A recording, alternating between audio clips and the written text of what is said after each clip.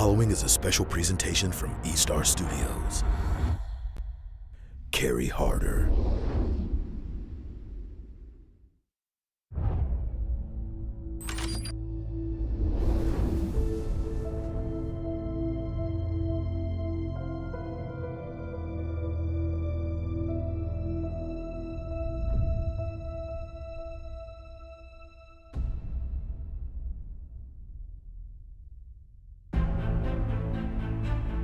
History says, work hard, play harder, embrace the grind.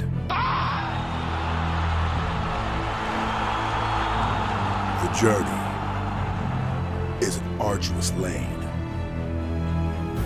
yet creates a lifetime bond. 1, 2, 3!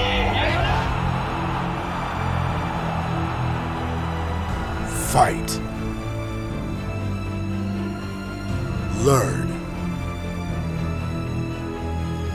Reach beyond. History can't say what happens next.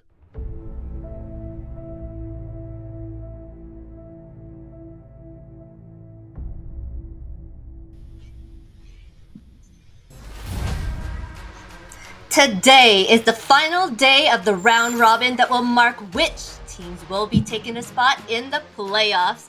Welcome back, everyone, and hope you're ready to witness these game-changing battles. I am XinaLili, and this is the North America Challenger Tournament Spring Season. I am joined today by two wonderful casters straight from the Mobile Legends Scrim Academy. We have Stephweezy and Eunice. Welcome, and how are you feeling today, guys?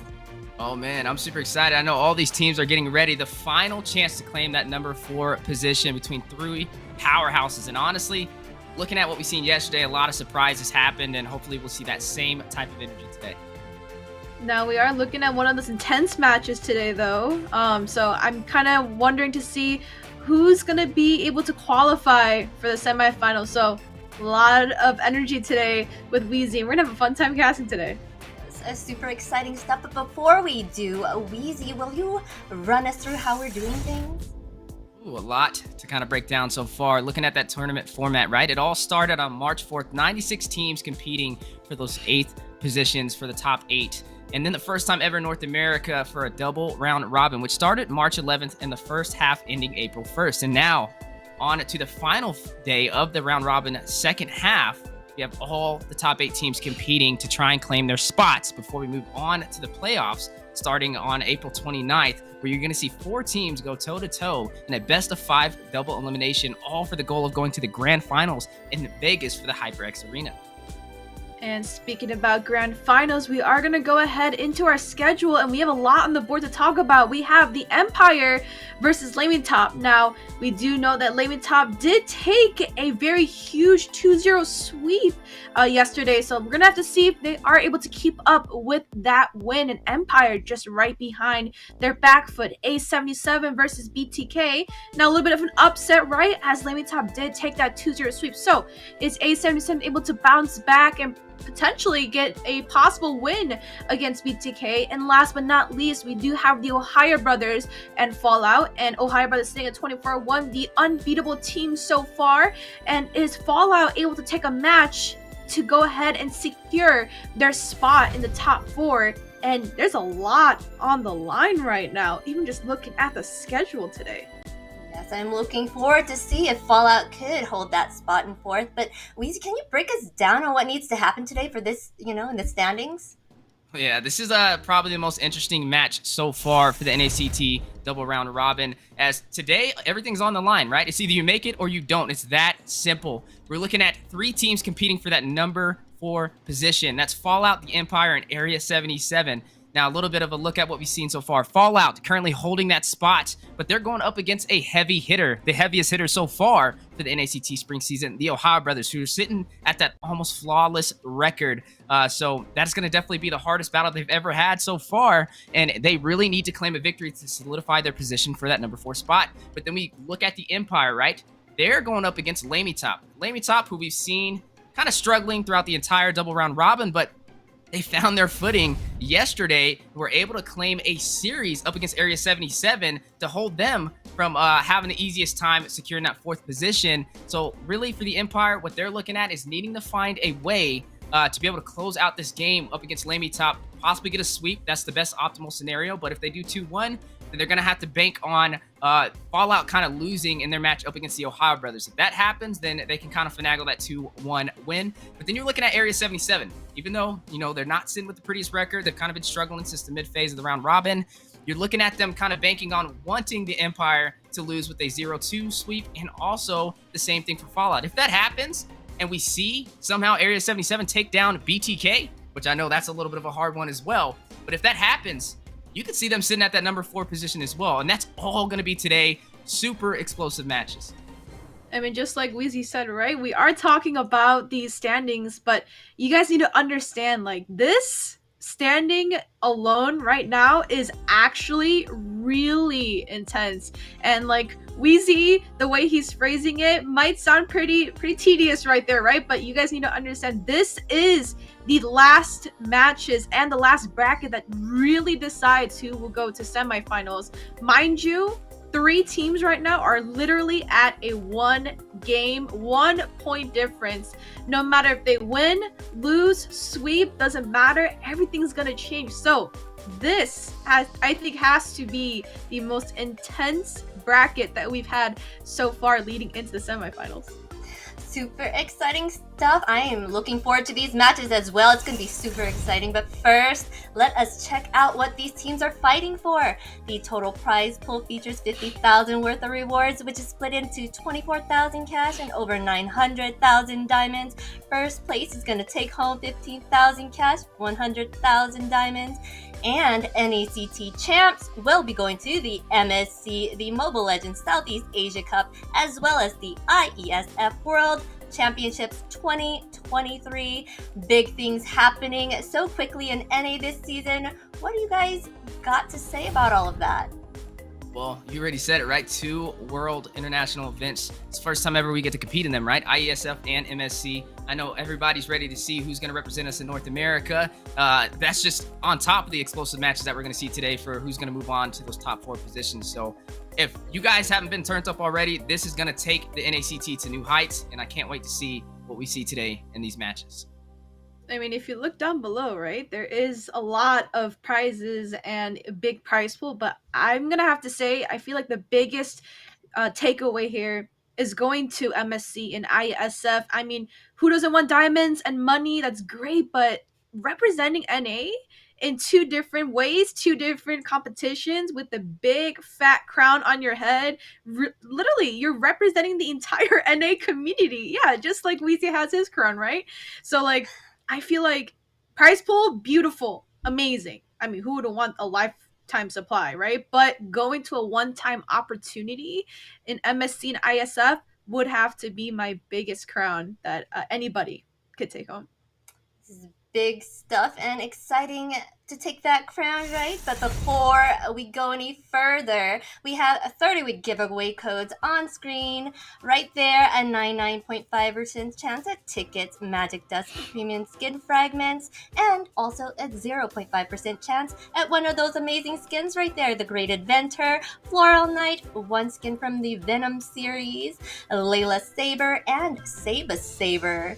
But be sure to stick around because later in the show, we will be doing another giveaway for you guys. But looking forward to find out who will be in the playoffs next week. But first, let's jump into who the casters thought will win the first matchup between LaimiTop and Empire.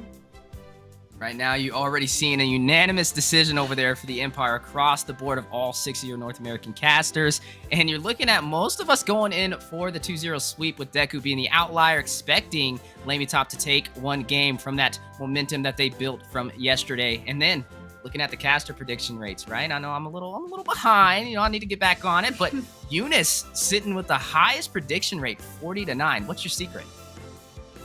I mean, I just feel like you just gotta pay attention, right? As a caster, and especially as an analyst, I'm really being nitpicky with what I'm seeing on the board. But 40-9 and me being the highest prediction right now with the highest accuracy rate right now out of everybody on the desk, although I do hope that Empire does take a 2-0, I really hope they do, because this, like, all these matches really just depends, and I want to see Empire go to the semifinals, but also for Fallout, also for A77. It goes for everybody, right? But right now, if we're talking about this specific match, this is what they want and this is what they need. So I'm gonna hope Empire and LaimiTop puts everything on the table. Like, put your relationship on the line. We need that type of energy, right? Oh gosh, I do want to see that battle and see all that energy, but be sure to put your predictions in the chat, everyone. Weezy and Eunice, let's get the matches started.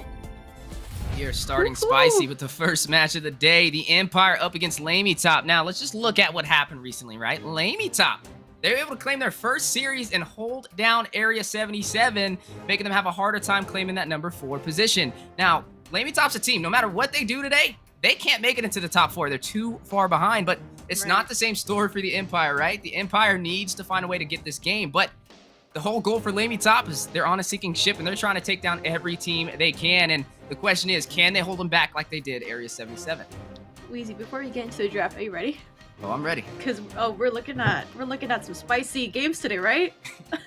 But we are looking at Empire and LaimiTop, and let's talk about these teams really quickly before we go into like the nitpicks of the draft picks. So Empire, just to harp on it really quick, they go the 1-3-1 draft. That's what they're most successful with. And LaimiTop, so it goes at 1-2-2 rotations. But now this is really up to the team fights, right? But we are seeing Jordan come in with the glue, so we're gonna see a lot of fighters, more heavy team comp towards the side of Empire. But Hale's gonna go ahead and pick up this Minsatar. 2 really good EXP laners right now, and I did talk about this last time I was on live with Weezy when he actually came back as my dual caster. He was gone for a bit and he didn't know how strong Minsatar was, so there you go, Weezy. Your Minsatar is back on the board. Yeah, I'm glad you kind of mentioned that, right? Not to mention just Minsatar, but Hale picking it up, and that was their kind of bread and butter and their secret to taking down Area 77, and picking up Minsatar again is definitely going to be a strong option, but you got to keep your eyes on Jordan as well, right? He has a comfort pick of his own. He did slide in that glue, and you need something to be able to burst him down, or you're going to be fighting a lot of sustainability, especially when he does that split, and you know, we've all seen just how sustainable he can be. And now One Punch locking in this possible tanks a lot as well, which has been making a very strong appearance in the second half of the round robin, and I'm liking what I'm seeing so far in the draft. Not to mention that Kaja has been banned out, which is going to create the opportunity for some of these assassins to kind of shine in today's match. Yeah, and if we look at yesterday's match, right, we didn't see the best gameplay, I would say, coming in from Empire, right? We did see some not so happy KDA. Is a little bit of an upset, so I'm gonna hope today the picks that they are picking up right now is what they're going to actually show and how to play it in a professional setting. Now, Demon on this Yve and Mikasa on this Martis, right? We talk about Demon, amazing mage player. We've seen Demon play we see the Valentina, we saw the Yve, and I think we saw Farsa before coming out of Demon. So I know that his mage is actually pretty nice, but One Punch coming in with this Lancelot. Now we do know that Tanksalot is a very meta hero, number 1 favorite for any assassins that love to play those high mechanic heroes. So One Punch going ahead and locking in that lance, and is going to go ahead and secure it with a Kadita. Now the Kadita the Yve matchup, a little bit worried, right? It's kind of a counter, right, with the Petri, the rough waves going in. It's kind of hard to get out of that CC. But what are you thinking about Mikasa on this Martis, Weezy? Well, I've always been a fan of Martis. He's like my favorite hero in the game. When you're looking at him in terms of running that jungle position, I mean, he works. He pretty much has everything checked off. He has the anti-CC. He has the mortal coils for CC. He has the decimation. If he can get that to secure a kill, then he's like a full running linebacker to be able to take out anybody who's low HP as well. So I am a fan of him. He has an easier time getting the neutral objectives. Now, but something I do have to look at, right, is the Empire is one of those teams, like you kind of mentioned, the 1-3-1 that they kind of like to typically run. And not to mention, Alex and Mikasa often swap roles. You'll see Alex kind of run the jungle, and then sometimes you see Mikasa run it, and that is a different dynamic they bring to the table. But sometimes when you swap roles, it could be the epitome of your downfall, and that's what we're going to be looking at today. Now, looking at Golem, though, with that Kadita, I like it, right? You have the CC, the Breath of the Ocean, Ocean's Oddity. That's definitely going to work in his favor, not to mention play, drop that King's Calling, and anybody pretty much caught in that you can guarantee a kill out of. So I think it works. You're looking at Demon, though. Got to keep your eyes on Demon. Demon's been, even when the Empire struggles, even when they have a very hard game, he keeps them together, and he always has a great KDA. He honestly is the one that shines the most on that team. So you have to watch out for him. He is running this Eve. He does have that 5x5 real world manipulation to kind of drop down and control a whole area, but he is going to be fighting an upscale battle. You have one punch you can kind of path to him with the puncture over there on that tanks a lot, and then you also have Golem who can kind of rush in and rush out without much penalty, as he is able to kind of have a little bit of an invulnerable spot when he does go underground to be able to escape those manipulations that do drop down. So maybe a little bit of an upscale battle so far for the Empire, and I really see how they kind of progress through this draft to kind of fix that. I mean, Weezy, you and I kind of talked about this off the scenes, kind of behind the scenes of when we were kind of just prepping for everything, right? The role swap. Now, this is kind of like your X factor, just how Weezy loves to say it, right? There are some teams that have their like sub or whatever that they have.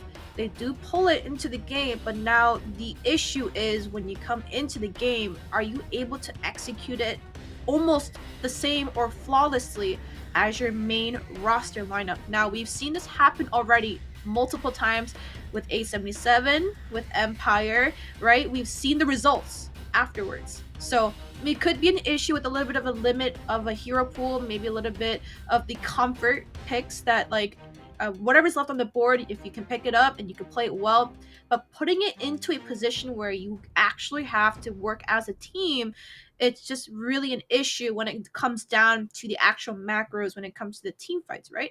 But we do see Mar picking up this Harith. It's probably going to be slotted into that gold lane. We've seen a lot of mage gold lanes with the Lunox, the Harith, right? But I feel like it's a strong pick so far. And I do see Reckless locking in with the Franco and Alex running with the Marksman. Now, this happened last time, and Alex running that Marksman, he did flawless, but the team fight just wasn't up to their standards, as they are used to putting Alex on that jungle position. So I'm gonna hope that Mikasa and Alex maybe gives it a little bit of a swap, as Alex on this Martis was the first one to secure a Maniac against BTK in the earlier series of NACT. So we're gonna see how this draft goes and how their lineup goes specifically. But Weezy, give me your 2 cents on what Empire really wants to do right now, because looking at their draft, and if it goes the way that it's going right now, I'm a little bit worried for how they're gonna execute things out in the game. Yeah, this is an interesting lineup that you're seeing. I mean, Mar locking in that Harith before knowing what marksman he's going to run into is a little questionable, but when it comes to push potential, right, you have the Harith, but I'm thinking about when they're sieging turrets and they're trying to close this game out, they may have a little bit of a struggle, but they do have a strong frontline presence provided by Golem over there with the Grok, Lay over there with the Minsathar, and then if they still go the tanks a lot route, which they might not because they have enough frontline sustainability, they may go for the damage instead to kind of make up for that, but they do have CC in their favor, and they took off that Diggy so that they can make that work. But when you look at the Empire, they have CC as well. They also have Jordan running that glue, sustainable frontline tank if you must. That's going to be running an XP lane. And then you have Reckless, who kind of changes the dynamic with that bloody hunt on that Franco, which I'm assuming he is going to try and go in for Mar, try and catch him out of position and possibly get an early start in that gold lane. But something funny about these two teams, right? When you're looking at the Empire, they're fresh off of getting swept by Ackerman. But when you look at LaimiTop, they're fresh off of sweeping Area 77 as we're jumping into game 1. Two amazing teams ready to go toe-to-toe, everything on the line. Can the Empire find their way to that 4th position? They need to claim this victory over LaimiTop. Yeah, we are going to go ahead and go into the match. And Weezy, I am on the edge of my seat. This is really the match that's going to determine a lot of things right now on the board. But we do see both teams already starting on opposite buffs, actually. And we do already... We're going to see the jungle clearage is going to be kind of equal for both sides, but now we see Mikasa running the jungle this time, so it's not going to be Alex. Alex is going to be actually slotted in the marksman, so I hope he's going to do his wonderful job, and hopefully this team can go ahead and follow up with that as well.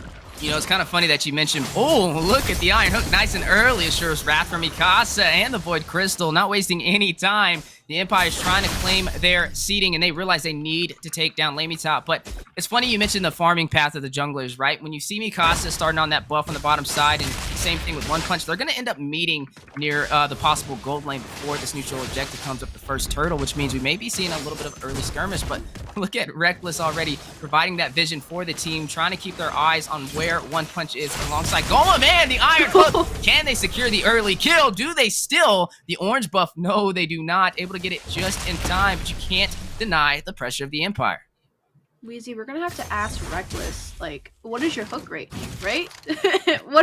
No, we're gonna have to really see what the hook rate is, because Reckless has really been going into their jungle and harassing, but look at One Punch doing a little bit of damage, but we do see the neutral objective coming up in about 20 seconds, which means the rotations are going to happen, but set up on the top side looking for potential pickoff. Right, both teams trying to race to that level 4, but also trying to secure that first blood, as you are seeing One Punch on the chase with the puncture. Demon is on the run, though, able to get that speed boost just in time to recall back to the base. But on the top side, you are seeing a possible pick-off. But Mikasa's picking up first blood is going to find One Punch, the jungle of LaimiTop, a huge advantage as we are seeing the turtle spawn in. King's calling in the mid side, doing a little bit of that damage onto Jordan, but that already means that the objective, right, is going to go into the hands of Mikasa, but top side getting another pick off, and that's what happens if you slot Reckless on this Franco, especially putting that rope up in that gold slot already, putting a lot of pressure, but Turtle. Mikasa is going to pick it up with the Retribution. Huge advantage already for the Empire. Picking up 2 kills and taking the first turtle. Definitely up in terms of the economy, and this is what they need to have a great early game. And we're not really seeing LaimiTop answer back, as you are seeing them now, the 3v1 situation on the Jordan. But again, we mentioned you're running the glue. You have a lot of sustainability, and I'm not seeing anybody to really burst him down unless they can get Mar out there, which he's on the totally opposite side of the map, which is going to be a huge advantage in terms of the EXP lane for the Empire. Yeah, you do want the most damage dealer to be around and helping with the rotations, right? But this time, since you did harp on that the actual main damage dealer is on the opposite side, so kind of have to rely on Demon and Mars, but rough waves. And a lot of spells just got called out as well, but just to harp on that, right? You want to shut down as fast as you can, but Reckless already coming online with the pressure here. Yeah, 2v1 situation. Does get hit with the knockup and the Thorn Rose, and Mars going to secure the kill and take him down. First kill for LaimiTop so far, but down goes his Almond Force. Mars going to dash back into the turret, and so far, LaimiTop trying to find some answers, trying to even out the scoreboards as we are 3 minutes in, and we are going to see the Phantom Execution, the passing with the puncture. One Punch thirsty for the kill, but the Namir's passion from Alex having other plans, but look at the Guardian's barrier. Golem almost able to take him down, while in the mid lane, you are seeing the rough waves go out alongside the split from Jordan. Golem now in that bush as well. 3-1, Empire leading the way. Now, Alex got pretty lucky, if I really had to say, really sliver of health left, but still able to walk out alive. And you do not want to see the marksman dying in that early game. But already, a lot of pressure coming in for Empire. And I feel like them running, usually I do see them run the 1-3-1, but running it as a 1-2-2 with the marksman, I did not expect much pressure, but we do see a little bit of a skirmish in the mid side. A little bit of a tussle. You must. Down goes the manipulation, the mobilization onto Golem, and Demon picking up the kill. 4-1, Empire sitting tall. Sitting tall as well. 4-1 with the gold lead into their hands. 2k ahead right now, and the objectives already in the hands of Mikasa, and that's what I do like about the jungler, right? I have seen Mikasa jungler, I've seen Alex jungler, usually the first ones to go ahead and touch that first objective, and which is a huge advantage, but hook landing! And the suppression with the Bloody Hunt. Alex getting there just in time with the flicker is going to take down Assault 1, activating Killing Spree. Alex now 3-0 KDA, picking up that Blade of Despair. Beautiful KDA for a marksman, right? You do want them to come online, and Alex already doing enough damage and already scaling much faster than Mar, right? Parith, he did get a kill, but that's already also a death off on the board, but Alex really has to be careful, because if he does get that pressure up on top, which LaimiTop has been doing pretty well, that's a shutdown, and that's extra gold, and you do not want to give it into the wrong hands, but Golem looking for a little bit of blood here. Reckless hit over the power of nature, the puncture out, but down goes the manipulation from Demon yet again, but the rough waves in. Maybe in a tricky situation is going to get out just in time, but will a member fall from either side, as you are seeing the Empire. Jordan risking it all with the split. It's just a dive into the turret and get out with pretty much 75% of his HP, and that just shows you the sustainability provided over there by this glue. And now Mar in a bad situation. The lane has been proxied on the top side, and you are seeing Assault 1 trying to even out the odds, but can they do it? A huge advantage for Alex to clear these minions and take this turret for the top side. Now, when I look at this Kadita, right? Ooh, I want to talk about this Kadita, but Golem might just be caught in a bad spot here. That's right. It is going to force out the flicker, but not going to stop Alex from claiming this turret on the top side. And now on the chase for blood, Golem is going to be taking down Mega Kill from Alex. Yeah, that was a kill into the hands of Alex. Alex is sitting at 4-0, but they're gonna look for a even trade on that bot to go ahead and trade that turret for that top side. But now I want to kind of focus on. Okay, no, I can't talk, Weezy. Speaking of focus, the bloody hunt, but the Zaman forced Margit out just in time. But Alex is gonna take down Assault 1 and also claim the turret for the mid lane left unchecked. A huge advantage in terms of the economy and in terms of the map for the Empire. Weezy, am I gonna be able to talk this game? Because Empire's harping on everything, the macros, the objectives, Alex popping off. Currently sitting at 5-0, and the lead is already starting to show towards the side of Empire. But I do want to talk about Assault really quick, right? Because he's a 0-2, not the best KDA as that mid laner, but I do want to see Assault maybe doing a little bit of campage, right? LaimiTop really has to come swing their batons around and try to get into the head, but One Punch is already getting body bagged by Jordan. This is what happens when you're left alone.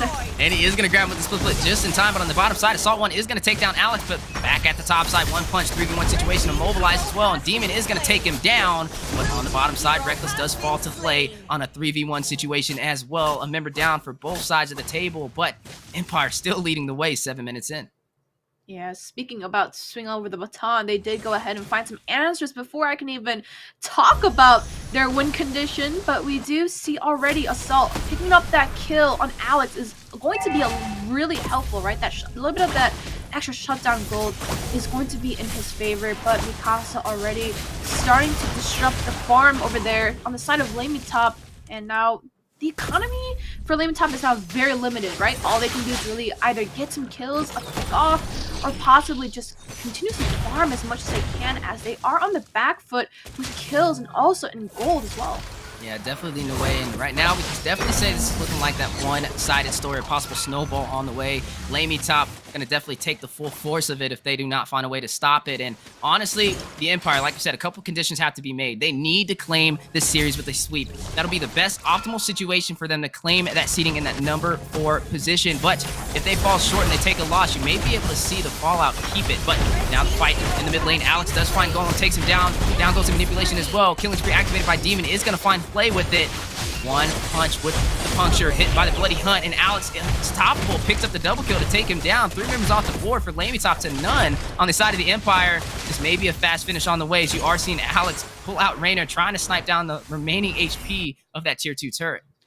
Now I'm gonna have to give that quick second MVP over to Reckless, using the bloody hunt to stop Lance, which is One Punch from using that phantom execution. Could have put Alex behind the cast resist, but he did go ahead and prevent that from happening. So I would have to give my little bit of a crown over there to Reckless for giving up that save, but the Lord already into the hands of Empire, pretty much just melting it, as Alex is sitting at 7-1, Mar sitting at 1-2, not looking good at all, as Mar was supposed to be the main damage dealer, but looks like when we flipped around.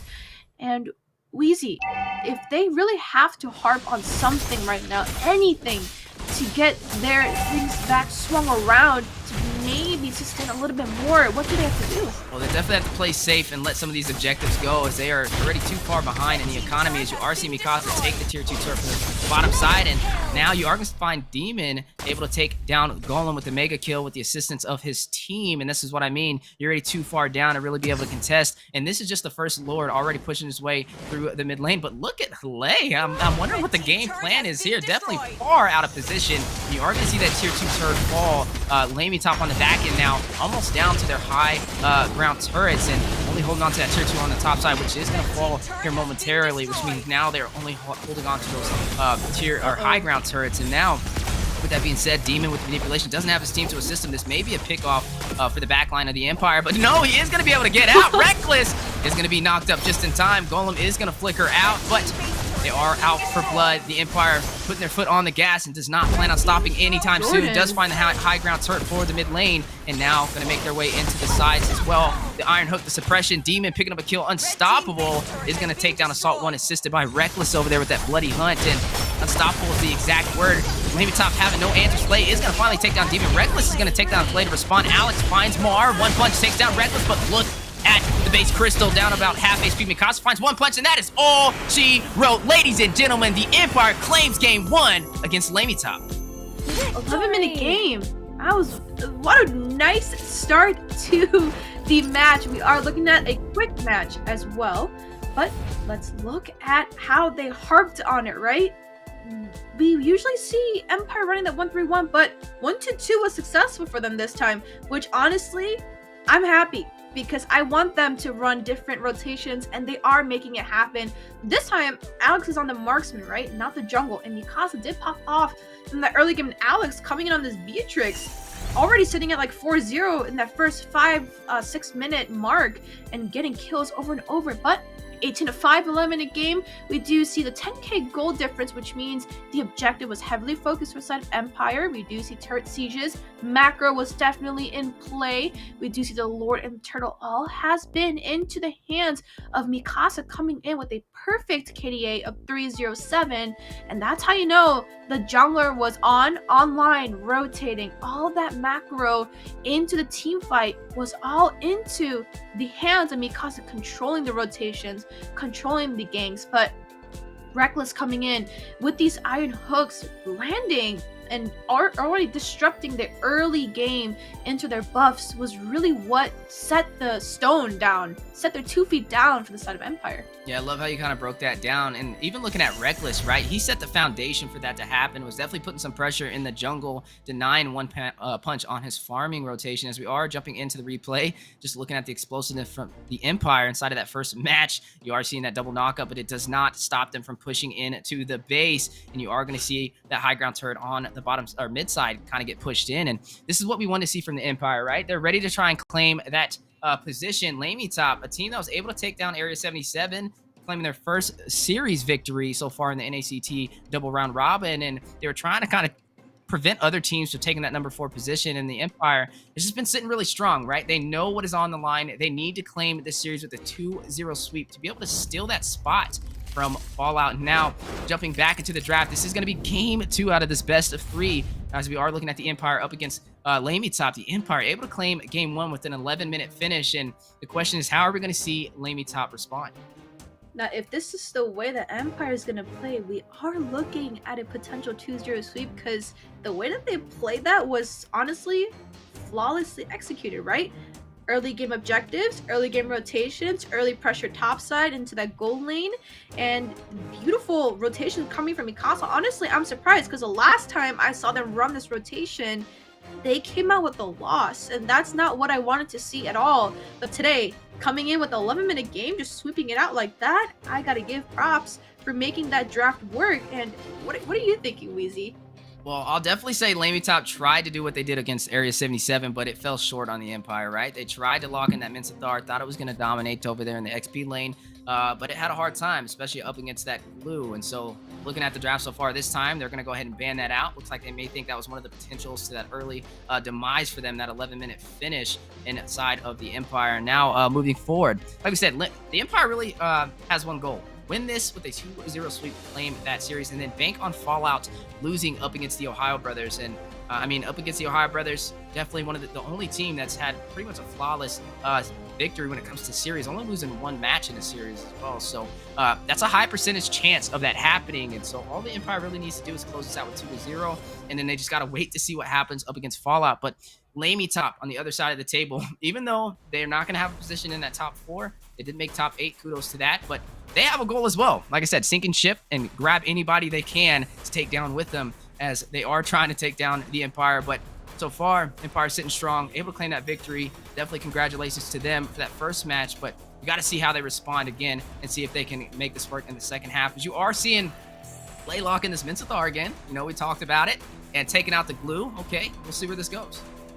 I mean, I still have to give it up to LaimiTop, even though they aren't in that position, right? They are the top 8 out of 96 teams, I believe, who were even way before even the playoffs or even just like the regular season even started. They worked their way up right? So I have to give a little bit of that props over to there. They are still holding on strong as a team.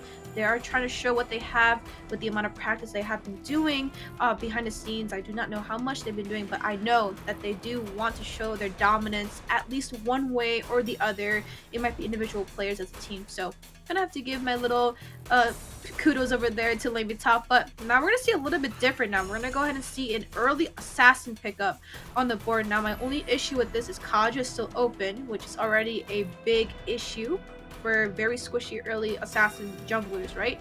Tank, not so much, because you have that little bit of sustain with that tank build, so not really too worried, but Empire might respond with a direct counter, which is going to go ahead and be the Divine Judgment coming in from Kaja, or the Bloody Hunt coming in from Franco. So you have a lot of things up on the board, but the ultimatum is if Empire wants to really prevent One Punch from going ahead and farming in that early game, especially at those objectives, if he gets ulted with the direct suppression, that's going to be a big issue.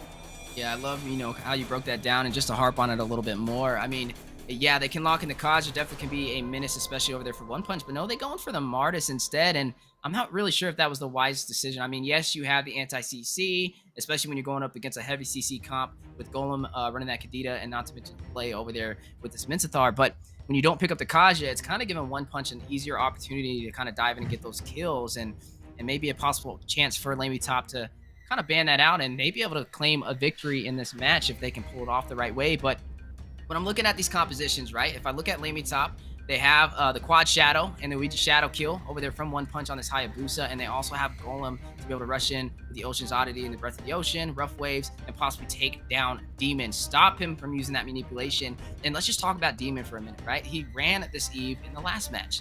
He's running it again, and it worked. You didn't really see them kind of even get the chance to stop him from using the manipulation, so they need to find a way to get in there and stop it, and that may be a possible answer that does work in their favor, but not picking up the Kaja, time will tell if that was the right choice.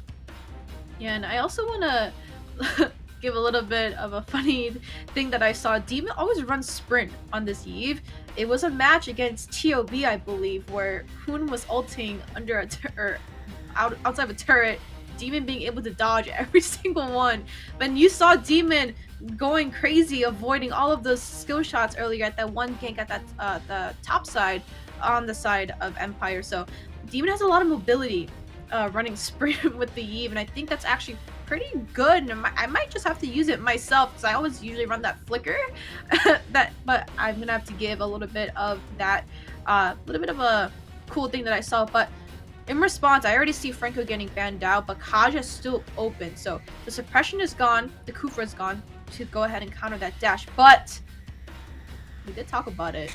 We did. And I guess wishes do come true, I guess. Manifest it, put into reality. Reckless is going to go ahead and take up that Kaja, which is now a suppression, which they forgot to ban out, I guess, into the draft of LaimiTop. But Mar's going to lock in this Beatrix, which is actually now going to be a physical marksman into that gold lane. Yeah, now, the question is, was that the right decision? Time will tell, especially with Reckless running on this Kaja. The Empire already having a match down, and then also having that direct counter to the jungler may give them the advantage they need to take this sweep and possibly claim that number 4 position, depending on how Fallout goes up against the OhioBrothers. But looking at everything so far, I mean, I see the theory of what LaimiTop is trying to do, but it might be an upscale battle over there with Reckless. Ooh. I think because we'll have an easier time kind of farming and rotating, especially with him possibly going for the tankier route now, as they do have some of that damage locked in. But speaking of locking in, Assault 1 is going to go ahead and pick up this Lunox for the gold lane. Oh no, this is the, hold on, they got the 3-mage combo. This is a Kadita Roam. It's a Kadita Roam, you're right. So this is going to be Assault 1 running the Lunox in the mid lane. He has the burst potential. Now, I don't really see too much of a beefy composition. I mean, they do have the Alice though, and the Empire is known for running this, and sometimes it's hit or miss. They pull it off or they don't. But oh my goodness, this is going to be an interesting match to see, and this is what the Empire is known for. Definitely going for some comfortability with this draft. Oh yeah.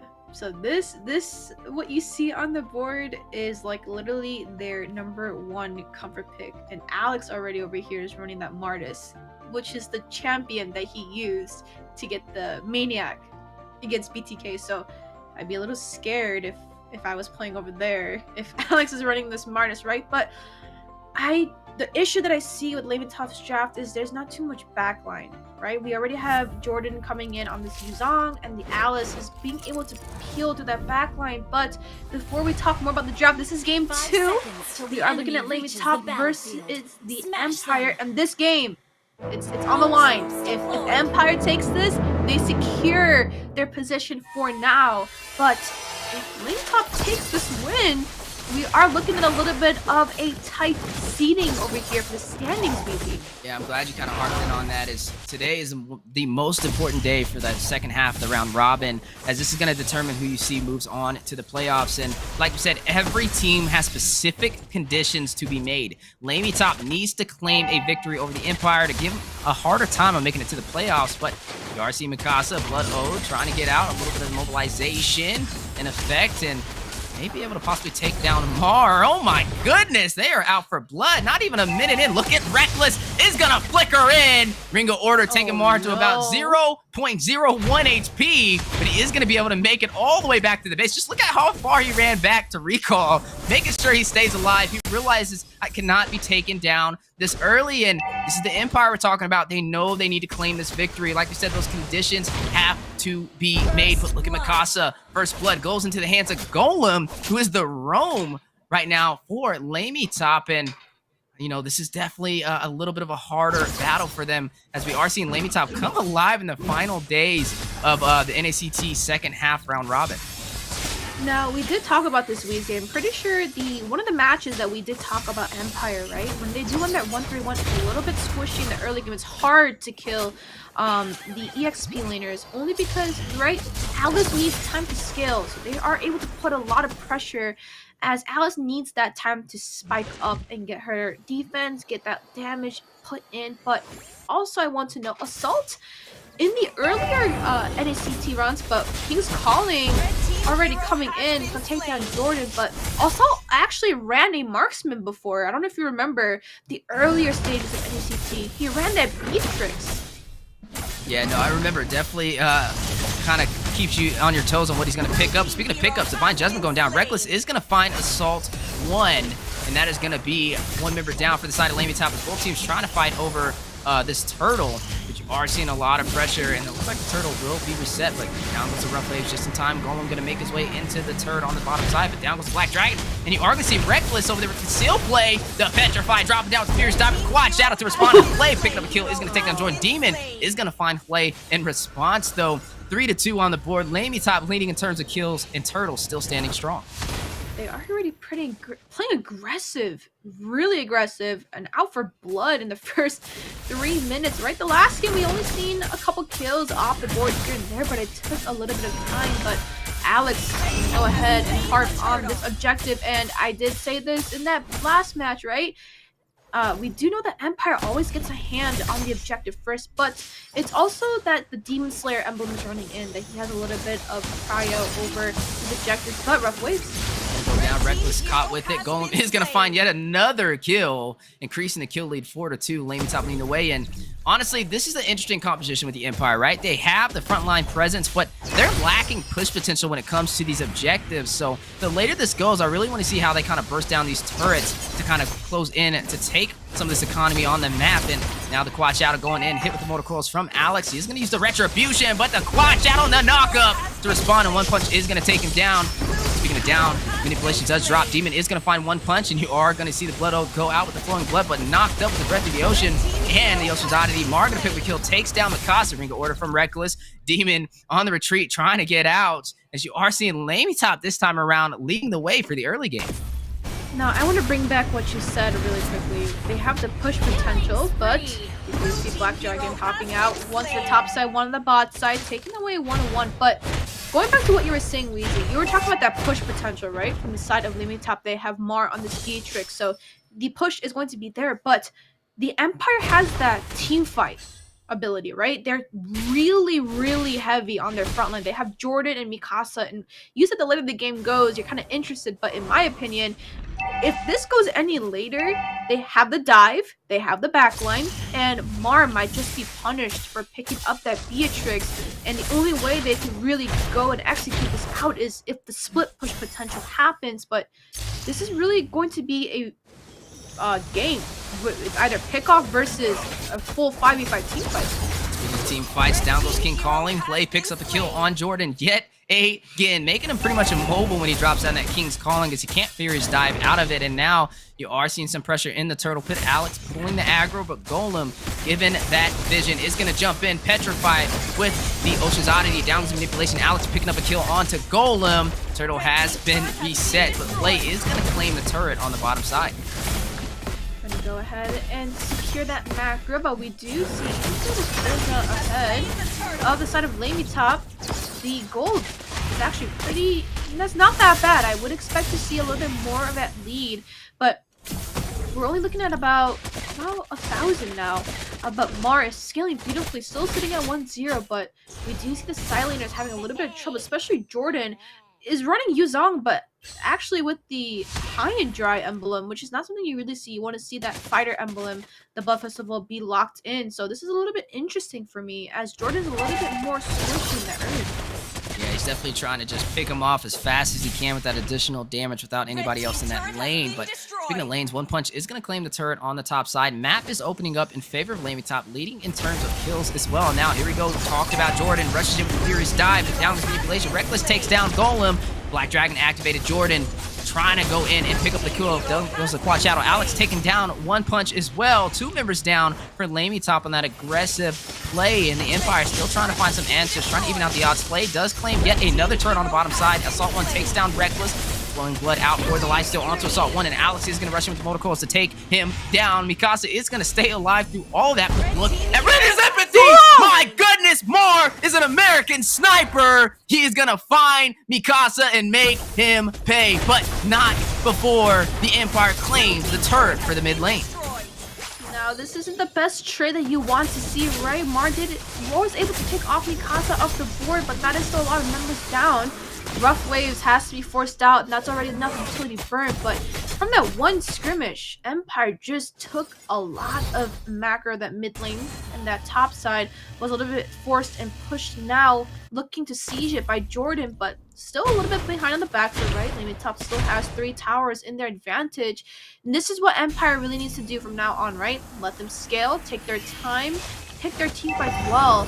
But Golem is actually doing good on this Kid 3-2-3, right? Took it off the desk twice, but was able to get a lot of knockups and let Mar and Assault kind of follow in. And Hale actually rotate around, use the King's Calling to put them at a disadvantage. Yeah, you mentioned losing that mid turret for LaimiTop. It's going to open up the map for the Empire to be able to invade that jungle, but they did lose the tier 2 turret on that bottom side, which means you are looking at a little bit more pressure from the Empire, who is now inching away into the turtle pit. Alex is going to pick it up with the Retribution to kind of try and even out this farm, only down by 200. So this is still anybody's game, but 10-8, only 8 minutes in, this is what you call a high kill game. Yeah, we are looking at 10 kills early, which is a high kill game. Pretty much almost a kill per minute if we are speaking about that kill count. But we're going to go ahead and see the macro happening again. But Filet is doing that foot pushing, but ooh. Seen that Divine Judgment go down, but are able to get out of there just in time. Runs all the way back into the base for the recall. Brendan's Empathy on his way out as well, but Alex is going to claim that tier 2 turret for the bottom side to even out the lanes. And now Assault 1 on the push, tries to take down Demon, but he's able to get out just in time. Alex picks up a mega kill, takes down Assault 1. Look at that full linebacker over there with that decimation, but you are going to see Golem get out with the Breath of the Ocean, and right now a lot is on the line for the Empire. They know they have to claim this victory, and this is exactly what they're planning to do, but the map is opening up so much as the tier 2 turret falls on the top side. Down goes the Flowing Blood. Mikasa takes down Play with that lifesteal, but in the mid lane, left unchecked. Mar is going to be able to claim this possibly with Finish Rage, but no, he's not going to be able to get it, as you are seeing Reckless and Demon rotate just in time to defend it. We are seeing Hale doing that, most of that split pushing coming in. I would like to see Mar doing it, but Judgment goes down with Manipulation. Reckless picks up a kill. Talk about tank mage synergy. This is what you need to do to inch your way back up the map and take this aggressive push as we are moving into the second half of this game. I do see One Punch coming in with this high up, but sitting at 1-3, which is not the best kitty as a jungler, right? You've been taken out the board 3 times, and you are also kind of on the back end now, right? We did see LaimiTop kind of dominate in that early game, and they did have that early game presence with that early game damage, but like I said, right, towards that late game, once Empire starts to scale, it's gonna get too heavy And even with the shadow kill coming in from One Punch, right? Mar coming in with all different sorts of guns coming in, it's not going to be enough as Mikasa and Jordan can just pretty much devour that backline and Demon coming in with the real world manipulation to provide that additional CC and that slow, which is what Empire just needs to kind of shut down LaimiTop. But if LaimiTop can just get a pick off on one of the members, this might be their chances. But Petri does go down with the sit play. Golem does find Demon, the mage, for the Empire as they are fighting in the Lord Pits. Their glory does go out. Mar takes down Alex. You are seeing the flowing blood from Mikasa. Mar activating killing spree as well. Filet is going to find Mikasa, but Jordan is going to dive in with the Black Dragon hovering around, trying to find One Punch. Is going to use the Quad Shadow to get out, but he does have the Retribution. Furious Diver Petrify. One Punch is going to find it. Claims the Lord for LaimiTop. Mar picks up a kill and takes down Jordan as well, leaving Reckless by himself. A huge advantage for LaimiTop, trying to claim this victory, trying to delay the Empire from having that 4th seeding, and right now still anybody's game. Looks like they listened to me, right? They needed a pick off to go ahead and kind of turn the tides around just a little bit. Now we do see the Lord picking up into the hands of LaimiTop. Objective has been kind of flipped over towards their side as well. The gold lead has been shifted, and the kill lead is also shifted into the side of LaimiTop. This is everything to them right now. They have to take this opportunity with this Lord and go ahead and take everything as much as they can, and maybe get this team fight into their hands. We can go ahead and see a potential end right now if they are able to capitalize this perfectly, but you gotta do it flawlessly with no mistakes, right? As everyone says, once you make a mistake, they're gonna go ahead and harp on it. And we do see them taking all the macro right now. And you are seeing LaimiTop trying to claim even more of the map so far, trying to claim this match to take us to a game 3. The down goes the Lord on the top side. Jordan risking it all with the Black Dragon. May rush in for the kill, but it's activated. And the Petrify, the suppression. Golem finds Jordan just in time, but Reckless is going to take down Assault 1. Down goes the manipulation over there by Demon Play. Is going to find Reckless. Mikasa takes down One Punch. You are going to see that 2 members fall from the side of LaimiTop to 2 on the side of Empire. But, oh my goodness, Mar, the American sniper, finds Demon with Rainer's empathy. Yet again, this man does not miss. And, you know, you kind of mentioned these 2 teams and their compositions. And honestly, when it comes to push potential, having that marksman on your side in this situation definitely helps out so much because he can fight from afar. And that's what you're seeing right now, a flawless KDA 5-0-4. But they also have Hale doing the split pushing, so there is a lot of push potential already. But we also have Haya, right? Haya can also split push if one of them are down, or if there's just not, the team fight's not in their favor. We always have that insurance here. But now, just like you said, Weezy, Empire doesn't have that split push potential. The only way they can really take and dominate this side of LaimiTop is if they win that team fight, because they have to kind of push as a whole, and the only person that can really push is Alex, right? The passive coming in from the mortar coils is what's going to give him that attack damage boost with the attack speed as well. But the setup, I'm not liking this too much right now. Hale already getting a lot of vision, and the lantern has been popped, so they have a little bit of vision in that mid side. They do spot Hale, but Empire is going to really have to set this up carefully for those fights. And look at Haya up on that top side, already looking for a split push potential, as Lord is going to be in there, but Conceal does go in the Empire, trying to play a little bit of that cat and mouse, trying to sniff out and find LaimiTop. It's not going to find anything with that concealed play, as we are seeing this Lord spawn in. And honestly, you mentioned over there for One Punch running this Hayabusa, that split push capability that he's providing, maintaining wave management. And when you have that in your favor, it's just another thing to kind of check off in terms of objectives. And LaimiTop doing a really great job, but you look at the Empire, they have that strong frontline composition when it comes to these 5v5 fights, as you are seeing a battle possibly on the way for this Lord. But no, you are going to see that Black Dragon a little premature from Jordan. And with that being popped, he is going to have a little bit of that utility wasted, which is going to allow LaimiTop to kind of take this Lord, put little to no contest. But look at the Empire still trying to find a way in. Is going to be knocked airborne over there by Golem. One Punch is going to hit the Retribution, take the Lord. Golem takes down Jordan. Reckless is hit with the Ouija Shadow kill, but not going to be able to be taken down as he stacks up on his team to share that damage. But yet another objective into the hands of LaimiTop, and now they have the wave management, they have the push potential, and they have a Luminous Lord on their side. And not to mention, they have the marksman, Mar, who's sitting 5-0-4, who is hitting very hard 14 minutes in. And keep in mind, Assault 1, right? he's going to be able to kind of burst down the sustainability provided over there by Mikasa and Jordan if they're not careful. So the later this game goes, when it comes to that burst potential, LaimiTop's definitely going to have a stronger chance of pulling it off. Yeah, with Rough Waves combined too, through the Kirita is going to go ahead and get the additional burst as well, but the Lord coming in to the bot side, we already see Filet and Assault looking for a little bit of blood as they're going to take any advantage they can get, but hooks! Spirit Glory does connect. Look at that high ground turret. Burst it down on the bottom lane as the Lord falls. One punch is going to possibly go in. Jordan takes him down, though, with the Dragon Tail over there with Yuzong. But the battle in the mid lane for that high ground turret, as you are seeing LaimiTop trying to claim some more real estate, and the denial from the Empire, who does have their backs on the wall so far. But another thing to keep in mind is the later this game gets, the respawn timers are going to increase, which means if anybody falls, it can be an advantage for both sides. And right now, LaimiTop, kind of like what they did against Area 77, putting them on their backs. The unexpected. Can they claim this victory and take us to a game 3?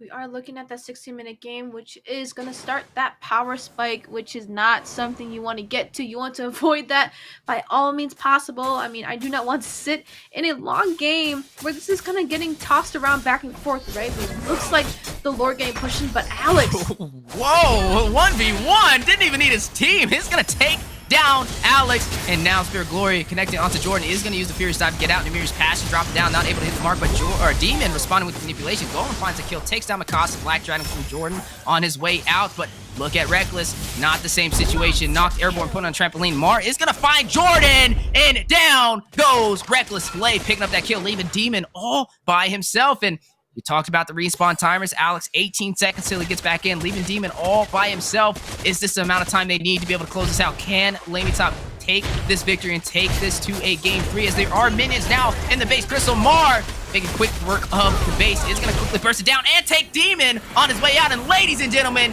LaimiTop claims victory against the Empire. We are going to a game 3. Victory!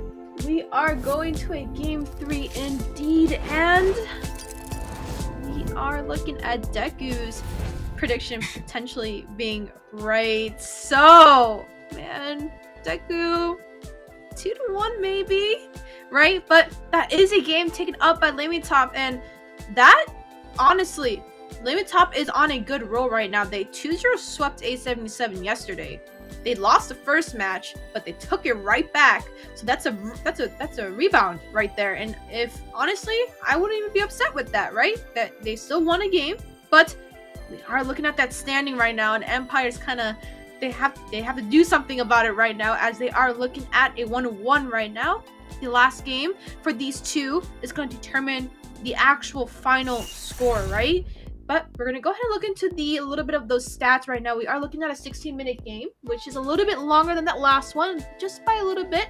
We do see 23-15 as the final score here, 57 to 49k of that gold lead. So a little bit of that gold lead is going to go into the hands of LaimiTop, and we do see Mar coming in, popped off 704 on this Beatrix, was able to start that snowball really early, which actually prevented Mikasa, which is sitting at 2-5, and Jordan with 3-7 actually. Not the best KDAs you want to see from both your side laners. Demon coming with 2-3-8 was able to do a little bit of damage, but wasn't enough for that backside, and Alex could just not look for an answer on this Martis, which just led LaimiTop to go ahead and capitalize on top of Empire.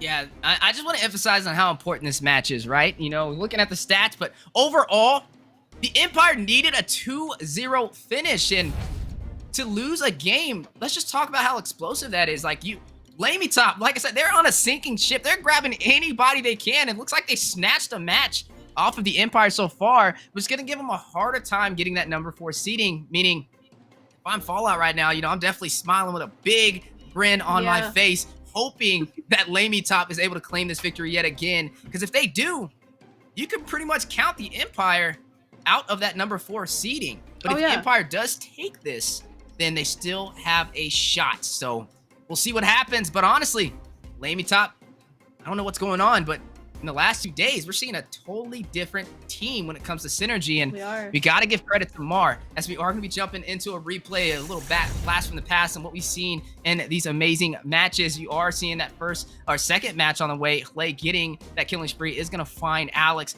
That Spirit of Glory connecting onto Jordan. He is going to dash out with that furious dive, but down goes the manipulation alongside the Mirage Passion from Mar. But Reckless flickers in. Divine Judgment suppresses Mar just in time.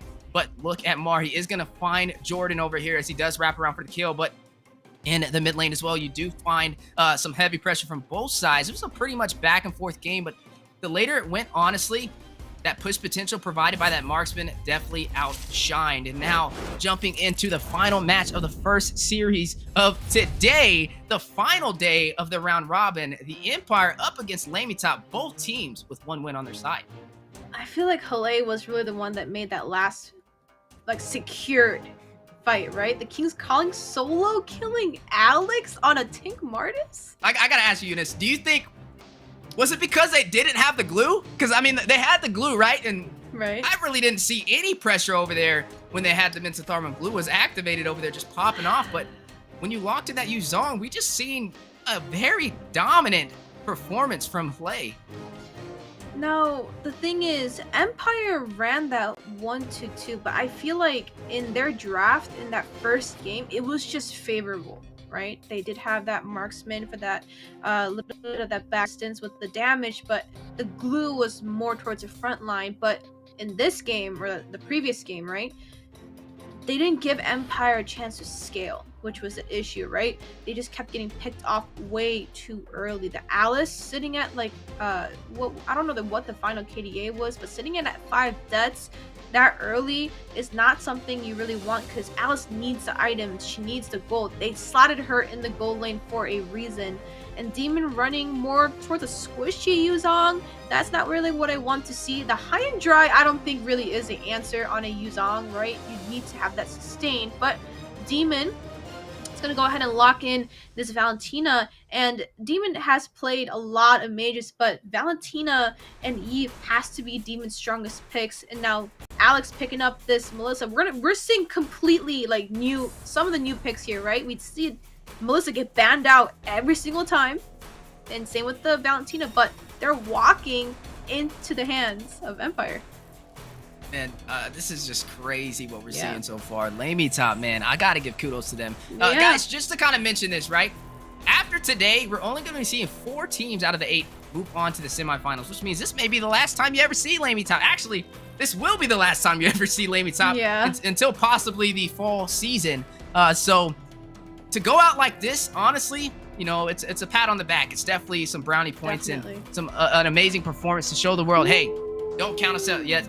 Wait to see us in the fall season. We'll be even stronger, and that just shows you their potential so far. If they would have played like this in the beginning, man, we might have been seeing them competing for that number 4 position. And now looking at the draft so far, it's interesting. Demon pulled out the Valentina. You don't really know who's going to profit off of yet. I mean, you do have Yuzong, you have the Black Dragon, so I guess you could take it. Is it the best option? Time will tell. But One Punch is going to lock in that Fredrin, have some frontline sustainability alongside Flay with this Yuzong. So I like what I'm seeing from both sides. But when it comes to the gold lane, right, you have that mid to late game marksman, then you have Beatrix with kind of skeleton time. But when you have the Melissa, you have Muddles, you'll have an easier time having that lane pressure when it comes to the 1v1 matchup. Yeah, and they did go ahead and ban out that Martis pick, which is also a very comfortable pick for the side of Empire, but banning out the Kadita as well. So I feel like those codes are kind of a respect ban coming in my opinion, right? He did play a little bit sketchy in that first game, but that second game, giving enough knockoffs, the rough waves coming in directly when it needed to. So I feel like these are all pretty good bans coming in, and we do see the traditional bans as well. So I don't need to talk much about that, but I'm looking at the first 3 picks already from the side of Empire and the side of LaimiTop, right? We do have Alex running this Melissa, which could be obviously swapped around. We don't know yet. And Melissa has that early game poke, right? Is really able to do a lot of damage. Running it with that Inspire is going to kind of be her saving grace. The Inspire is her saving grace, the early game. But once that level 4 hits, the power spike, the go away, like really genuinely telling them go away with her ult, right?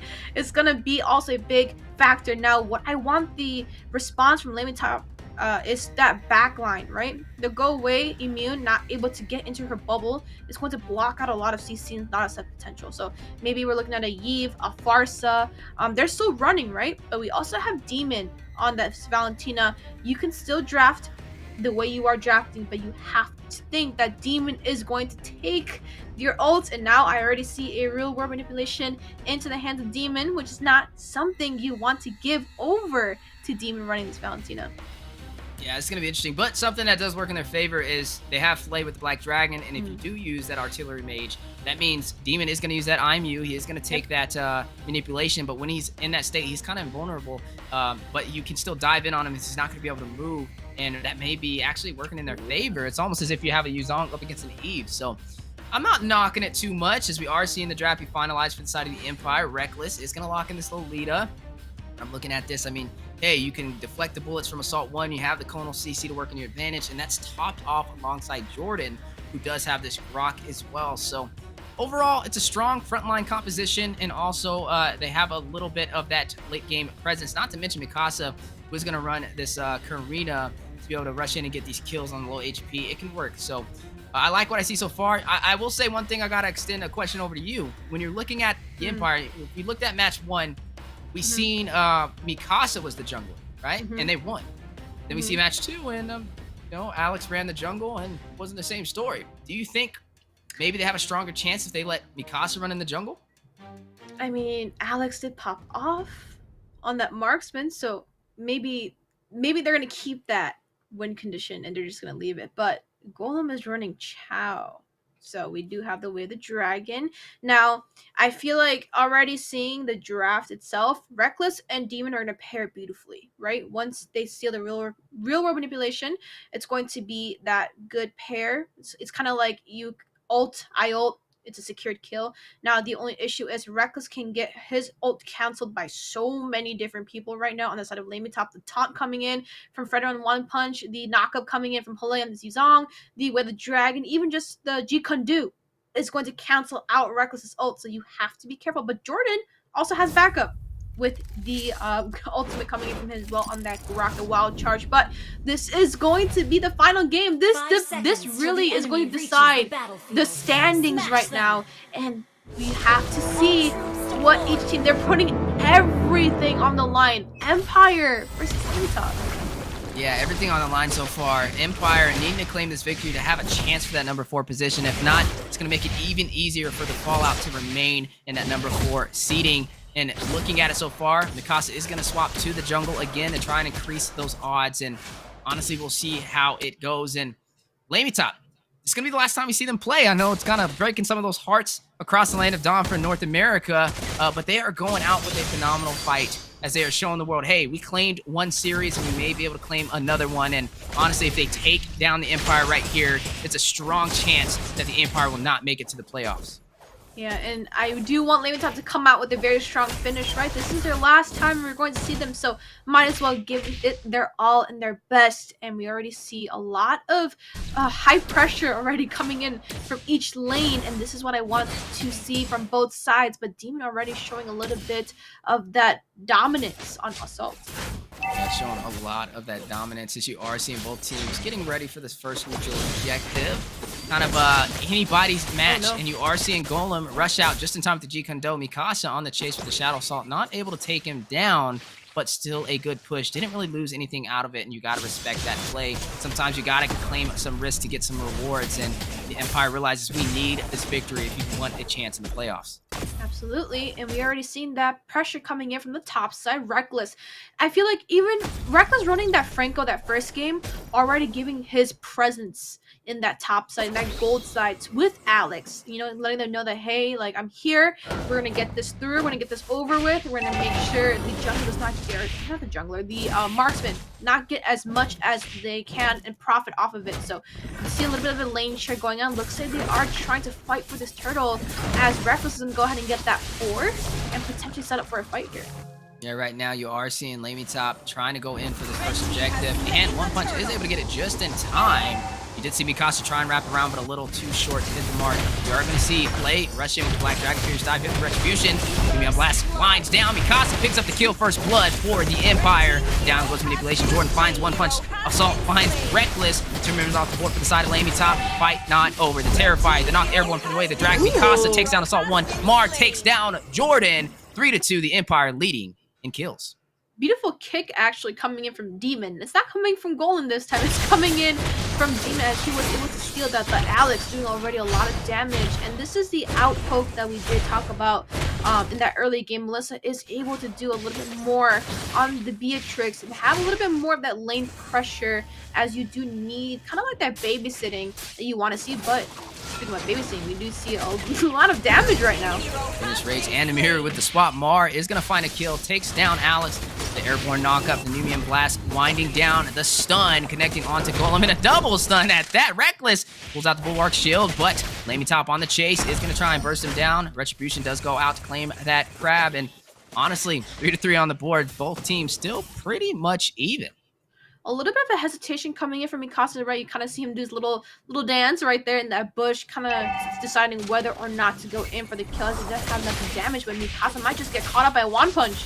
He's going to be knocked airborne. That walking petrify that we talked about with that Appraiser's Wrath. One punch does find Mikasa. Down goes Manipulation from Assault 1 from afar. Reckless taken down. Double kill from one punch, stacking up that KDA. And we are looking at not only the KDA, but speaking about kills, we are seeing LaimiTop in the lead. And same with that gold as well. We are starting to see that little bit of a gap, a little bit of setup. Golem already enough pressure once again on Alex.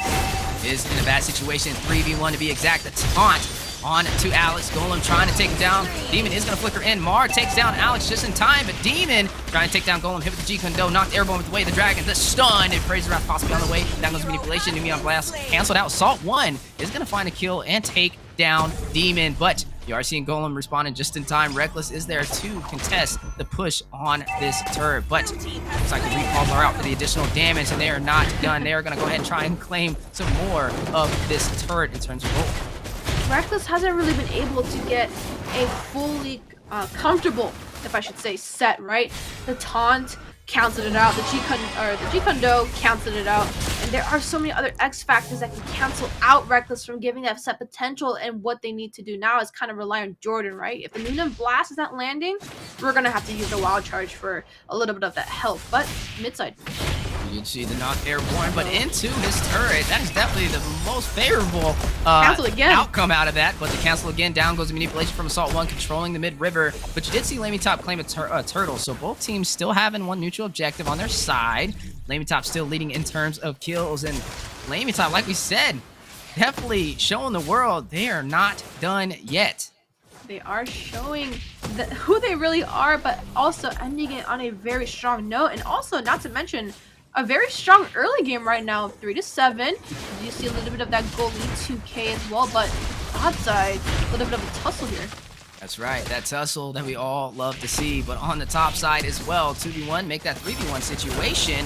The flicker on the way out from Reckless hit with Mirror's Passion. Mar picks up the kill, and now Alex rushing in. But Rain is empty, have another plan. You are going to see Mar pick up another kill. The taunt now knocking Airborne onto Demon. One punch is going to pick up a kill, activating Killing Spree as well. And LaimiTop, they are just shutting down the Empire right now, leading by 7 kills, and now able to claim the turret on the top side with no contest. Weezy, we're gonna have to take Leslie's ult and then smack it onto Mar. The ultimate sniper really is, but New World. You see the rumor going down, the missed wild charge with the flicker. You already see Golem take down Mikasa. Again. Jordan falling as well. And now the base, or not the base, but the turret has opened up for the mid lane in favor for LaimiTop. They are not done. They're trying to claim this victory. They're trying to take down the Empire with them on this sinking ship, not trying to allow them to move on to the playoffs. We're going to have to give them a nickname, right? They are the showstoppers. They are stopping them from continuing this show and moving on to that top 4 position. They are. I mean, we were more harping for the TheOhioBrothers, who's going to stop them, but who's going to stop LaimiTop from taking these wins off the board and taking them down with them as well, not letting them see another day. But now, Weezy, I kept saying this every time you did your little commentation. How many times did Reckless just get his ult canceled out? Yeah, it's definitely an upscale battle. Speaking of upscale battle, 3v1 situation. Black Dragon trying to get out, but Wait a minute, the emote for the speed boost. He is going to be able to get out of there, but on the top side, 3v1 as well. Mar is going to pick up a monster kill. Is going to go ahead and take down Jordan. Mar is just 601 on this Look at him. Matrix. You see the recall spam? What is going on right now? This is like some new patch coming out with the recall spam increases the damage, but Retribution going down. Oh, there we go. 10% damage now. 2v1 situation. Map opening up even more as LaimiTop claims the tier 2 turret on the top side. But Weezy, just like I said, right? We're gonna have to smack the Legends. Oh, but where the dragon? Ooh, the flicker just saved Reckless right there. But we're gonna have to snipe or put the ultimate sniper, which is Leslie's ult name, and smack it on the mark because the amount of snipes. But hold on. Gossip finds kill. Shadow Assault takes down Assault 1 and gets a double. Finds Golem. Down goes the go away from Alex, but knocked airborne. Numion blast for the stun, connects for the double. You can see Demon pick up a kill onto Flay alongside that, and honestly, even with that, LaimiTop still maintaining the pressure so far, 8 minutes in. But that's still an advantage, right? 3 members down right now for the side of LaimiTop. They can start capitalizing, push up some turrets, take some macro, take some economy, but Mar is always coming online with these snipes, and we've seen it. Literally the first minute we've seen him snipe someone through a bush. Now, if that's not really the American sniper, Weezy, I really don't know what is. Now a little bit of that American dream 3v1 situation. Now a 3v2. The way the dragon knocking Mikasa airborne. Namir's passing the combo with it. One punch picks up the kill. Takes down Mikasa. Unstoppable with their Appraiser's Wrath. And right now we are seeing the Empire trying to claim some of this real estate, trying to even out the odds, but LaimiTop not allowing them to have the easiest time. Down goes the manipulation. Mar rushing in. Godlike picks up a kill. Takes down Jordan. I mean, look at his KDA. The man is 7-0-2. That's insane. Mar's just popping off on this sniper shot and really is taking every single potential. Anybody that's low, he's just giving them a fat punch in the face. I mean, one punch is usually swapped out with Mar at this point. One punch on that sniper, you're gone. It is end but with a dragon. Does connect with a flicker for the knockup onto Alex. Someone picks up the kill, and you are going to see the wild charge. Mar picking up a turret. Jordan shutting down one punch, and map opening up even more for LaimiTop as you are seeing the Lord make his way on the top side. Down goes the manipulation for the zoner's control in the mid lane. Reckless forced to use the flicker on his way out. Minions are still making their way into the high ground turret. The recall for the additional base damage. You are going to see Mar try and take some damage onto this high ground turret. And LaimiTop providing a lot of pressure. You can see the confidence. They are holding their ground, and they may be able to take down the Empire and drag them down on the sinking ship before they can make it to the playoffs. Is this going to be the second 2 games that they win back to back? I think this is what they want. They're not letting any of them go. Oh my, look at Alex. Oh my goodness, Mars damage is just too much to handle with Black Dragon coming in. Flay hovering around, trying to drop down. Flay has been opted in from the Empire. Furious dive. Flay trying that frontline presence. Down goes high ground turret on the top side alongside this Lord making his way into the base. Numion blast for the stun. Mikasa takes down Flay. Find that over. Numir's passion going out from Mar from afar. The stun, the kill. Alex takes down Golem. Alex takes down Mar. Wait a minute for the double. They do have the marksman in the back line in favor for the Empire, which is going to deny LaimiTop from pushing any further into the space. They need to maintain this pressure. They need to take these kills, but they also got to defend these lanes. And right now, the Empire able to find a way to stay in this game, but is it enough? Can they gain their footing and turn this match around? Still feel like it's a little bit of an overextension coming in from LaimiTop, right? The lanes weren't too necessarily safe. It looks like they overstayed just a little bit. Letting Alex pick up a kill on Mar is something crucial for those marksmen there. We do see a lot of items getting picked up though by each member coming in from LaimiTop, but also the side of Empire. Now Alex needs to come online and be careful, right? Although they have Golem on this Chow, the way the Dragon Flicker sets are available, I need Reckless to get into the right position and stop getting his ult canceled out by one punch so many times. And he's had some good ults, but even if he ults, right, that one set that he did at that mid side, right, not enough damage to follow up with that. And looks like they're gonna go ahead and give all that buffs over to Alex, as they really are their last hope for that Melissa to pair it up with her little doll over there. They're gonna have to make a dynamic duo just like Dexter and Claude to go, but Conceal. Huge concealed play, trying to get some pickoffs. You are going to see a 4v4, but not going to find any kills. One punch still. That frontline presence is going to get the taunt onto Reckless. Demir's passion from more. Wait a minute. Here comes Slay on the chase. Realizes Reckless is very low. Go away. Does go out. Down goes the manipulation from Assault 1. Alex picks up a kill. Takes down Golem. Slay on the run, but can't get away. Can he? Oh no. Maybe able to get out of there, but no, in a bad situation. Is going to find his way over here to the caster's desk if he's not careful, but he is going to get the knockup onto Alex. Draw Essence. Not enough to survive. You are going to see Mar take down Alex to respond. Though one punch is going to find a turret, though. The high ground turret for the mid lane. The Costa 2v1 situation hit with Retribution for the slow is trying to deny them from picking up a kill, but Mar having other plans is going to take him down. That's going to be 2 members off the board for both sides. One punch, risking it all, is going to dive into the base, trying to maintain some pressure, trying to close this game out, trying to grab up the Empire and drag them down on this falling ship. And no, you are going to see that wild charge connect on the one punch. He is going to dash out. Oh, Demon my is going to pick up a goodness. kill on Amar. Jordan is going to take down one punch. Down goes the manipulation. Demon tries to get the Terrify, not able to. Assault 1 is going to take him out. And you are going to see Jordan, Alex, Reckless still sitting strong. Play Assault 1 and Golem still in the game, as we are seeing this Luminous Lord still intact. we are going to go ahead and see the rotation up and trying to get anything right now. They are looking at a little bit of a throw, right? LaimiTop still got members taken off the board. Now Jungler has also been taken off the board as well, but Alex already started his floor, but alone? Oh, we do see Jordan coming in. We gotta be careful. Empire's gotta be careful right now. Yeah, definitely have to be careful. Alex, though, eyes on the prize, realizes this is a huge objective we need, may be able to be the game changer, is going to go ahead and claim this Lord for the Empire. Jordan does rush in. Wait a minute. Assault 1 out of position. Mikasa is in for the kill. Is going to rush in with the Shadow Assault, but not going to do really any damage. Golem on the chase does not have his team, though.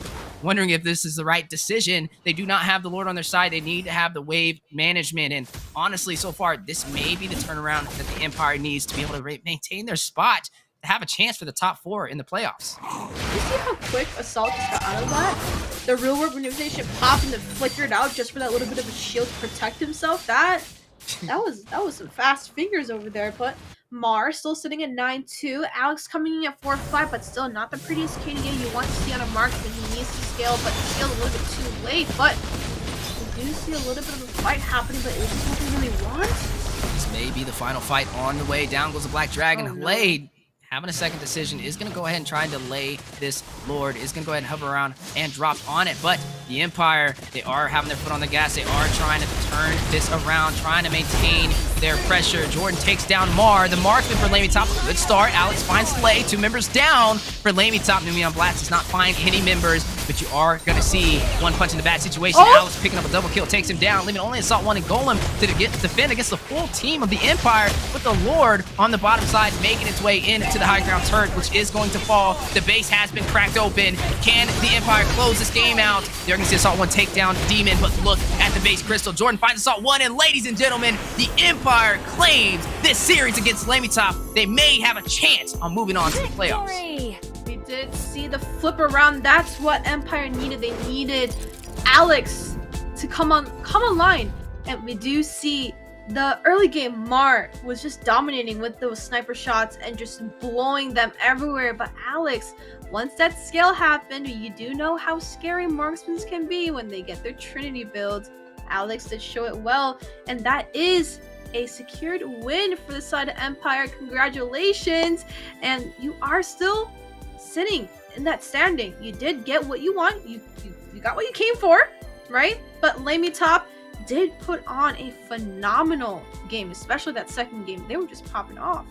I know, Mar was looking like Mar Cutie out there. I was like, what's yeah. going on? But honestly, it wasn't the most favorable outcome, right? They needed the 2-0 sweep, and most teams, especially going against the last seeding, that 7th position LaimiTop, you would expect to get that 2-0 sweep. And honestly, with them sitting at 2-1, it's not the most favorable outcome, but it still gives them a chance to hold on. So that means when we're looking at the Fallout going up against the OhioBrothers, Fallout needs to claim a victory, right? They need to claim something, but if they get swept, well, you may be able to see the Empire make their way into that 4th position. But this also means that Area 77 has no chance now. They needed a 2-0 sweep for both the Empire and Fallout. They needed them both to lose, and that just did not happen. So now it's going to be a battle between the Empire and Fallout for that 4th seeding.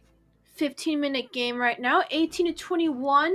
They were losing in kills, but they were able to outbeat them in that team fight. And that last one just wasn't into the hands of LaimiTop. We are looking at that gold gap. This time it's not even that much. We are looking at about a 2k gold difference. We do see the Lord and the Turtle has been equally traded. One more inside of LaimiTop, but if I have to give the MVP of this entire match, it's gonna have to be Mar, man. He was on there every day and a sniper, so he was able to do that most amount of damage, and that's what you wanted from that marksman. But Alex came along a little bit late, but he was able to show up where he was supposed to be showing up, and he did close out the game. Wow, those were exciting to watch. I had fun watching those matches as they were struggling so hard to keep to that 4th place. But let's watch a quick replay of this.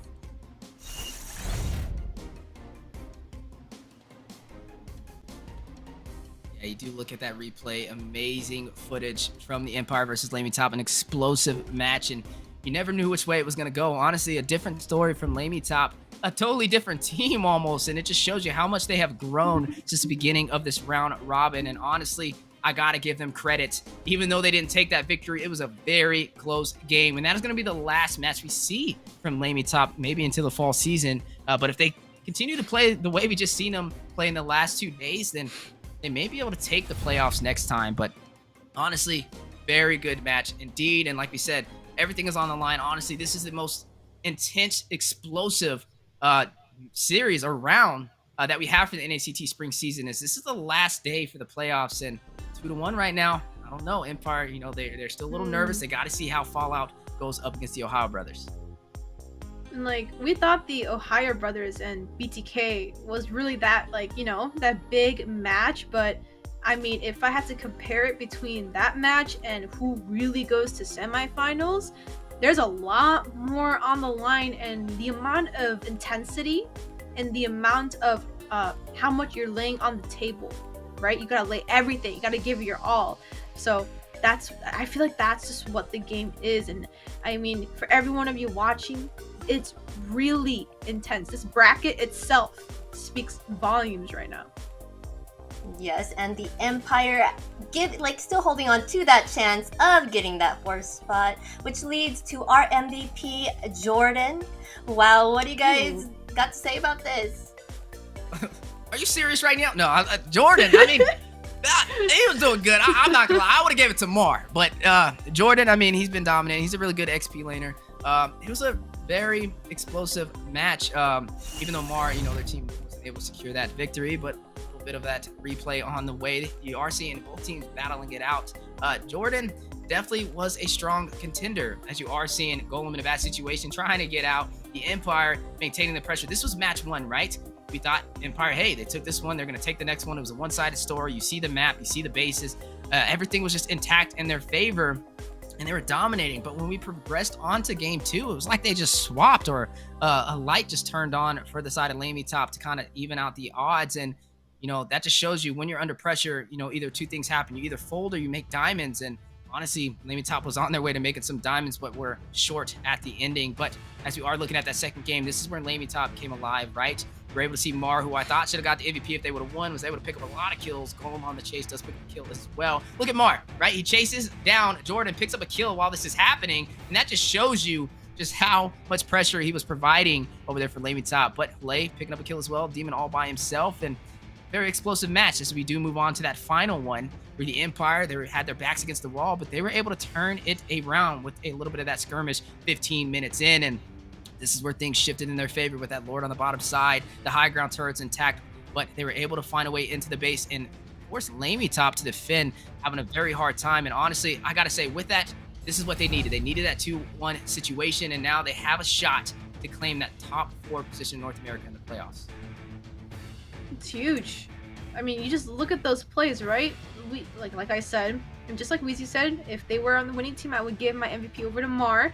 But Jordan on that Grok, he had a little bit of a hard time, a really hard time in that early game. He just kept getting picked off over and over, but he was able to make that last minute sets, last minute plays to kind of push his team up towards that victory and just melting the base crystal with Alex right behind his back, right? So kind of giving that Guardian Barrier as his protector, his saving grace, I feel like is what really kind of set that tone for the game and was able to close it out. So it was a beautiful game played by both sides, but it's the standings that's really at stake right now. Yes, and absolutely. After those rough battles, the Empire did make diamond out of that. They were able to move up right now. For currently on the standings, they are in 4th. That's not it though. We still have Fallout to, go through their battles first, but currently they are in 4th. So we shall see what the next battles have coming up. Yeah, definitely see what's going to be forward. I mean, look at Fallout, right? 12-18, Empire 13-18. And if Fallout loses with a 0-2 sweep, and the OhioBrothers is able to claim that, which they've been able to do to almost every single team this season for the double round robin, then you'll see Empire hold that spot. So again, it just shows you how impactful that game was, and it was almost not in their favor. If they would have lost that to LaimiTop, they wouldn't have had a chance. They would not have been sitting here right now. So I can't wait to see, as we are going to be moving forward, looking at the next matches on the way, how will Fallout, as we close out the day, be able to take that victory? But we still have Area 77 in here, but they can't really do anything now because if they needed that sweep up against the Empire, and unfortunately, it didn't work in their favor. So we really are looking at Fallout right now, right? Fallout versus OhioBrothers. If they are even able to take one game, even one, it will flip a lot of the script right now. And Xina's smirking over there, but I think you know how intense this is, because we keep talking about these standings, but we're looking at the semifinals literally this week, in the upcoming weekend. It's a lot. So Xina, are you excited? I am so excited to see, this is really fun to watch that, everyone's actually battling for that spot and that there's a chance for it could be either way. So, but we're going to take a quick break, so be sure to come back to see what these next teams got. Super excited.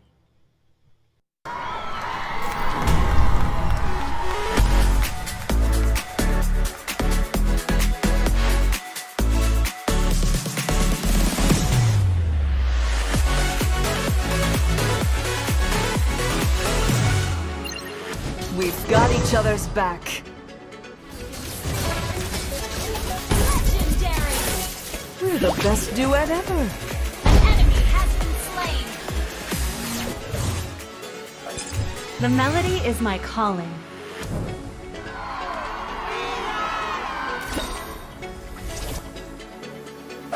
The music of my bow will cleanse their hearts.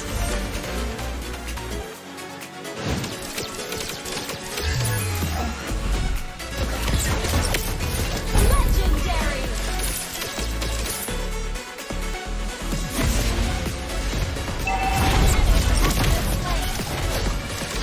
Monster kill! Supernova to the rescue.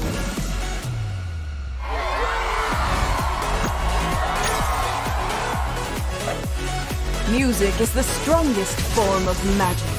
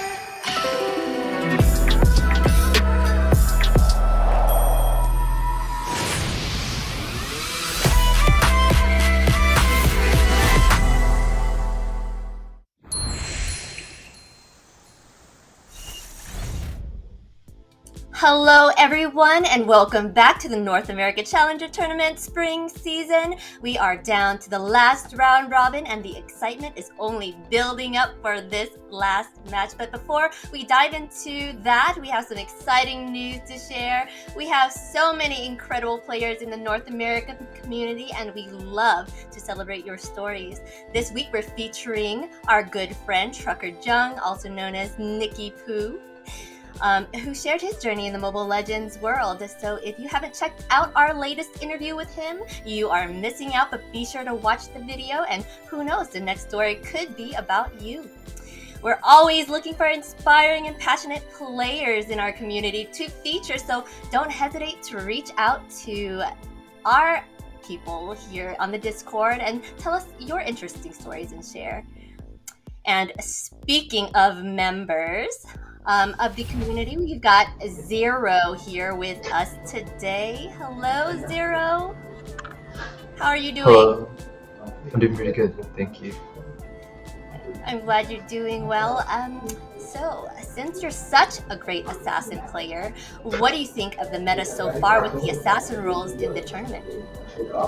So far, I think that assassins are slowly coming back into the meta, but as things stand, tank jungle is still taking over just because it's easier for them to take over or like objectives. But like compared to assassins, you kind of need your whole team to be on point to actually be able to do something. Oh, so then the tanks are able to move around the map much easier without the team around. Is that what you're trying to say? Yep, without a doubt. It's more hard to punish them. All right. Okay. There are rumors that General is building a new team. Is there a chance that we will see you in this new team? Probably not anytime soon, but maybe in the future, like a year or two, if I somehow improve by then.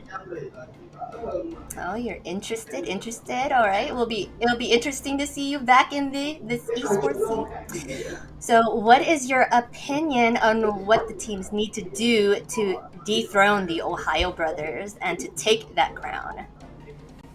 So for EDT, I believe that Shark and Udishi are kind of like their pillars right now, just because they almost never lose lane or get picked off.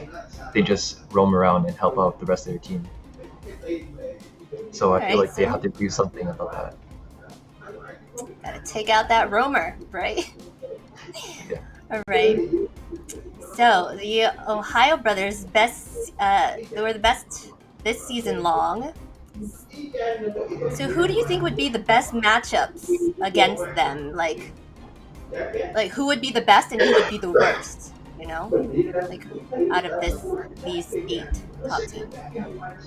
Of the 8 top teams, I feel like the worst might be LaimiTop at the moment, just because I don't see them playing like as a team compared to TOB or Outplay. Like especially in the last match, how they kind of threw their lead in the 3rd game. And the best matchup for TOB at the moment is probably BTK. I believe that BTK is improving a lot, and I see their synergy improving. I believe so as well. Which 2 teams do you think will be taking it all the way to the grand final and be coming here to Vegas? Definitely TOB and BTK. I'm rooting for both of them. Ooh, I see. But one last question for our fans that want to learn a thing or two from you. Is there a place they can find you? Like on the social media and stuff? Yeah, you can find me on YouTube. I try to stream at least 5 times a week, but yeah. Okay, I'm gonna have to check you out then. You hear that, guys? Check him out on YouTube. But thank you, Zero, for taking the time to chat with us today. We really appreciate you being here with us. Thank you for inviting me again. Oh, yes. Oh, wow. We are going to jump into giving you viewers a prize. We have 40 giveaway codes on screen. The King of Muay Thai, Chow. If you play Chow, this is your chance to get that skin. Chow, however you say it. Right there, right now. Get the skin while it's hot before you miss out your chance.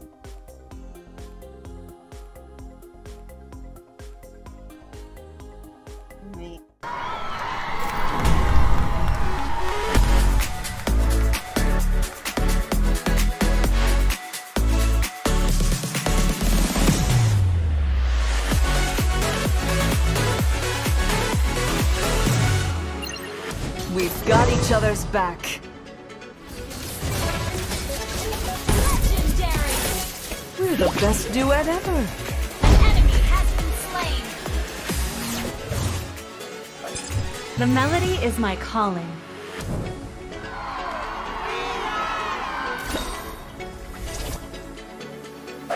The music of my bow will cleanse their hearts.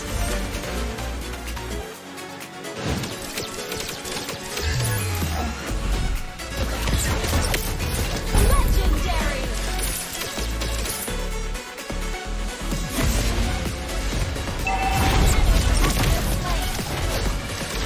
Monster kill. Supernova to the rescue.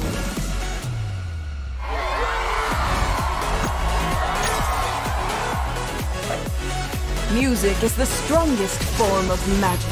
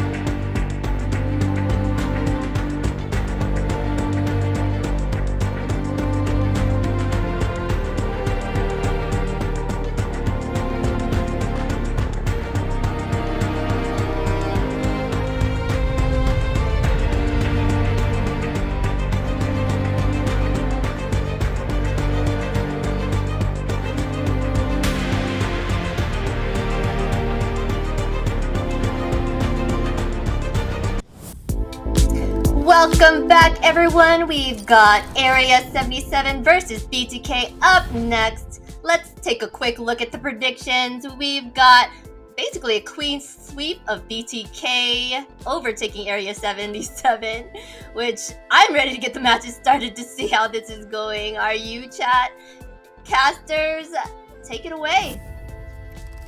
Right into the draft. Area 77 up against BTK. Area 77 who took a very hard hit yesterday up against LaimiTop. 0-2 sweep if you must. And then we've seen LaimiTop almost able to claim victory up in the last match against the Empire. And I gotta say, credit to them. That's the last time we were able to see them perform, and they definitely put on an amazing show. And now moving forward for the second series of the day, looking at BTK and looking at Area 77. Unfortunately, with the Empire able to prevail and take that series, Area 77 really has nothing they can do to claim that number 4 position, but they're still here to show North America to fight that good fight in. I want them to put on just as much of a great show as we've seen LaimiTop. I mean, they are going to go ahead and make sure that they close it out with at least something, show them who they are, and take it out with that game. So I'm going to have to give my props over to them, right? They are still here, even though they do know that they are officially eliminated from the actual standings. They are here to show what they are. Area 77 is going to put up a fight against BTK. Now, we do see the bands coming out, right? But let's talk about these players a little bit, right? We do see the lineup. We know that A77 has been a little stingy with their lineups, right? They've been kind of mixing it up back and forth. They were swapping a lot of people out of their roles. So hopefully, at least for this last match, let's keep everybody on their roles and show like how good their team synergy is. But we're going to go ahead and see the Valentina pickup, which is going to be definitely a swap with Yado. And Lava Cutie is going to go ahead and harp on that Lolita. That's a very strong pick. When you pick up that Valentina, it provides draft pressure for the opposing side, and you lock in that Lolita almost instantly. It's going to allow, well, I guess BTK, they don't really run the Assassin so much, so they don't really have to really worry about that Kaja, but Kaja's still on the table, and they pick up the 1-1 from Marcutie, so we'll see how this goes. It's kind of a little bittersweet, you know. Area 77, we've seen them dominate in the first half of the round robin, having an easier time, but toward the middle half of the season, they kind of fell short, and like you mentioned, swapping around players into different roles didn't really work in their favor. A little bit of history, you know, before we see them, as this is their last series that we'll be seeing from them in the spring season for NACT double round robin. And honestly, let's look at Marcutie, right? The first marksman in the NACT spring season to get that Maniac, and honestly, you gotta give him credit. I think he's underestimated, and I think hopefully in the future they figure out their game plans, they figure out a final roster where they stay in a specific role and perfect that craft and increase that hero pool. And I hope to see them in the fall season moving forward. But speaking of moving forward, the draft on the way, already almost halfway through it. You are seeing Dyroth and Carry locked in for the side of BTK. Yeah, and Marcutie running this 1-1, I do feel like he is going to be a strong marksman. We did see he actually got a Maniac on Brody, I believe, in the earlier seasons of the NACT, but that's also a hero that Iso on the side of BTK got a Savage on, right? So 1-1 is a very strong pick, right? But he just needs to scale towards that late game for her power to actually truly show. We do see KQT locking in with this Farsa. Good matchup. Weezy and I talked about this before, like the Valentina Farsa matchup is very, very common, as you want to give the most fair advantage with the IMU and the Feather Airstrike coming down, right? But KQT has a little bit more of the mobility by the Wings by Wings, able to fly around the map very, very quickly. So the rotations should be coming in a little bit faster, coming in from that mid lane. But we're gonna see a lot of actually early picks, so early marksman pick as well. I feel like that's just kind of a response to Marcutie picking up that 1-1. But Carry is also not a bad pickup, right? If we're gonna run that tank jungle, you have that late game insurance, as Carry with the speed of light wheels becomes a huge menace, especially to any tanky heroes, just able to melt them through the board. We might see a Ube strat actually from BTK if they are able to pull it off. I mean, Zane can run the tank jungler. They can throw support on there. It definitely can work in their favor with the draft that they have. I mean, they have Dyroth already locked in. He can provide that early game pressure alongside the Valentina, who has 2 ultimates to kind of thrive on, right? The Numeon Blast from Lava Cutie, and also the Feather Airstrike as well. So definitely all strong options to kind of bring to the table. When you look at Area 77, they pulled in this Lolita. Was it too early? Time will tell. As you are seeing Jassy Cutie lock in this Teresa on the way. Maybe a little bit of upscale battle, but hold on, wait a minute. Is this BTK? Whoa. Hold on, Moba Zane. Is this Moba Zane running the assassin? The Ling?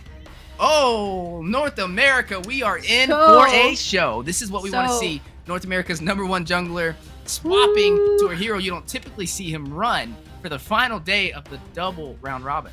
So Moba Zane actually lately on his stream has been playing marksman. So we actually might see roles swapped around right now. I mean, BTK has nothing to lose, right? Let's be honest here. But we do see, I mean, I'm just looking at A77. It could be. Could be. But, I mean, I'm looking at A77's draft right here with BTK, right? But the Valentina can pick up so many ults right now. The one thing I'm just not favored for is the 1-1 and the Paquito, obviously. But the penalty zone, set potential. We do see the Feather Airstrike, AoE, controlled. And we do see the Lolita. And they're not swapping anything. So Zane's gonna be on marksman. Iso's gonna be on jungle. T's gonna be on roam. Yato's gonna be on EXP, and Joybosh is gonna be mage. So this is a complete Here we go again. full 5-man They did this to us last time. Like, what is it? They did. They're trying to guess and pick where they're going. Last time it was TOB. This time it's gonna be BTK. They're actually swapping around everything. Right, because Shark ran that Fanny on us last time, so it's literally like, oh man, you just gotta love to see it, you know. And I kind of harped in on this Zane swapping roles to surprise some teams as we are jumping into game 1. Area 77 up against BTK. This is gonna be the last series for Area 77 on the final day of the second half of the round robin. So we're gonna actually see Zane running this marksman Wheezy, and Yato as a mid player playing this Dairoth. I'm interested to see how their play styles change a little bit, right? Because obviously they're on their complete opposite roles, and which means their macro micro is gonna change a lot. So what are you expecting to see right now? Hey, trust in Zane. He is the ADC. We are gonna have to watch him, and he's going against Mark Cutie. Yo, I said Mark Cutie's underestimated, if not one of the best marksmen in the NACT Spring season. Here you go. Mark Cutie definitely having that Zane effect that most players have when they go up against him, just rushing in for blood as soon as they can. But we'll see how this match goes. The battle in the gold lane, definitely keep your eyes on it. Joybosh already coming in with a lot of aggression. I guess that's what you get for being a roamer, being slotted in the mid lane. You want to show the aggression, but bot side. There goes Mark Cutie overcommitting, and you are going to see ISO pick him down for that first blood, and that's what Zane was banking on. Hey, just wait. He is going to overextend. We get that early kill, and that's going to give us the slight advantage we need to start the snowball. But you are seeing ISO going to use the Finch Poise to get out just in time, and overall, a good start for BTK. We do see that. And I'm just looking at this lineup, and I'm just kind of laughing because everyone's just on. They're genuinely on their off roles. Like nobody, all 5 members are not on their actual roles, which is funny to me. Because obviously Zane's understandable, right? He used to be that marksman player, but Joybosh on this mid lane and Yato on the EXP lane. This is going to be definitely an interesting match, but. Objective coming up right now is going to be very open, and ISO's going to be running that killing spree, so we're going to see a really good 50-50 contest, but mid side, T just got dropped really low. Yeah, got dropped really low. It's not going to recall. No, he is going to go ahead and go back now, but the battle on the top side. Cutie takes down Joybosh. Feather Airstrike. Can he get 2? Look at Lava Cutie. Flickers in. Is going to get the kill. Takes down Yato. 2 kills on the board for Area 77 and 1 for BTK. Looks like Isa's not going for that turtle, but he's going to go ahead and get a kill on Marquise. Blades drop it down, put Marquise on a trampoline, but Marquise to respond is going to find ISO and make him pay. But look at Moba Zane, realizes he is low in HP, is going to go in for the kill with the Speedy Light Wheels, but Kogi trying to do some damage, almost takes Moba Zane out, but he is able to get back. But Lava Cutie from the side does not have the flicker, but he has the Numeon Blast, does not get the stun, the cancel with the Way of the Dragon from T just in time to save Moba Zane. That is a good save, but Joybaj doing a little bit of damage right there, but is not able to connect. But we do see the objective being into the hands of ISO, which is going to be the first neutral objective getting picked up by BTK. Yeah, that's what they need, right? They are down 1 kill, but able to take the first objective, trying to claim some of this farm nice and early to have that advantage, as they are running a little off sync from what we typically see from BTK. Not your typical roles that they play, but still putting on some great competition against Area 77. You see the Senator coming in from Lava QT. Penalty zone. Go out, tips the blades to respond. ISO picks up the kill, takes down Jashikiri for the airstrike on the bottom side. Pogi finds ISO over in the top lane, but battle still on the way on the bottom side as well. T using the G Kondo to get out just in time, almost taken down by KQT. Do you see the jungler sitting at 2-2 and Poggy is just kind of chilling, pushing up these lanes, and Zane already having a little bit of a fun time in that marksman lane, right? 1-0-1, not died yet, but Mark QT has been taken off the board twice, and now you just don't want to die too early as a marksman. 1-1 is a hero you need to really scare with, but let's just look at this. They're really playing the patient game right now from both sides. And you know, BTK, like, they're very comfortable. They know no matter how this turns out, they still have a spot in the playoffs. So they're just out here having a little bit of fun. And we love to see Mobile Legends with Mobile Zane running on the marksman. And now the Neon Blast will flicker to the side for the stun. Catches Mobile Zane, hit with the crossbow tank from Marcuti. All in for Mobile Zane. KQT is going to take him down. Tips the blades from ISO to respond. Finds Lava Cutie. Can he get another? Is able to pick up his blades with Marcuti going in. May be able to get a possible pick off, but look at Joybaj. Rushes him, is going to use the IMU, is going to switch and grab Marcuti with the 1-1 and take him down. You are going to see Pogi rush in, though, is going to hit him with the double left punch, but not able to take down Joybaj. 7-5, Area 77 leading in terms of kills. Looks like the 2 strikes wasn't able to connect to that third one as he was not able to secure a kill, but Joybaj taking up the 1-1 ult. It's a little bit funny, right? Like before, you aren't able to use a crossbow ting until you actually trigger it as an actual 1-1. So technically, if you take the 1-1 ult, you're actually the 1-1, but you still have to trigger all the points, the weakness spots in order to activate the crossbow ting. But Mobile Zane might just get caught out here once again by Lava Cutie. Definitely some heavy focus, but he is going to bait out that Numion Blast from Lava Cutie. Not really the best time for that utility, especially with this neutral objective in play. But Pogi is going to find a kill on the opposite side of the map, takes down Yato.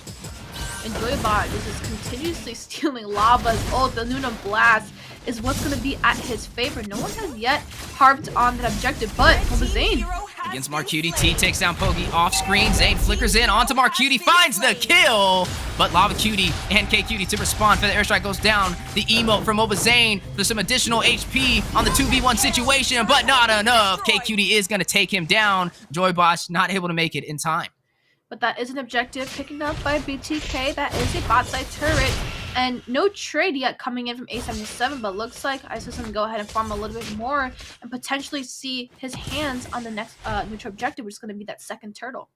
Yeah, definitely BTK sitting strong so far. Definitely has the map pressure. You are looking at Mobile Zane, KDA 2-2-2, but Yato having a harder time at this KDA 0-3-1. But speaking of Yato, is going to rush in, but not able to do any impact onto Area 77. BTK sitting strong in the mid-river. Numion Blast from the side. Lava Cutie picks up a double set. Marcuti takes down T. Feather airstrike raining down with bombs from afar. Joybaj with Numion Blast with a triple set. Huge play for BTK. But wait a minute. Pogi rushes in. It's going to try and get a kill. You're going to see Jashikiri take down Joybaj. ISO falls to Marcuti, and the map has opened up for Area 77, claiming a possible turret for the mid lane uncontested.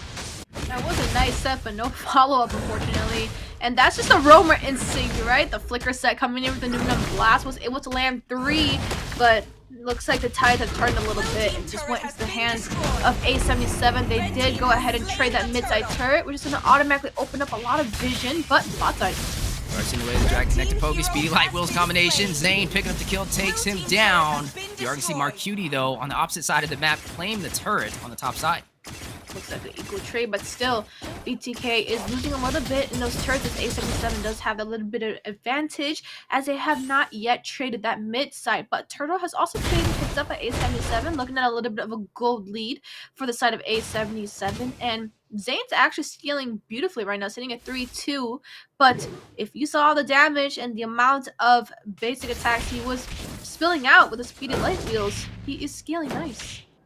Now, speaking of scaling, Speaking of the match, you are seeing a possible another engagement in the mid-river between both sides. Area 77 very comfortable right now. And you mentioned Zane, right? He does have the carry. He was able to claim that turret on the bottom side. They're able to. They did not claim the turret on the top side though. Mark Cutie was able to find that one. But honestly, Zane had a slight disadvantage though. They do have Lava Cutie, who does have this Lolita to be able to pull that Bulwark shield out to stop him from doing all that damage with the Speedy Light Wheels, which may be able to save the team. But Zane, not even worried about it. Left uncontested, is going to go ahead and claim the turret in the top lane. I honestly feel like Zane running this marksman is actually a little bit of an advantage. Since his main role is that jungler, right? He is kind of able to estimate, you know, where everything's going, and just like that, it's going to pick up a kill on Jashi, and, you know, being a jungler, you know the rotations, right? So you kind of expect how things are going to turn out.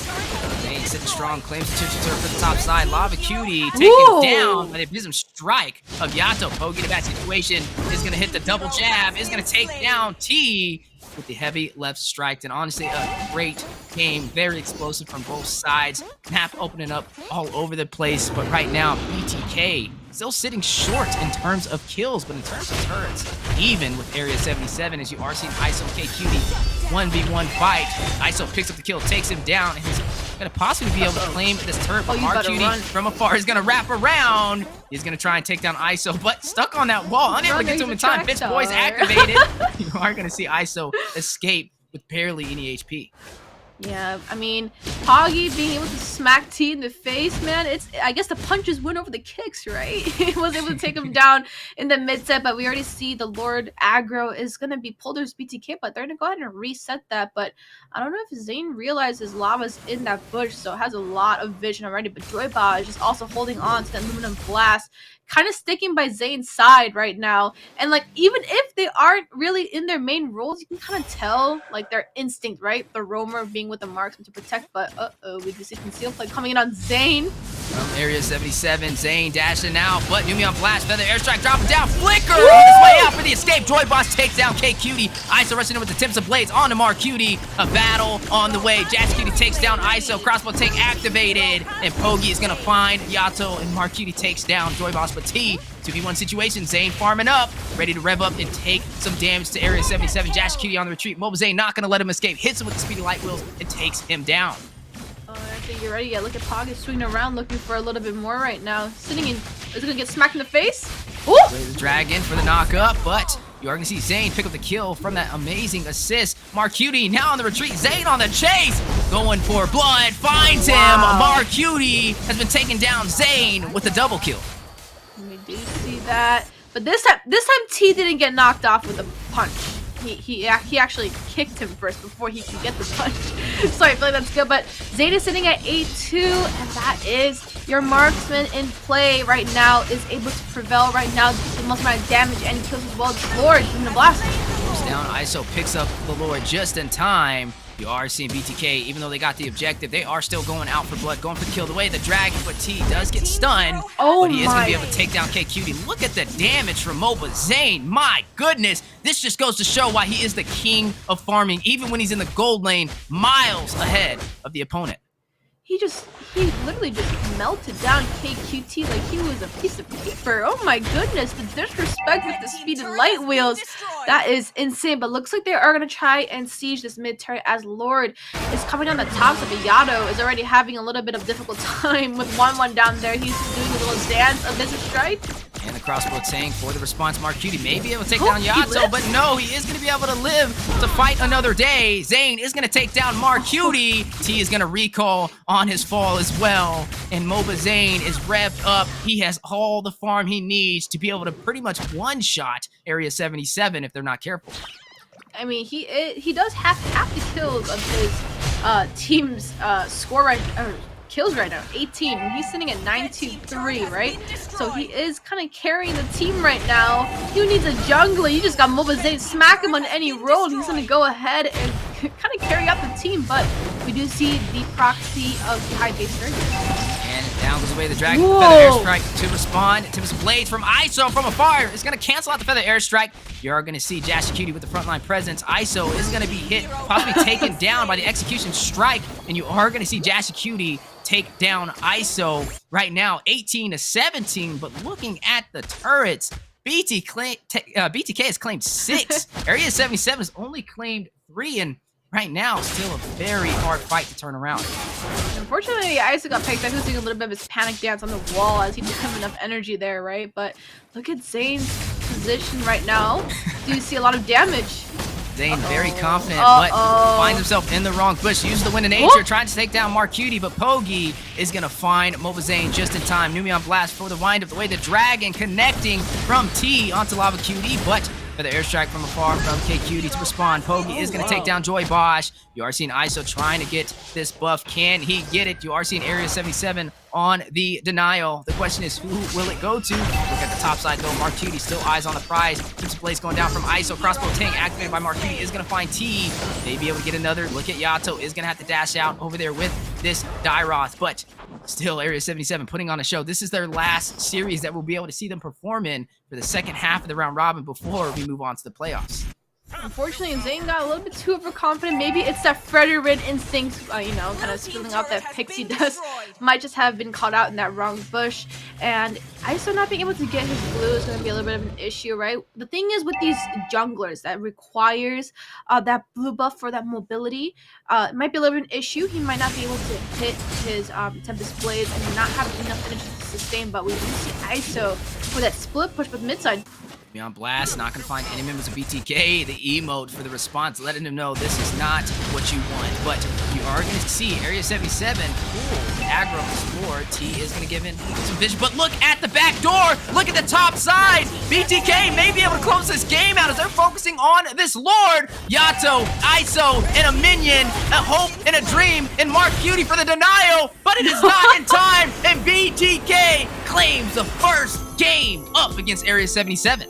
Now, I thought Yato going in on this Chow was just overextending his stay at that Lord, but it was to make sure nobody recalled. That was a really nice backdoor. Oh, I'm sorry, not Yato. T. Now, see, I can't even figure out who's on what role right now because everybody just got switched. But that was a beautiful play. Backplace. I feel like every time we've casted, there's always a backdoor happening, right? We see the Lapu backdoor, we see the Fanny backdoor, we see the Brody backdoor in Fallout, and now we're gonna see Ling and Dairoth backdoor. So I guess we just got the curse of backdoors of all the matches, Weezy. I don't know. I will say these are the matches you thrive to be able to cast, and honestly, I just love to see it. BTK 1-0 up against Area 77 so far, as we are jumping into the stats. I mean, the gold is literally not even 100 difference right there, and we are seeing that the macro has been in the hands of BTK. Joybaj coming in with 2-4, and he is the roamer. Yato coming in on the EXP lane 1-4 as he is the mid laner. Zane coming in 10-3 on this carry. He is the jungler, but he has been known for his marksman. T coming in 2-4. That is the EXP laner, and going down the line, ISO coming in on this jungler as a marksman. But look at this. We both thought T was just trying to go give Envision, but it was just to prevent them from recalling. And look at Yato and ISO going to end the game, and Mark QT even burns everything he could, but no Inspire, and Poggy just came in too late and wasn't able to defend the base crystal. And we're gonna go straight into the second draft, and let's not see another backdoor, because every single time any series we've casted, there was always a backdoor. Backdoor by TOB, backdoor by Fallout, and then backdoor by who was the other reverse one that went? Who was the Lapu? Do you remember? It was the same series. It was that same exact series. It just got flipped around, right? Now we see, I already said OhioBrothers. Now we just saw BTK. So how many more are we gonna look at, Weezy? It's every series. There's a backdoor every single time we cast it. It's not the easiest thing to pull off either, honestly. It takes some high execution in a very limited time frame, and honestly, I saw it though. I was like, yo, the back door, hurry up. What are y'all doing? Too much focus on that neutral objective definitely catches you off guard if you're not paying attention to where the players are. And I honestly just want to harp on what we've seen. Moba Zane in the gold lane. That is something that they can do, a new dynamic that they have to their team that can catch opponents off guard. And honestly, it kind of opens them up to that 3D style of drafting if they can pull Yeah. this off against upper echelon teams. Because when you put Zayn in that gold lane, even though he's a master of the tank fighters, when you put him in the gold lane, you create the opportunity for ISO or even T. T can do it too. They can run the assassins, and that may be a possible game plan that we might be able to see a little bit of that early sneak peek into the grand finals if they do make it out there. And man, just gets your blood rushing, and honestly just shows you just exactly what BTK is capable of. I mean, like I said earlier, right? Mobazine is the jungler. We are known for his king of farm, right? Is able to take everything, but when he runs into that marksman, he just knows the rotations by heart, right? Even though they might not be exact as what he plans out, he knows when the ganks are gonna come. He knows where the rotations are gonna lock in. He knows when they're gonna do this. He knows when they're gonna do that. That's just the instincts of a jungler, and you know, making sure that you know those rotations, he just had that little bit of that advantage, you know, being able to kind of figure out like, ooh, I smell something here, there's something's gonna happen here because I know the jungler's missing, yada yada yada. But Lava Cutie locking in this Cooper. Joybot's signature pick is going to be this Chow. That his main roam.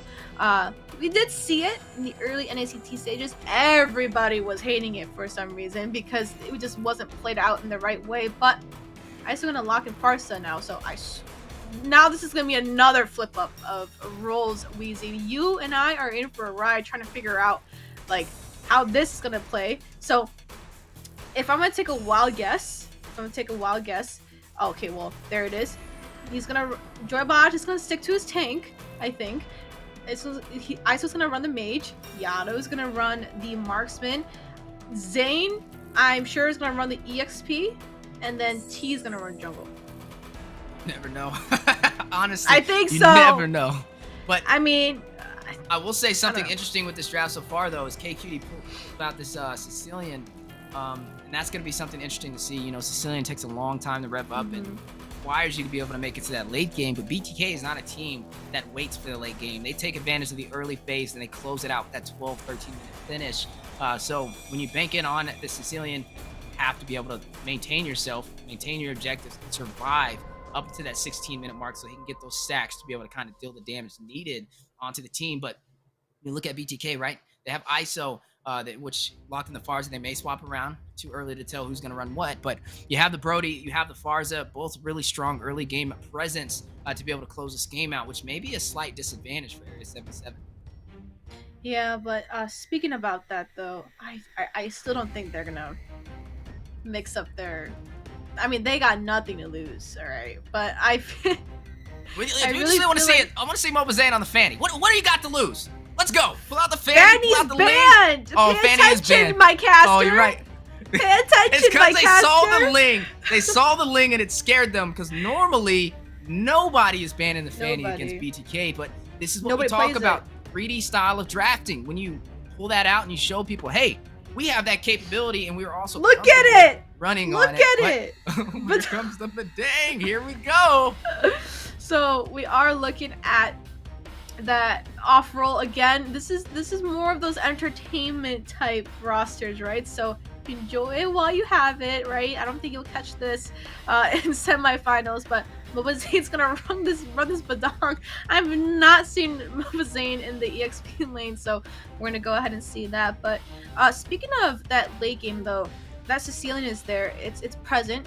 But the longest game I think I've seen BTK take on was Ackerman, I believe, in one of those games. It wasn't even TOB. I'm pretty sure it was Ackerman. They had that longest game, a little bit over 20 minutes. So I don't think they're looking for a late game, because if they are, they're going to be in serious trouble, because there is a Sicilian. But have we seen a Freya? Oh my gosh. They're just putting everything out on the line right now. Just trying to put on a show, man. Fireworks exploding everywhere. And yeah, this actually most likely will be the Freya in the jungle. And so I think the last question is, what is BTK going to pull out for their jungler? No, what is T going to pick? I don't know if he runs Assassin. I don't know if he runs Tank. I don't know what he's going to pull. But we're going to have to wait 15 seconds. And it's a little too long, because I want to see what he wants to pick, right? Because now these three, the main three centers are on their off rolls right now. So Joy Bosch, who's gonna run that roam, that's what he's known for. know who the jungler is. We're Gonna go ahead and lock in this gonna see Saber. the Saber. Well, this is I gonna don't- be funny. Like the triple sweep, Have able to we- get Sicilian as well for K Cutie. That may Have be we a seen little bit of a Saber? battle. Saber? No, I don't. Not that I'm This is aware the of. first time, right? Yeah, this is the first. I mean, Oh this is the my. first time for a lot of things today. First time seeing Oh. Moba Zane running in the gold lane for the NACT. I don't think we've ever seen Badang either, right? Yeah, no. It's all. This is all brand So new. this, Yeah, this is or all Freya. new. That's right. So I joke about this a lot with my team or like with my friends. I feel like Freya is just Wreck-It Ralph. Just literally whoever gets in her way just smashes people. Her ult range is bigger than you think it is, but we are going to go into the second game, BTK versus A77. Well, one side has nothing to lose, the other one is just showing their pride and making sure to take on the game. But 5 seconds are gonna till the see, enemy reaches the battlefield. roster mix-up Smash again, them. except Zane's gonna be on the EXP lane. T is going to be the jungler when he is known for that side lane.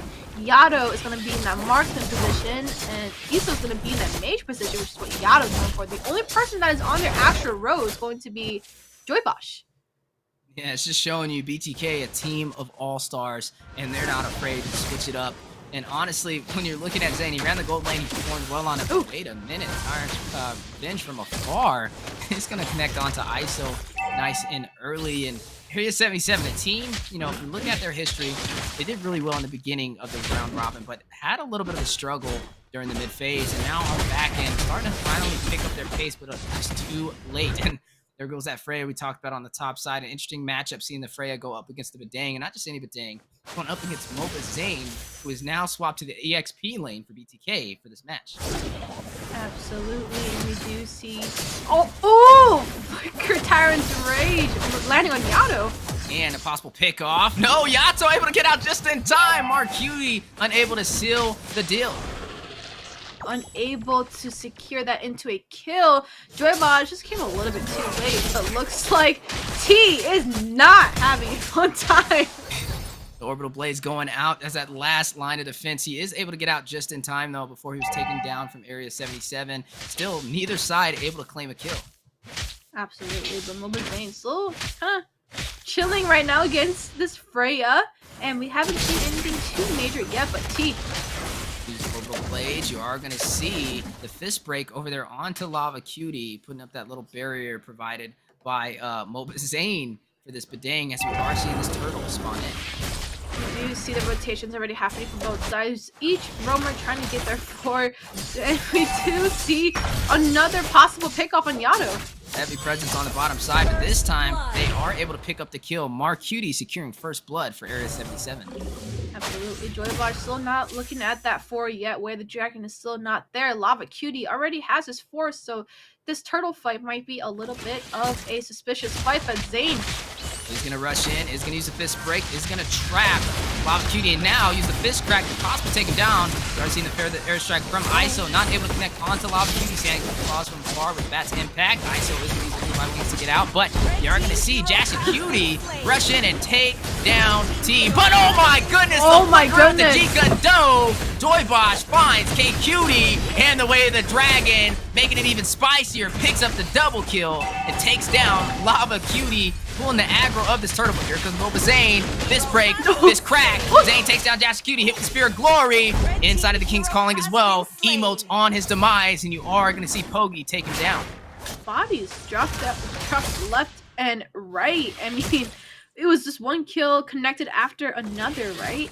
But nobody still has touched the neutral objective. Spear of Destruction going up to the top side of Yato. We're going to see the corrosive strike over there from Yato for that little bit of a stun onto Marcuti. Joybosh in the bush. Marcuti not aware that he's there. Already opting in onto the G-Gun-Do. Is going to be able to connect, but he does have the way of the dragon for the stun.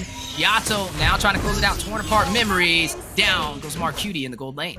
Torn apart memories does put him behind the casters. That's so welcome, Marcuti, but Jackson Cutie already taking proxy of the turret. Tyrant's Revenge is going to connect onto the wall. Over Zane in a tricky situation. He does have his team to defend him. Petrified drops down. Dash Cutie finds Zane. ISO takes down Dash Cutie to respond. But you are going to still see him hold off the side of Area 77 from claiming that top turret. But still Turtle intact. Lava Cutie giving some vision. Is just going to bounce the wall. Does need to back up. Hit. He can go the way of the dragon. ISO is going to connect for a possible pickoff. Hoagie. Spirit Glory does not connect onto ISO. Lava Cutie very low. Joyboz on the chase. Has the survivability to be able to take him down. G-Kondo secures a kill with Killing Spree activated. Finds Lava Cutie. Man, we did see each one. I mean, how many carries do we have to set up? I mean, they're just going to keep coming back and forth. Spirit of Destruction hitting Iso just a little bit there, but look at the bot side again. Yato, Marcuti. Triple sweep from T. Yato taken down by Marcuti. And right now, looking at the side of BTK, they are rotating around. They are denying Marcuti from getting online, and Yato leading the way 2-1-0 KDA against Marcuti. I feel like this is just going to be a ping pong match, right? It's just kills after one another. No one still touched the turtle. No one wants to get it. Lava Cutie charging up. He's going to use that Tyrant's Revenge for that knock-up, and he's going to get out. Doesn't have really much of his team there to be able to make the most out of the situation. But speaking about making the most out of the situation, with separation, Yato is going to find the turret on the bottom side, but the fist crack from Mobile Zane finds Dashi Cutie and Joybaj with the recall on the way out. You are seeing ISO for the airstrike dropping down on the bottom side. Yato, 24 memories, does connect. Killing Spree activated. Down goes Lava Cutie, while you are seeing the side of BTK pull the aggro of his turret. Gonna go ahead and start that as well, but the bot side and the top side, it's just, I feel like it's brawl in the bot and the top side, but Marcuti. And you are seeing that Marcuti trying to get online, trying to take down Yato. Both of them very low. Oh my goodness! You are not going to see that Spirit Destruction connect onto Yato, but Marcuti is going to still take him down, but ISO, for the response, is going to find Marcuti with that 1 HP. Cutie finds Joybot, top side, fist crack by Mobazane. T, triple sweep connects. You are going to find another member fall for a double kill. T is going to go ahead and take down Cutie and Hoagie. Beautiful recall coming in from T, right? Is that the Saber? Or that's a legend skin. So that just showed that flawless execution over there on that top side. And go ahead and restart the rotation on his own side. But we are looking at the gold lead coming in still from BTK. We did see a lot of brawl happening on the bot side, the top side, a lot of skirmishes here and there. 6-12 already. This is a high kill game, but Lava Cutie. He's in a bad situation. He's going to possibly get out with the way of the drag for the denial, the triple sweep for the CC, and the feathered airstrike dropping down. And that is 3 members from BTK beating the brakes off a lot of Lava Cutie in that bush. And right now, map has opened up a lot. BTK having a huge advantage, now able to extend into the jungle of Area 77. But Freya, backwards descent does drop down. Now the spirit combo hit by the fist crack from Zane. Yato finishes him off, is going to take down Dashi Cutie, and BTK is going to pull out of the jungle from Area 77. Now, you know, I've played Mobile Legends myself, played a lot of ranked matches.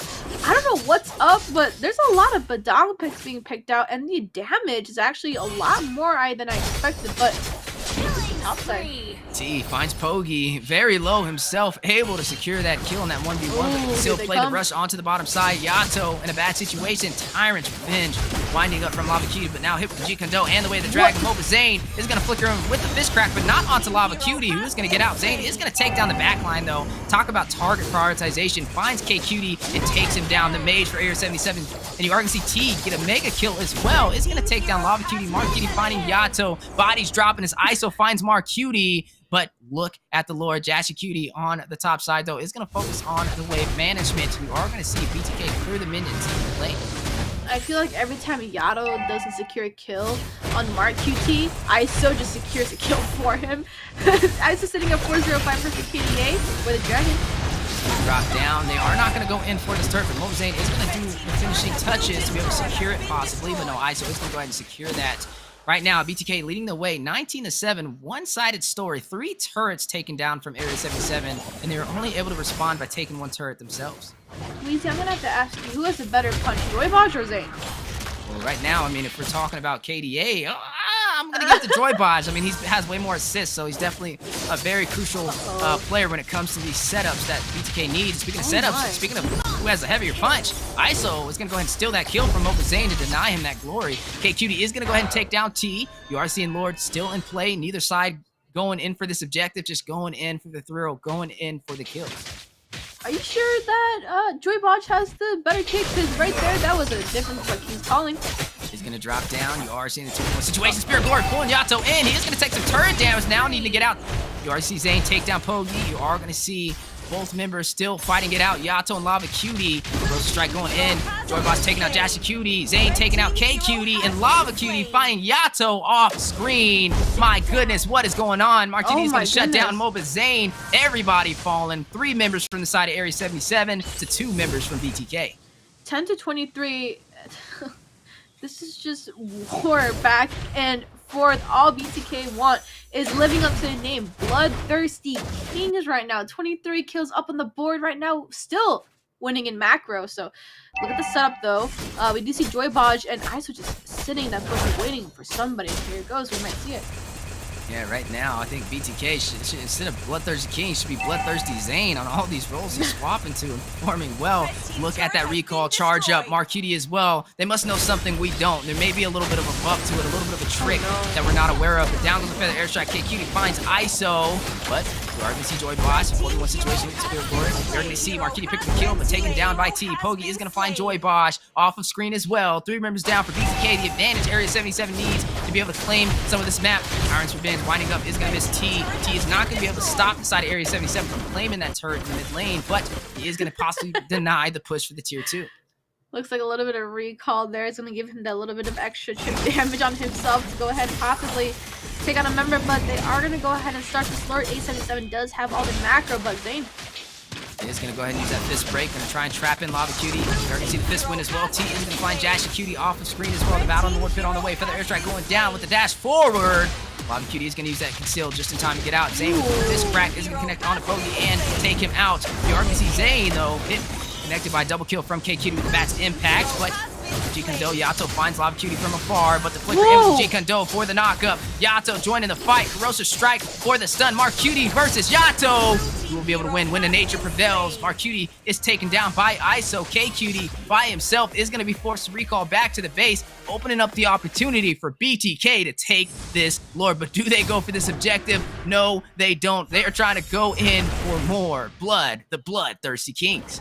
They are, and they are living up to their names. And look at all the members just going ahead and making sure they know who the Bloodthirsty Kings are, as they are seeing 28 by Feather Airstrike. He's going to go ahead and catch Pogi, but not able to seal the deal, not able to seal his fate. You already see the Bat's Feast connected with the Bat's Impact. ISO, wings by wings, off screen, but Bat's Impact having other plans, is going to find him and take him out. You are seeing Area 77 still trying to find a way to turn this around. 16 to 28, the highest kill game we've seen so far today. BTK in favor. Zane set up in the bush. He's going to be spotted out by that Tyrant's Revenge. Tyrant's Rage, a little premature, not going to find the stun. Zane with the fist crack. A Madman out for blood. It's going to be able to dash out just in time, but look at the knockup. Joy Boss trying to join the fight. T is going to find Pogi. Bat's impact activated. T in the mid lane is going to try and clear these minions. And right now, BTK still finding a way to maintain this pressure against Area 77, but now, do they go for this objective? Neither side has went for this Lord so far, and now, finally, the aggro has been pulled for BTK, and they may be able to take this uncontested. But on the bottom side, a little bit of a clash going on. You are going to go ahead and see Saber get out just in time. Marquiti was almost able to take him down, though, but still, nonetheless, BTK able to claim this Lord uncontested against Area 77. Triple sweep. Connect, find Marquiti, take him down. Objective, mission accomplished. Able to find the backline marksman. A huge advantage for BTK alongside the Lord they just claimed. And Zane's just being dominant. 6-4-7, but T also coming in at 8-3-6. ISO 7-2-7. Joy Bodge as a rub coming in at 4-2-8, but Joy Bodge. Oh my goodness, you asked who had a harder kick, but I mean, this dude's pulling out flicker G-Condos like it's nobody's even expecting it. Lava Cutie rushing in, trying to use the Tyrant's Rage, but taken down by Yato just in time. And that is going to be 2 members out for Area 77, but you are seeing Mark Cutie spawn back in, did just pick up that Demon Hunter Sword for some additional damage. Do see ISO giving a lot of pressure, and that's the thing about Farsa. You can give a lot of pressure with just your presence, the Feather Airstrike, it's going to definitely zone out that back lane, but here it comes, the minion push. Right now, BTK trying to claim yet another game, trying to have a sweep against Area 77. This is their final game possibly for the double round robin, and what a way to be able to see it finish. BTK running an unorthodox composition. KQT is going to take down ISO with the Sanguine Claws, and they are able to take this look, which means they'll be able to live to fight another fight, but BTK still trying to close this game out as fast as possible. They're looking for everything, and I mean everything. They're taking the economy, they're taking the waves. Joy Baj already doing enough healing as the Chow, but is he going to go ahead and give a set? He's just sitting there. Oh, the dragon spotted out way. The dragon connected Spirit Glory, not able to hit the mark. Triple sweep does go down. T picks up a kill. Is going to find Jazz Cutie. Yato taking down Lava Cutie. This may be it. A possible ending for BTK. Rushing into K Cutie. Spirit Destruction from afar. Yato takes down K Cutie, picking up a double kill, leaving only Pogi and Mark Cutie to defend. But at least they have their marksman to be able to have some wave management and clear out these minions. But BTK still maintaining this pressure, waiting to have that triple sweep, may be able to rush in and take down Mark Cutie, but look at his positioning. A little bit of an overextension may be costly. And look at Mark Cutie trying to get a potential backside pick off. Is this going to be the end? No. And on the way, triple sweep from T finds Pogi. Mark Cutie is going to find a kill. No, Pogi is going to shut down T. Mark Cutie does take down ISO, though. Jassy Cutie, Lava spawning in just in time for the contest. Tyrant's Revenge winding up. Yachts with a double kill, takes down Jassy Cutie as soon as he spawned in. My goodness, BTK is on fire. Base Crystal at about half HP. Minions still pushing in on the bottom side, but we are going to slowly see Area 77 spawn back in. Does BTK overstay their welcome? We do know that they're kind of playing a safe game as KQT coming back with the Bats Feast is able to clear out the minions just in time, and they're going to go ahead and get this Lord. And I mean, if you really... Weezy, I'm going to ask you once again, and I'm not going to ask you anymore. Who has the better punch, Zayn or Joy Bosch? Well, still looking at KDA, right? I'm still gonna go with Joy Bosch just because his punch comes with the flicker alongside it. Mobazane, I guess he can flicker in as well, but you know, time will tell as this match prevails, as you are seeing the Bats Feast connect, Immortality proc by Joy Bosch, and Jassy Cutie gonna seal his fate, while you are seeing BTK trying to maintain aggro on this Lord, but still play from Area 77, the knock-up onto Yato, and he is gonna be taken down before he can hit the torn apart memories. Jassy Cutie finding the kill, but the Lord has been reset by BTK. A little bit of time, but look at Mobazane, look at T, possible backdoor retribution on the way. Can they get it? But yes, they can. T is gonna be able to secure it just in time. KQT is gonna find Mobazane to respond, but the Lord going to BTK. ISO takes down Jassy Cutie. An explosive match from both sides of the table as KQT finds ISO. But wait a minute, fight not over. Triple sweep is gonna connect, take down Pogi. KQT is gonna find T. Marquiti, that is a wipeout on the BTK. Can they close it out? 10 seconds until Yato spawns back, but they do have Lord in their favor. They do have Joy Boss, who did just spawn in time. He's gonna be able to try and contest Area 77 from closing this out. Lava Cutie, Mark Cutie, K Cutie able to take down this Lord. Yato spawning in just in time to provide that pressure. Conceal play from BTK. Wait a minute, they're going in! Even though the odds are not in their favor, K Cutie is gonna take down Joy Boss. Sanguine Claws connecting onto Yato. He's gonna have the Immortality proc. He's gonna be hit onto the wall, trying to flicker out. K Cutie picking up the double is gonna take him down. And now Zayn jumping in, but look at the minions! The minions! So strong, very hard to contest, but Jassy Cutie forced to use the Valkyries to sit in the Spirit combo to be able to clear them out, and that is what BTK needed. This is what we call a saving grace, and BTK able to hold on and maintain their pressure, be able to still possibly claim this game. I'm gonna have to give my better punch over to Zayn now. Yes, Joy Baj is able to land the flicker kicks, right?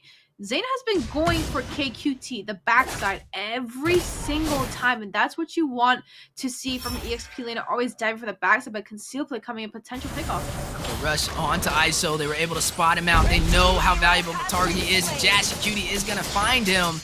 Wait a minute, Tyrant's Revenge for the knockup onto Zayn. Fist crack, no, not fist crack, fist break for the wall was canceled out. And right now, Area 77, BTK, this is anybody's game, but in the mid-river, T with the triple sweep is going to go ahead and find Pogi. Yeah, Pogi's going to go ahead and be taking out the desk. 3-9 right now, and Zayn might just be caught out here. And both teams not afraid to to take this fight, not pulling their punches, even when the odds are not in their favor. Conceal play from Joybosh is going to rush in, trying to get a possible knockup. You are going to see that Bat's Feast activated. Marcutie hit by the fist crack. Mobazane trying to do some damage, but needs to get out himself. Able to dodge the Sanguine Claws with Marcutie. Not the same situation. Joybosh is going to take him down. That is the marksman falling for Area 77, but T and Lava Cutie taking pictures inside of the base. A little bit of these selfies for Instagram on the Mobile Legends Bang Bang North American page. But as we are seeing the fight still on the way, T with the triple sweep on his way out. Able to get another picture, but taken down by Dashy Cutie. And right now, this is just an insane game. Very hard to read on which way it's going to go. Yeah, it was kind of one-sided for a couple of minutes, but looks like BTK just found their momentum back and is making the waves all into their favor. An objective on that Lord is coming up. A Feather Airstrike doing a lot of damage on Pogi, but I mean, I swear to God, Area 77 just had that advantage, but now it's swept back around to BTK. Look at that Spirit combo with the backwards descent onto Dashy Cutie. Gonna do some damage on the Joybosh, about half HP. Mobilization, the Petrify. Pogi is gonna take down Yato. That is a huge play with the marksman out for BTK and the jungler. They may be able to close into this Luminous Lord, but they do not have the wave management, which made by BTK a little bit of time. But in the bush, Lava Cutie is going to use the Tyrant's Rage on the ISO, wings by wings on his way out, able to dodge it. Marcutie, though, wasting no time, is going to focus on trying to claim this objective, but Mobazane wrapping around, does not have the retribution, but let the world know he knows how important it is to secure these objectives. He is going to try and provide the denial. Going to possibly try and steal it without a retribution. Fist crack goes in. Dashy Cutie, though, is going to find the Lord for Area 77. But you're going to see KQ to take down Mobazane to respond to Spirit Glory, not connecting. T is going to find Marcutie. Feather Airstrike going down from ISO. Not able to hit the mark as well, but Area 77 able to claim this neutral objective. Weezy, can you breathe? Oh, I don't even breathe anymore, man. Can you breathe? We're looking at a 30-42 kill score right now, and Poggy, King's Calling thinking, I can't even say who's on who, but Joybosh is going to possibly go in with the way the dragon on the Dashy Cutie. Lord makes his way up the mid-river. Gato finding Dashy Cutie. Then the airstrike going down. Joybosh dashing out. K-Cutie, Godlike, is going to find him, though. You already see K-Cutie hit Immortality proc. T taking down Pogi. K-Cutie taking down T. You only see ISO and Yato against K-Cutie and Lava Cutie, but ISO is going to take down K-Cutie, leaving Lava Cutie by himself. Yato on the chase. He just needs to torn apart memories. Procs Immortality. Corrosive Strike for the stun. On the way. Dodging to the turret. Not able to get the kill. And you are going to see Lava Cutie make his way back into the base for some regen. Spirit Destruction connecting. Hits ISO in the mid lane. Also hits the minions. But ISO and Yato trying to clear it out. Trying to close this game out. But minions are not in their favor right now. Still anybody's game. Area 77 up against BTK. Absolutely, and now the waves are pushing in. We are looking at two members from A77 still down off the board. Jashi is about to come back, but are they able to defend this battle? You see the Tyrant's Revenge. Lava Cutie going back into the base, bouncing balls, delay the minions, trying to delay the finish from BTK, who are still going in, trying to close this out. Everybody has spawned in as K-Cutie has that 2-second timer left on the board, but 21-minute game. This is a late game now, a late game if you must. And they do have K-Cutie, who's running Sicilian now 14, 5, and 8 KDA, which may be the downfall for BTK if they are not careful. Absolutely, and we do see the setup already. They did see Joybosh in that mid side, so Joybosh can go ahead and reposition himself as Zane. He's not the jungler, but he's taking the farm, so that's just the instinct coming out from the junglers there. But Feather Airstrike coming out very early. It's okay. He hit the NACT. That's what happened. It's okay. He did hit something, but we do see already 3-man rotation coming from bot side, but T. Triple sweep does go down. Dashy Cutie is going to find T, though, and that is a jungler out for BTK, which means still 30-second timer. They still have enough time possibly to be able to contest, but the way the dragon on the Lava Cutie, the fist break connecting, the Tyrant's Rage not able to do the same. Marcutie is going to find ISO off camera as well, assisted over there by Freya, Dashy Cutie as well, but Mobazane, one-man army, 1v2 situation. Marcutie in the mid lane is going to go ahead and do some wave management, clear these minions, as we are seeing the slow spawn in the next 10 seconds. Mobazane count out of position, is going to try and flicker out. This win for the separation is able to get out, and that just shows you his flexibility and hero pool outside of the jungle. Absolutely, but we do see this objective going into the hands of A77, but this is now turned into a 23-minute game. Joybosh connected. Also ripped away the dragon for the knockup. Tonic Rage onto the wall. Fist break 12. Pogi is going to secure the lord. Mobazane takes down Lava Cutie, can still play. BTK needs to get out. Area 77 able to play this lord. Maybe able to claim some bodies as well. Yato takes down Pogi. Fist break activated with the fist break. Trapping in Area 77. Zane is going to take down Marcutie. Mortality procs on Yato. K-Cutie finds Joy Boss. Zane with the double kill. Takes down Jasha Cutie for a triple kill. Finds K-Cutie as well. North America's #1 jungler turns to North America's #1 EXP lane, and BTK gets the wipeout against Area 77, and they are going to be able to close out this game with a sweep. Talk about top of the line, top of the class, and they are ready to claim their spot in the playoffs as they are going to go ahead and emote and show a little bit of that victory at that 24-minute game. Just going to let the minions do the damage. That is all she wrote. Ladies and gentlemen, BTK gets the sweep against Area 77. 24-minute match we have seen. This was a high kill score game. 30 to 50, I think, 32 to 50, something like that on the board, but mix of roles, but BTK was still able to take out that win, so I have to give my big props over to BTK. We did see everybody coming on their off roles. They played it very well. Mumazane coming in on that Badong with that heavy fist crack as well, was able to take down a lot of the members from A77, so beautiful game, right? We did see A77 trying to hold on to their last little string, but unfortunately Mumazane was able to clean that up with the rest of his team, so congratulations BTK, you do advance. A77, I don't even know what to say right now. I mean, Zane just either. gets a triple kill and closes the game out. That's all she wrote. And I guess you were right. I guess Mobazane has the harder hit. I mean, it just proved he got a triple kill with it. So overall, very impressive match. Congratulations to BTK, but also shout out to Area 77 as that was their last match for this double round robin. They will not be progressing on to the playoffs, but man, did they put on a show. They did. Now let's take a look at the post game. This is what we really want to focus on. 35 to 50, right? We are looking at that high kill game score. The gold was not even that big of a difference, but Joybaj 5619, he is on his main role, and you did see a lot of those flicker kicks coming in from that Chow. ISO, we did see 9-7 on this Farsa. Ignore that build. He did go ahead and do a lot of item changes towards the end. Yato coming in with this Brody 12-8, Zane 10-6, and T 14-8. These KDAs have a lot of deaths because all we saw was just bloodbaths happening back and forth, and it led to a 24-minute game, Wheezy.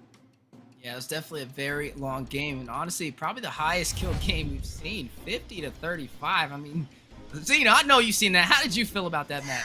Shoot, that was fun to watch, and like the pressure was off, so it's fun to see like how they were able to switch roles and actually do real well in them, you know? I had fun watching that. Yeah, it was definitely a very explosive match. I mean, if I had to give MVP to anybody, I'm going for Zane. A little bit of a guess. I mean, who would you go for, Eunice?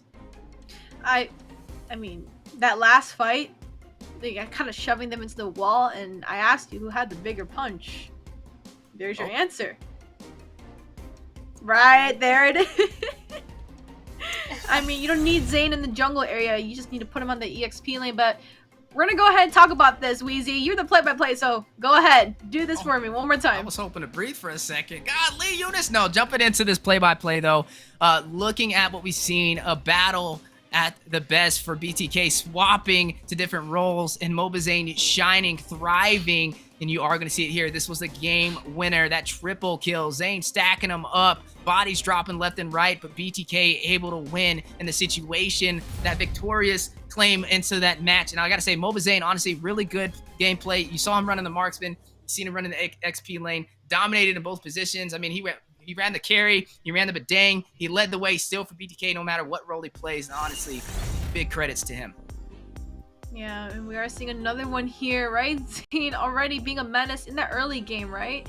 Do see him walking around, just all he wanted was either Pogi or K on this assailants because he knows how important it is, but we just see BTK just constantly putting up that early game pressure, and it just led to a snowball. Joyvaj doing a lot of flicker kicks right there, showing him that his main is going to be that Chow, and really did show how Chow is supposed to be played, and doing a lot of recalls. But I feel like this right here, it's coming in for the second time, and this has to be the best play out of all of that, right? Zayn kind of shoving them into a wall. He waited for the right moment and he just shoved them. he made sure nobody was getting out of this fight and made sure he secured it out with the win. And KQT was hitting some punches though. 15-6 KDA. He was kind of two-shotting everybody, but just wasn't enough.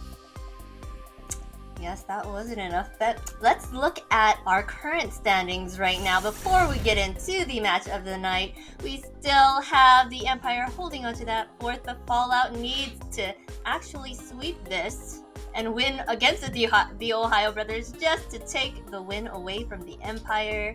What do you guys think? Well, I'll say one thing for certain. This is going to be the hardest thing Fallout has ever had to do, possibly in their lives in Mobile Legends.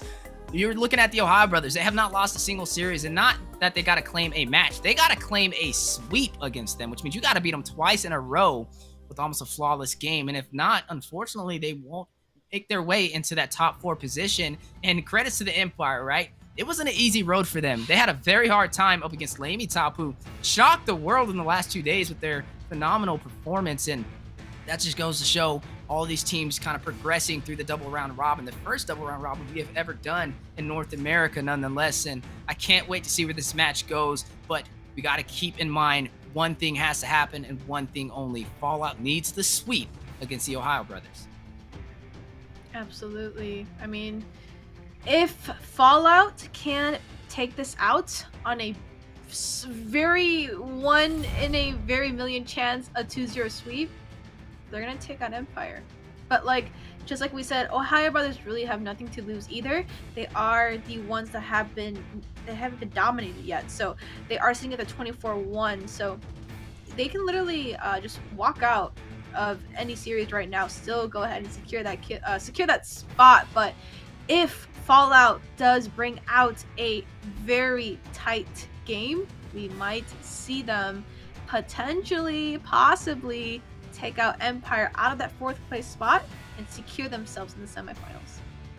Well, we shall see if Fallout has what it takes. But next up, we've got the Ohio Brothers versus Fallout. And be sure to stick around because you don't want to miss out if they can take this game to get that 4th spot. But we'll take a quick break and we'll see you in a bit.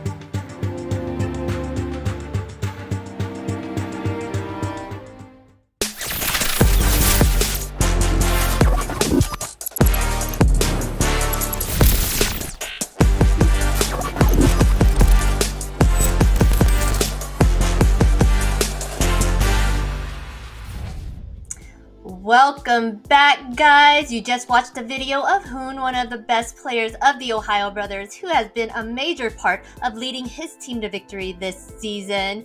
The Ohio Brothers is going to be going against Empire, and Ackerman is going to go against the BloodThirstyKings. So the update here is that Fallout is not able to come back since the Empire did win their matches. What are your guys' thoughts on this, guys? Yeah, definitely a little unfortunate. It comes down to the sets, right? You were able to see the Empire claimed 7 sets, and you are seeing Fallout kind of a little short with 5, meaning even if they claim this victory up against BTK, even with the 2-0 sweep, they would still be 1 set behind. But nonetheless, credit to them. They played an amazing game. They went through a whole roster name change. We've seen some huge improvement from them as well. And honestly, it was a very close breaking for that 4th position, but fell a little short to the Empire.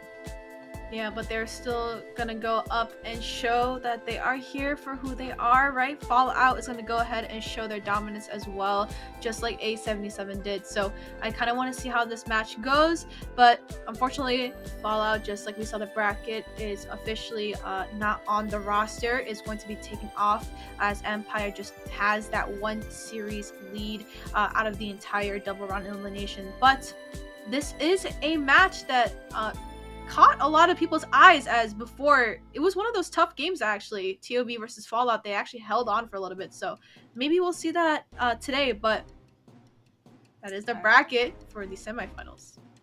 Yes, this is all for pride now, and to see if Fallout can give them a run for their money, a little bit of, hard work to work for it.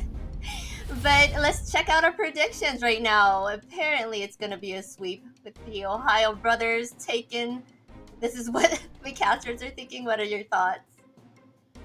Yeah, already seeing a unanimous decision, not only in who will win, but the way they'll win too. A sweep and victory going to the Ohio Brothers, as we are looking at Eunice making her way to having the best prediction rate through that double round robin, 40-8. How do you feel? I mean, I am sitting at the highest right now. Looks like I got the most matches correct. But, I mean, just like everybody else, we are looking at the 2-0 sweep, as TOB has been unstoppable so far. But who knows? Fallout still might be able to take a chance up against them. So we are still looking at some games, right? We still have 3 matches. Still, Fallout can take 1. Who knows? Might be able to take a win against TOB. Might be their stopper.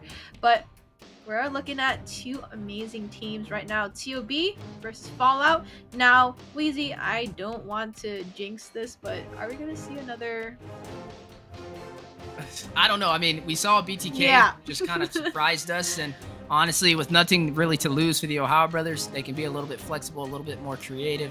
We typically see, so you never know which way this is going to go, right? But Fallout, on the other hand, this is going to be their last series, so definitely want to go out with a banger and fight their hearts out and let North America know they don't plan on stopping anytime soon, and can't wait to see them possibly in the fall season. Yeah, but I already see just common bans being put on the table, leaving a lot open as well.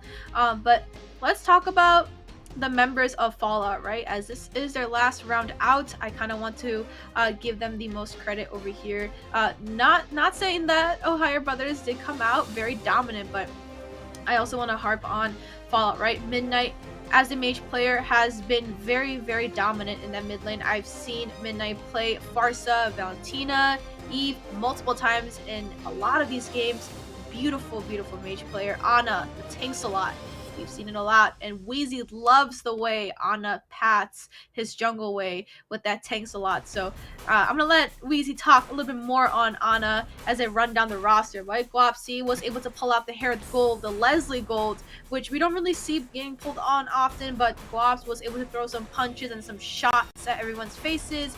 Uzi, the EXP laner, was able to prevail a lot, was known for that Minotaur. Once Weezy came back, he saw Uzi play Minotaur, so that's when he got that shock of how strong is Minotaur, because he didn't know until we saw that game from Fallout. And Melody coming on the room was able to do very well. His signature pick, one of them was Diggy, I know that for sure.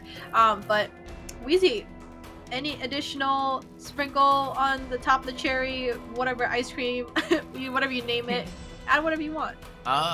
Yeah, bit of that pixie dust. Looking at Fallout, honestly, I just got to give them credit. They fought their hearts out. They've shocked the world. They had a little bit of that name change. They took a little bit of backlash, but they also moved forward and rolled through the punches, and they were stronger than ever. So very, very close to claiming that number 4 position, and that's a victory indeed to say, hey, at least we're in the top 8 for North America. Honestly, they're number 5 to be exact for North America, and like you said, Anna, the way Anna punctures, picking up that Lancelot again to let the world know, hey, I'm still here, and definitely rep us for all those Fallout fans out there. And I gotta say, they've kind of surprised me. They've been performing really well. Honestly, it was just down to the wire with the Empire, who almost fell to LaimiTop. Had that had happened, we'd be having a different conversation right now. But nonetheless, good job to Fallout. Some great execution, and hopefully we can see them next season. But now jumping into the game, looking at what we're seeing so far, you are seeing best player lock in as Chow for the TheOhioBrothers, and I wonder if they're going to be a little creative. Like I said, there's not really too much to lose. The stakes aren't really high right now, but something that does walk in Fallout's favor is the TheOhioBrothers are undefeated in terms of a series. So maybe they'll, like you said, dent their record and be able to claim that victory on their way out. Here we go. Who's going to lock in that Bane? So I've seen Hoon play Bane a lot lately on his stream, and the new skin that came out, the epic skin, is actually fire. Did you see the new skin, Weezy? I did see it. The It animations were Looks actually expensive. crazy. Oh yeah, It looks but worth if you it. have It the looks if you have the promo gems, you can buy it for a diamond. Like the animation goes crazy. But we're gonna see Hoon, so we're leaving open a ton of stuff though. Nobody wanted to pick up the Faramis, but we might see it getting slotted in the room position, already banning out the Assassins, limiting best player. Might be a little bit of a swap going on there. We don't know yet. I don't even want to touch their draft right now because I know they will make some very unique plays. The last time Weezy and I tried to talk about their draft, we just got bamboozled while we were talking. So good thing it's on Weezy's side right now because I'm going to leave it up to Weezy. It's always on my side, I feel. Always. It was always on your side every single time. You're gonna take the most hits, but Uzi's gonna lock in that Lapu. His signature pick is gonna be that Lapu or that Yuzong. We've seen it play multiple times. Minotaur was also one of those as well, but he's gonna go ahead, lock it in, go for that back line. Bravest Fighter stance is going to be doing his work. We do see Claude getting banned out. Guaps, I do wonder if he's gonna run that gold lane in the mage position, or if he's going to run an actual marksman as well, because Guaps is flexible. And Melody, I don't know what roam. He might pick his Diggy again, as they have a lot of CC. So actually, I wouldn't mind, but it'd be a little bit too squishy to pick up a Diggy, in my opinion. Yeah, it's going to be a very interesting way this kind of rolls out. I mean, you're looking at Fallout, right? They have Valentina, you have that IMU, but when you look at who she can kind of grab, use the way the Dragon for this player, but that's single target CC. It can work if you can pull it off, but it provides you, it makes you have to get very close. And when you're that close and you're squishy, not really sure if that's the right situation. Up close and personal. Exactly. And then you are looking at Shark, who does have this Yuzong with the way of the dragon, something that Midnights can possibly use, but I wouldn't say that's the best options for Valentina. But when you are looking at this Bane, I wonder how this is going to go, right? I wonder which role is going to be opted into. Because right now, the TheOhioBrothers have 3 fighters on their composition so far, whereas you look at Fallout, this isn't out of the ordinary. This is something we've been seeing them run time and time again, but it definitely works in their favor, and it's a comfortable draft for them. Beatrix has been a hot pick today in our casting desk. Usually we see the Melissa or the Brody getting picked up like almost like instantly like that, but now it's going to be Beatrix. I mean, maybe just got the inspiration from Mar and Alex coming in, really showing how Beatrix is supposed to be played. 4 fighters now, so I'm gonna leave it there. So I'm guessing, all right, I'm just gonna start. Right, we might get bamboozled, hopefully not. Okay, I don't know who is gonna be on what though, but I'm gonna guess best player and basic are gonna switch. Who's gonna stay in the mid lane? Yureshi. Whoa. Wait, then who's? You said best player and basic are gonna switch? No, I think basic's gonna run the Popo and Koopa. I think that'll be.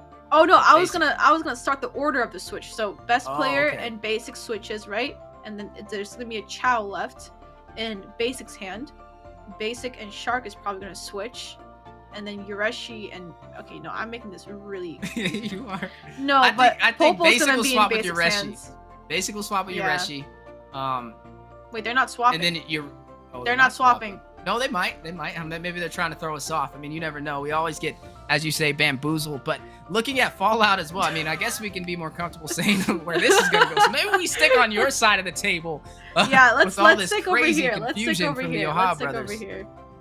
6 seconds left. I mean, honestly, the OhioBrothers, I'm expecting the Leomord to be in the jungle and the Bane to be in the mid lane. So Hoon's definitely going to run the Bane moving forward. You're going to see best player on the Leomord. You're going to see... It's basic Shark. on Leomord. You're right. Shark it is basic on Leomord. EXP. Best player is Rome. They didn't swap either. They didn't swap. So again, just like BTK, looks like everybody's out here having fun for the final series of the double round robin, the final day as well, as we are jumping into game 1 between 2 of the top 8 teams in North America, the OhioBrothers and Fallout. Are looking at that as well. We're gonna wait. Is this? Yeah, Basic's gonna be jungling, hopefully. But Anna's gonna run this tank slot, and Weezy, I know you love Anna's tank slot and his pathway through the entire game. Yeah, you are seeing Anna. Even Anna got a couple of those MVPs as well. Wait. Weezy, this is a Chow jungle.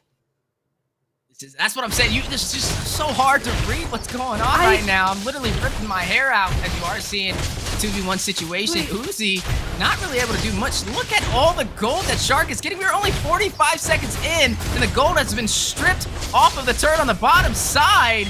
What a play from the OhioBrothers, not wasting any time in terms of objectives.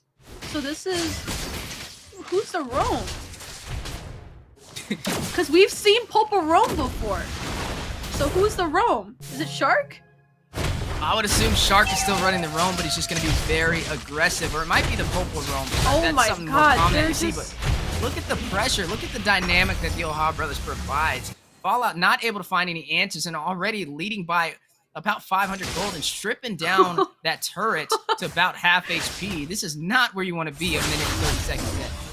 I mean, they're going to still go ahead and push up that bot side, and the top side, Basic is going to go ahead with this Leomord. It's actually going to be starting gold lane instead of Popol, so this is Popol Rome. No, this is Yuzong Rome. Never mind. So Popol's going to be starting the EXP lane, but looks like he wants to get that 4 maybe early on, but that EXP turret down there is not looking too hot right now.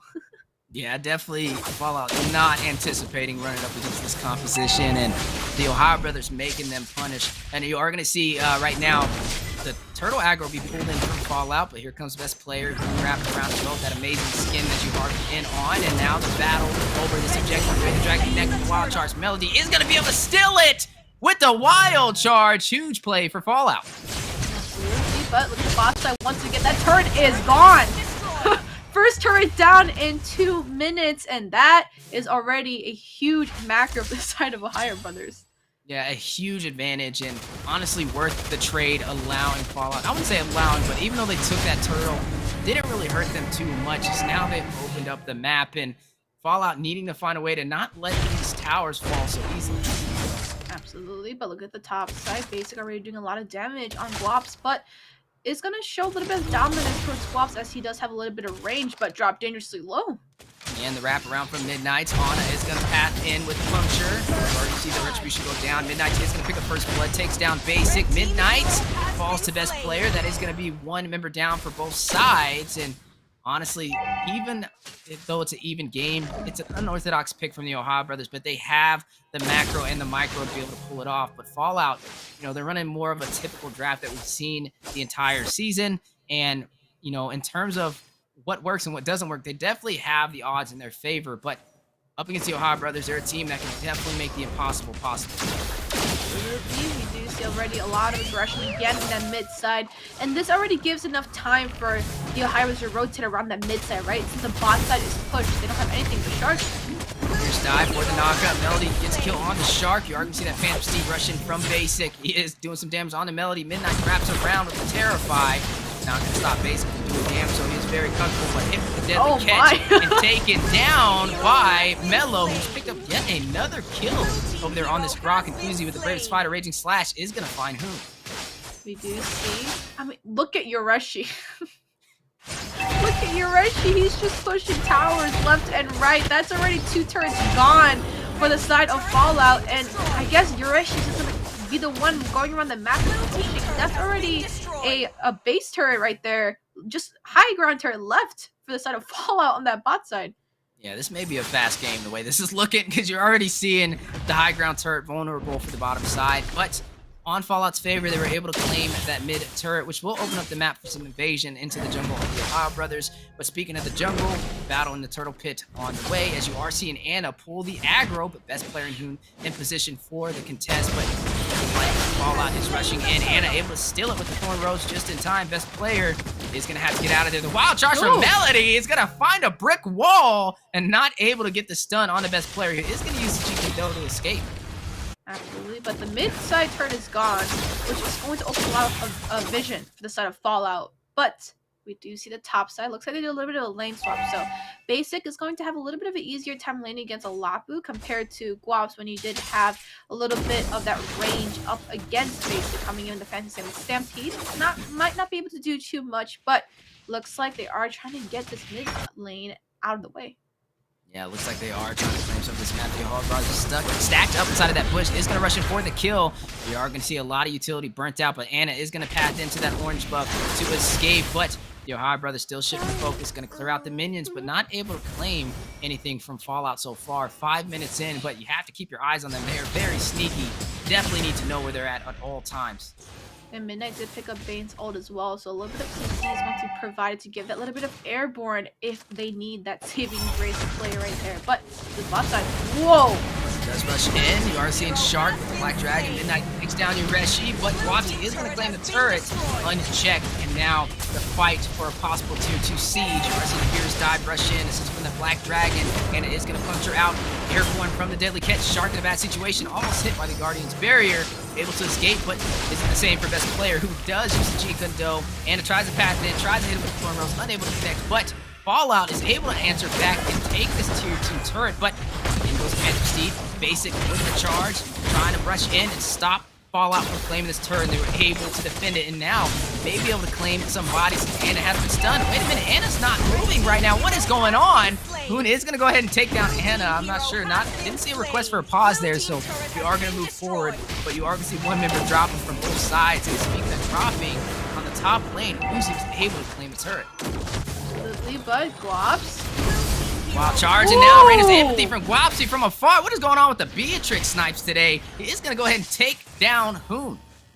Everyone is landing their stuns today, no matter who is on that Beatrix. But looks like best player's going to go ahead and pick up that neutral objective. It's going to be that turtle. It's going to be that third one. He was missing a little bit of those retros as an early game, but is going to lose a little bit of objective as the skill combo comboed with that Demon Slayer is just not ethical as Anna coming in with the close. Yeah, definitely need to be careful. Looking at both sides, almost down to their high ground turrets. And now Fallout trying to change the narrative, trying to push back the Ohio Brothers with an unorthodox composition, similar to what we've seen with BTK. And honestly, I'd love to see these fireworks exploding. Like we said, this is the final series for Fallout. After this, we will be seeing the Ohio Brothers make their way into the playoffs, and it's going to be an explosive game going up against the Empire, and then seeing Ackerman up against BTK. And honestly, looking at this match, Fallout needs to make a leaving statement. I mean, we saw LaimiTop, we've seen them on their way out, letting the world know, watch out for us in the fall season. And we see the same thing from Fallout, who are now possibly making their way into another engagement against the Ohio Brothers, maintaining pressure in the jungle. Absolutely. Now we do see Ohio Brothers has their back up against the wall just a little bit. They are losing a little bit in that macro, but maybe if one of them can land a good pick off, because honestly, they are more of that pick off comp. Once somebody gets set, it's a go. But we do see a potential setup at that top side. Shark in that situation needs to get out. He's going to use Fierce Dive. Basic rushing in with the Phantom Steed. Both sides kind of testing the water. Waiting, but wait a minute! The wild charge from Melody with the flicker in, and the Guardian Spirit trapping Whom. They're going to see Shark with the Black Dragon, making his way back to the base. But Uzi, Bravest Fighter, Rage Slash, Shaker is going to connect. Uzi is going to find Basic and take him down. Midnight's in the mid lane, is activated with that Dragon Stance. Did use that Black Dragon and that's Midnight, who did use the IMU to be able to steal it over there from Shark. And right now, Fallout may be able to claim some more real estate right now, as Ohio Brothers looking a little shaky. And right now, this is a 4v2 situation. Best player is very low. Best player is going to find Guapsi, though. The Nice takes down Shark. Best player is going to be able to get out just in time. But right now, the map is opening up in favor for Fallout. They've claimed 5 turrets to the 2 that the Ohio Brothers claimed. The early game, they were very dominant, but once it comes to that late game, they're going to lose a little bit of that insurance when it comes to a team fight, but looks like they are trying to set up for this Lord and already starting to get vision on the top side. You're already seeing this Lord spawned in. This is almost a 10-minute game, and 9-3 Fallout leading in terms of kills and leading in terms of turrets. And looking at the Ohio Brothers right now, they have a couple things they need to do to be able to kind of turn this around, right? Get your Reshi online, get him a couple of kills, let him stack because he is their marksman. Also, find a way to kind of get to Guapsi. He's sitting at a 2-1-5 KDA, and not to mention Midnight, who's been coming alive 3-1-2 on the Valentina. And looks like they're trying to get some trades here, but they are not able to respond to anything. But Lord is still left untouched. But Guaps taking out Basic. Gonna find Basic, now going in. Midnight's, it does take the IMU, takes the ultimate away from Shark, which means we are gonna see 2 Black Dragons possibly on the way, and the Lord Pit, and here we go, conceal play with the Black Dragon from Shark hovering over, may drop down on a Guapsi, does find him, but the numbers are not in his favor. Midnight's is gonna take him down. Killing spree has been activated. Lord at about a quarter of HP. The response back from the IMU and the Black Dragon. Midnight is going to drop onto Hoon. Best player, though, is going to take this Lord with the Chow Jungle. Midnight is going to find Hoon for the mega kill. Anna with the pathing on the tanks a lot is going to do some damage, but your Reshi on the bottom side is going to go ahead and recall back. You are going to see the Fantasy rush in from Basic, trying to do some damage away. The Dragon connecting. Basic going to flicker in to secure the kill onto Midnight. But wait a minute, chased on over. Wapsi trying to get away. Basic having other plans. Wapsi is going to find him, though. But best player is going to respond and retaliate. Is going to go ahead and take a kill and take down Basic and Guapsi both falling. Honestly, this is just such an explosive game. Both teams fighting it out, fighting their hearts out. Final series for Fallout. And honestly, I got to give them credit, right? You've seen Anna, the MVP on the tanks a lot, and to pull it out for the final series of the day.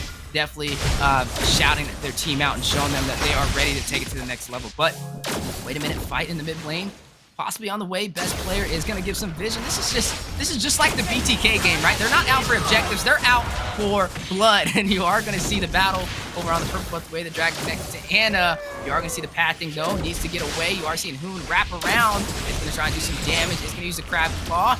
It's going to use that L as well, but not able to take down Anna. But look at the Lord on to the high ground turret for the bottom side. May be able to burst it down. Looks like Fallout having other plans, but should be focused into mid lane. Black Dragon from Shark. They are trying to push into this turret. Shark is going to find Guapsi. Maybe able to pick up another. Is on to Uzi as well. Furious dive at the Dragon Tail. Shot Essence activated. Brave Spider. You are going to see Uzi rush back into the base to be able to survive. But you are going to see TOP claim yet another turret on the top side. Fight's not over, Uzi. Right, not over. Uzi is going to take down your Reshi. Killing spree activated. Conceal play on the way for the chase.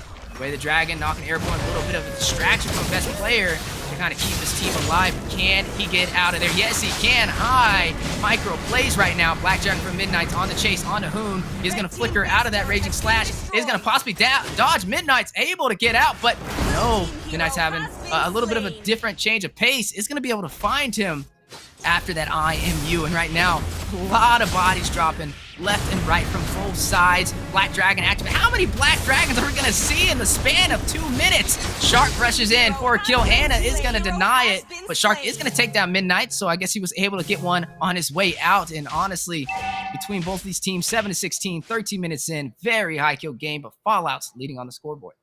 Alright, guys, this is a solo cast by Stephweezy. I don't know how long you've just been casting that for, but that was a very long fight back and forth, starting from that Lord Pit all the way to the base of Fallout, and now back to the mid side, and now the tide has calmed down just a little bit. But we are looking at the score right now, 7-16. It's going to be another high kill game score. The gold is neck to neck right now, although the Ohio Brothers is going to go ahead and be in ahead with that macro, as new objective Lord has now came up. This is a 13-minute Lord, so the Luminous Lord has now been up, and looks like the best player is going to go ahead and try to get some vision off of it. And you are going to see Fallout in a good position, though. Does have the aggro with a battle on the top side. Basic trying to take down Uzi. You are seeing the rescue for the assist. Uzi is going to flicker out, but still a fight on the Lord as well. His best player given that vision now about half HP. Phantom Execution from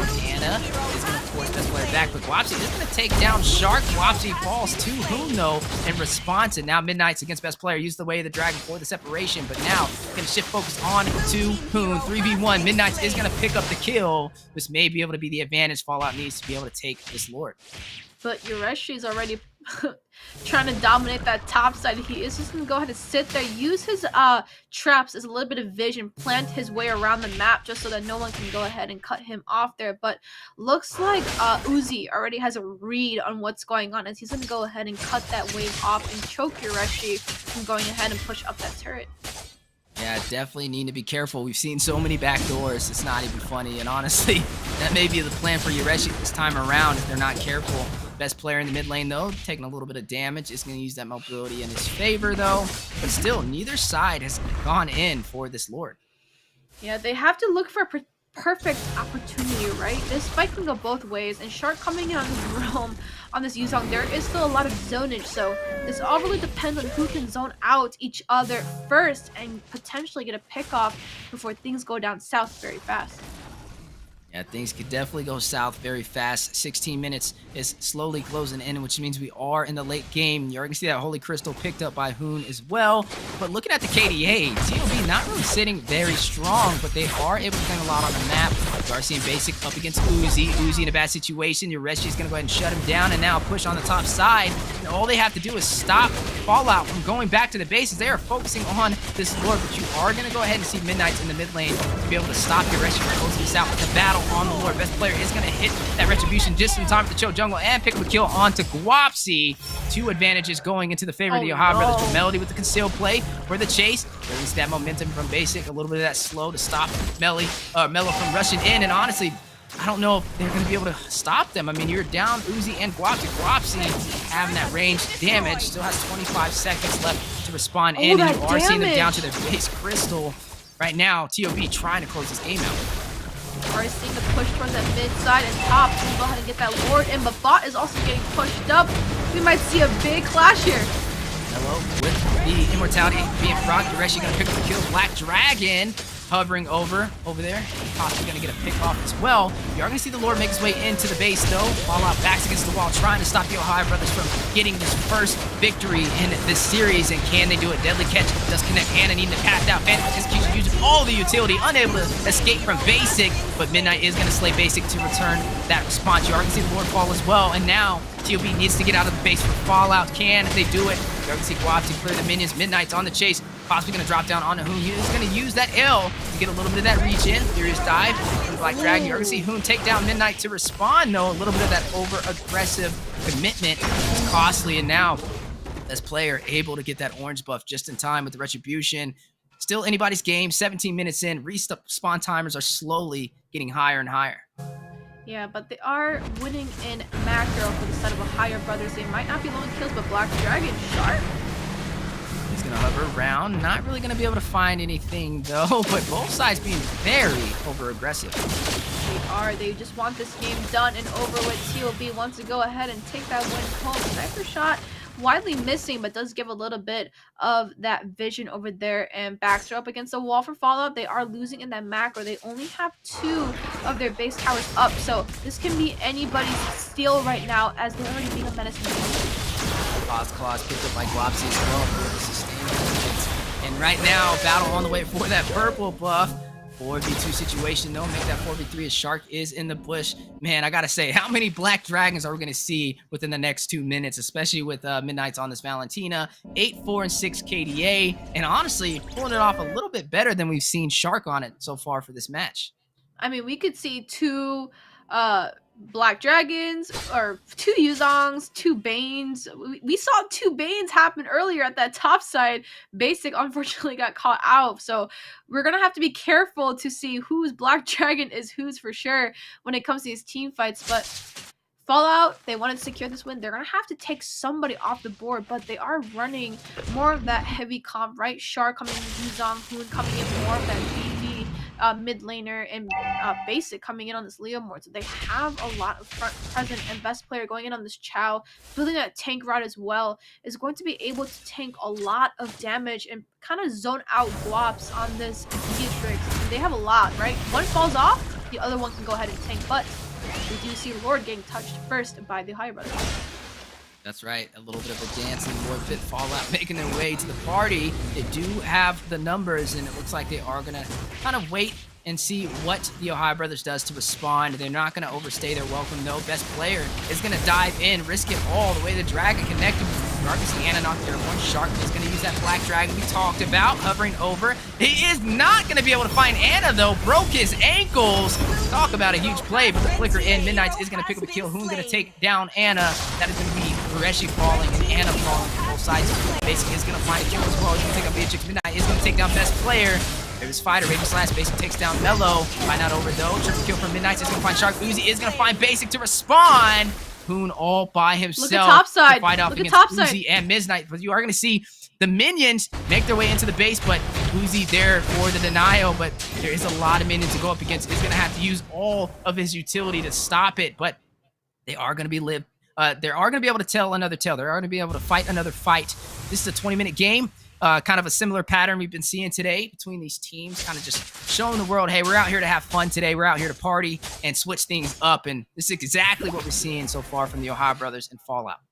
And we do see Uzi kind of pushing up those lanes to kind of go ahead, get that pressure, but Hoon is just sitting, gave enough vision, not going to go ahead and reset potentially for this Lord. And this is a 20-minute Lord, so there's going to be a lot of HP being built in. Hoon swapping out his shoes for Divine, so he's going to be doing that straight pure magic pen damage, and they're going to go ahead and start, and Best Player already getting a grab on this Lord once again. Yeah, you are seeing the Lord in play again, and the question is who will be able to take this objective. High value target, 21 minutes in. You are seeing Best Player and Mellow, but you are seeing a request for a pause, so a little brief intermission at its finest, but gives us a little bit of time to kind of talk about what we've been seeing so far, right? The TheOhioBrothers up against Fallout. Man, a very hard game to read, honestly. I'm trying to look at what's going on, but then everybody swapped their roles, so it's like, it's a caster nightmare right now. But honestly, I just like to see a different dynamic, a change of pace, and Fallout, even though they're going a little bit of their normal kind of strategy, they're having a little bit of a harder time against the TheOhioBrothers, who's completely unorthodox right now. And speaking about a brief intermission, even faster than a brief intermission, as we are now back in the game. Lord intact and Best Player pulling the aggro. Alright, but topside, Shark is going to get picked off, which obviously puts a little bit of a disadvantage at that Lord, as Best Player is still trying to zone out that vision. But Uzi is going to have to go recall for those minions. Yeah, but right now, Fallout does not have wave management, but they are going in to possibly deny the TheOhioBrothers push. You can see that deadly catch from Moon from far, trying to clear out these minions. He's going to use that crab claw as well, but not going to stop Fallout from claiming that high ground turret for the top side. But looking at the bottom side, you are going to see Basic kind of very far trying to maintain these minions, not allowing them into their base. Lord at about half HP, and the question is who will be able to claim this objective. Look at Midnight though, going into the backside. Midnight's wrapped around on this Valentina. Phantom Steve going down from Basic. He is going to find a kill, is going to find Midnight. Deadly catch as well. You are going to see Anna trying to make work of this Lord. Hoon wrapping around, possibly trying to get the denial. Look at Best Player running the Cho jungle. Sniffs the low HP Lord. He has the retribution. Can he claim it? The Guardian's Barrier trying to deny his pathing. Hoon with the L still able to sustain himself for this fight. Black Dragon by Shark. Fight on the way. Hoon is going to find Guap. See, Lord at about a quarter of HP. Yureshi is going to find it. Best Player takes a Lord. Looking at Basic, finds Anna. Yureshi, though, maintaining pressure in the lane. Hoon is going to pick up a double. Takes down Mellow, leaving Uzi all by himself against the full team of the TheOhioBrothers and a Lord on their side to be able to close this game out. And I don't think Uzi has what it takes to stop them. Just look at his HP, look at the CC, too much to handle. Yureshi is going to take him down, and that is going to be a full wipeout against Fallout, and that is going to be an overall victory in the hands of the TheOhioBrothers to take game 1 in our final series against Fallout. 23-minute game, similar to what we saw with BTK against A77. Such an unorthodox draft, and putting very situational heroes. I mean, we haven't seen a Bane mid yet, and we haven't seen a Leomord in the gold lane. We haven't even seen Popol in the EXP lane with Shark running a tank Yuzong. But we did see the push coming in from Yureshi. Like, he was never at the Lord. He was never there. All he was doing is pushing over and over and over because they had basic to also do the damage alongside with Hoon. I feel like these teams are just not trying to give me any room to breathe. I mean, they're just literally just fighting it out for 20 minutes straight, man. I'm telling you. You were casting at one point for straight like 2 minutes, and I'm chilling. You could take the floor, take it all you want. I'm giving myself a breather, man. Right, they're just fighting it out, and honestly, like we said, I think it's just they realize they don't really have to worry about too much. Regardless if they win or lose, they still make their way to the playoffs, and they just want to show North America, hey, we can switch things up just like BTK and take a victory alongside that. And now jumping into the stats of this amazing game between Fallout and TOB. So a 23-minute game, we are kind of looking at a kill almost per minute, but we're going to go ahead and see the KDA coming from best player 4111. Very good KDA coming in from a jungler. Shark coming in 2710, not the prettiest KDA from a roamer, but this is a very unique draft coming in. This is going to be Yuzong roam, but you're actually going to go ahead. Coming with a very small KDA, right? 333, but he was able to push up a lot of turrets, but on the side of Fallout, Midnight was able to do the most amount of kills and damage onto the backside, as you saw. Basic and Hoon Gang dropped dangerously low for a lot of fights as soon as Midnight was online, and their Guaps coming in was able to do a lot of damage, but towards that late game was not able to. And Melody coming in with that Glock roam was able to give some good sets. But Weezy, since you had the start today, why don't you talk about these replays? Hey, you are seeing Basic 5 Midnights. Honestly, this is such a crazy game that so much was going on. So many skirmishes, fights for every little objective, and Fallout finding their way into a little bit of their demise, falling a little short when it came to these skirmishes, as the OhioBrothers was able to claim a lot. You are able to see right now Fallout looking like they had the upper hand, but then there goes Shark wrapping around with the Black Dragon. Melody using the concealed play to get away, but Basic trying to rush in for the kill. Hoon able to take down Guapsi. Look at this Lord. You are going to see Yureshi able to pick up a turret. Best player claims this Lord as well, and Basic takes down Anna all at the same time when you see the pressure from Yureshi clearing the minions in the mid lane. But speaking of the matches, we are going to jump straight into game 2 between Fallout and the OhioBrothers. And man, I don't even know where to start. I don't even know which way to look at this draft, because between BTK, between the OhioBrothers, they're trying to bamboozle us, I swear, and you never know which way it's going to go. Oh, now it's on my side though, so it looks Right, like finally. Hey, it's your no!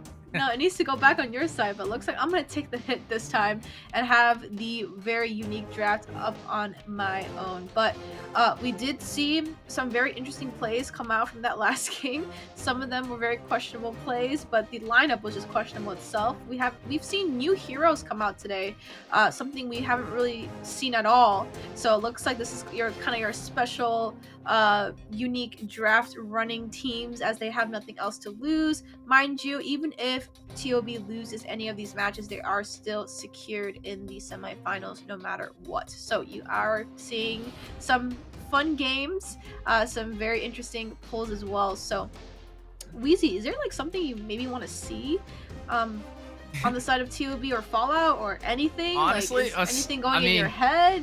Or I would have said yes, but I think we've pretty much seen everything that you could have ever seen in Mobile Legends between BTK and TOB today with their unorthodox compositions. But looking at this match, there is one big statement that we kind of have to address, right?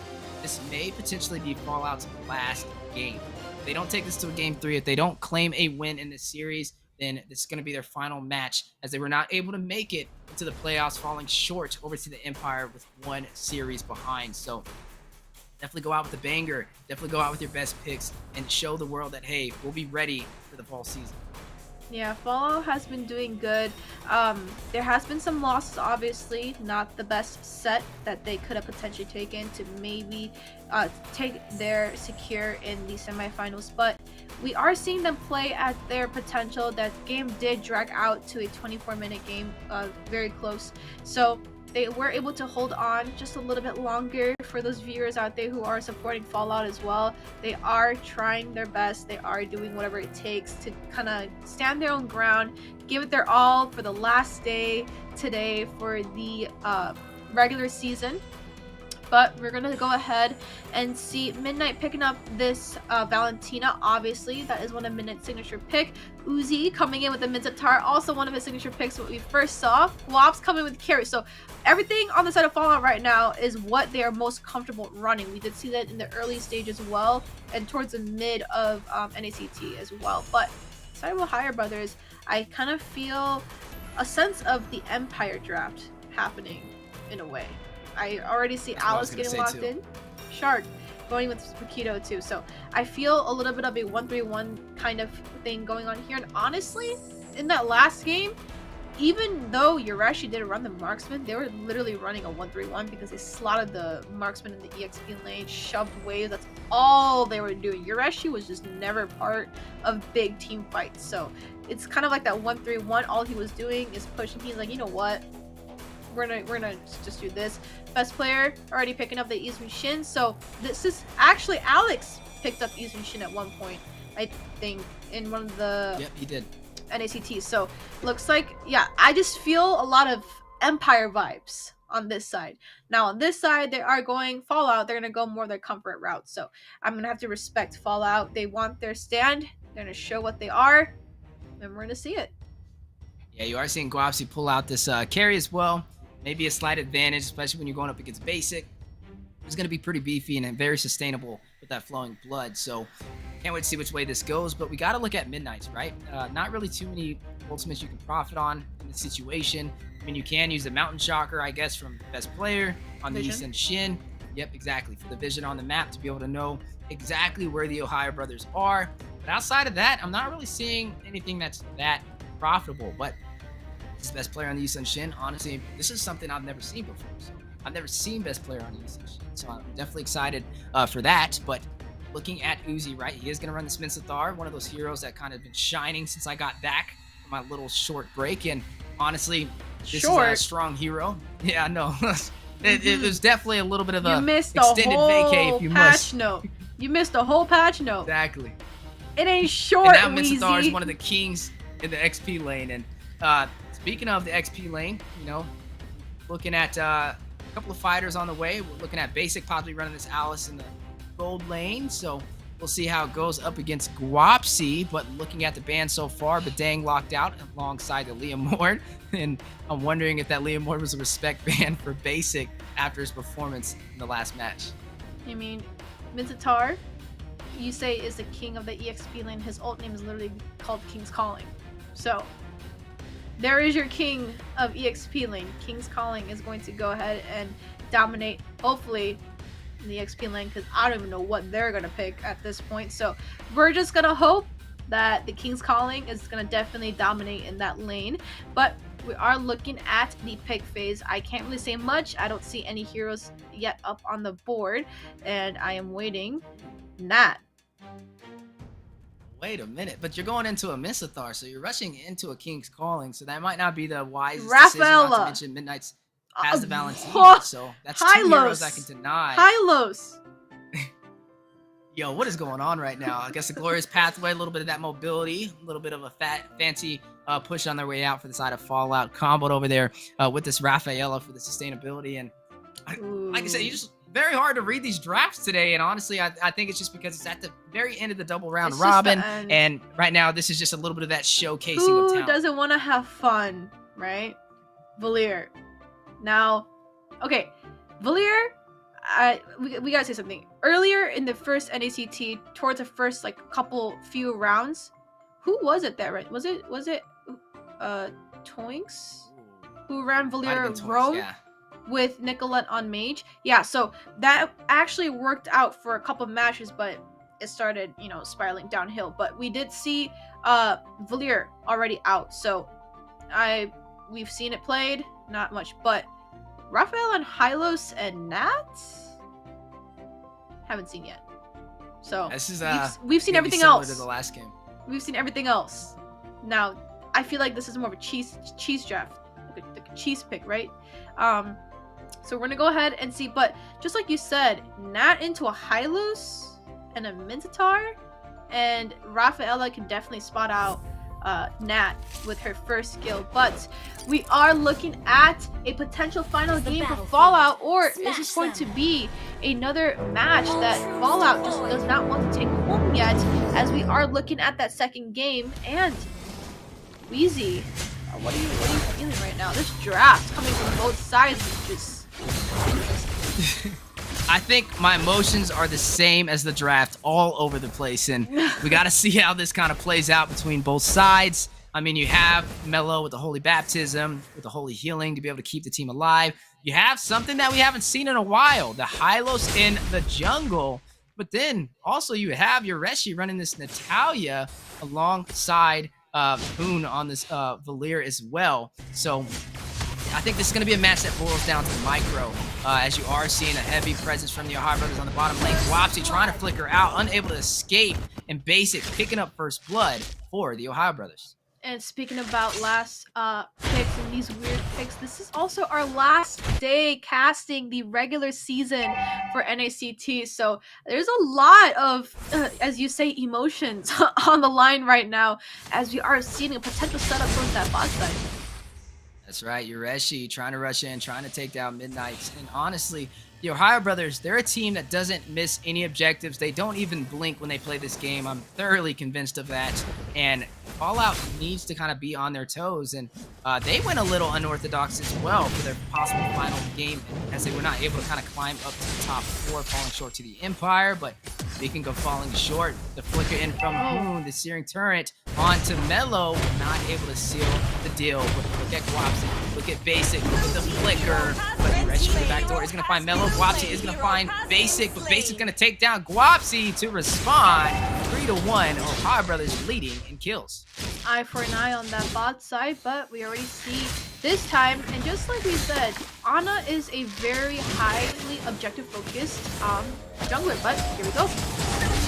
Out on the way, Anna is going to be able to pick up this turtle, but TOB on the chase. Shark is going to flicker in, pick up the kill, finds Anna, but was that the right choice? As you are going to see the stun, you are going to see Shark trying to get out, able to sustain himself and stop Fallout with their 3-member composition from taking him down. But Yureshi is going to rush in, the smoke screen is going to find a kill and find Melo. 1-5, TOB on fire, but may be able to change the narrative. No, Uzi is not going to go in for the kill. He's going to go ahead and go in for the minions instead. He did say no, and did decline that kill from getting picked up into the caster's nest, but we do see a lot, and Midnight actually went in for the Paquito ult, and just like you said, there isn't really much you could take, so it is really anything that you pick up, you're just going to have to try to use it to the best of your ability. Hoon already being a menace in that mid lane, a lot of clear, and with the it's not recent, but with the patch that came out with Valier, the first skill, if you're able to last hit minions, you actually get your cooldown back on your first skill. So that is a lot of clearage coming in. Yeah, definitely have to keep your eyes on Hoon, Mr. MVP. And honestly, looking at this game, 3 minutes in, 4 kill lead. You got to be careful. Fallout may find themselves in a snowball, but I gotta give credit to Anna. And when I look at the Hylos, and now when thinking about it in theory, it makes sense, right? They have the Natalia, and when you have this Hylos, it gives her a harder time with the hunt to be able to stay invisible. And now Basic, trying to sustain himself with the flowing blood, or his pathway, trying to box him out. He is going to emote, possibly make his way back to the base.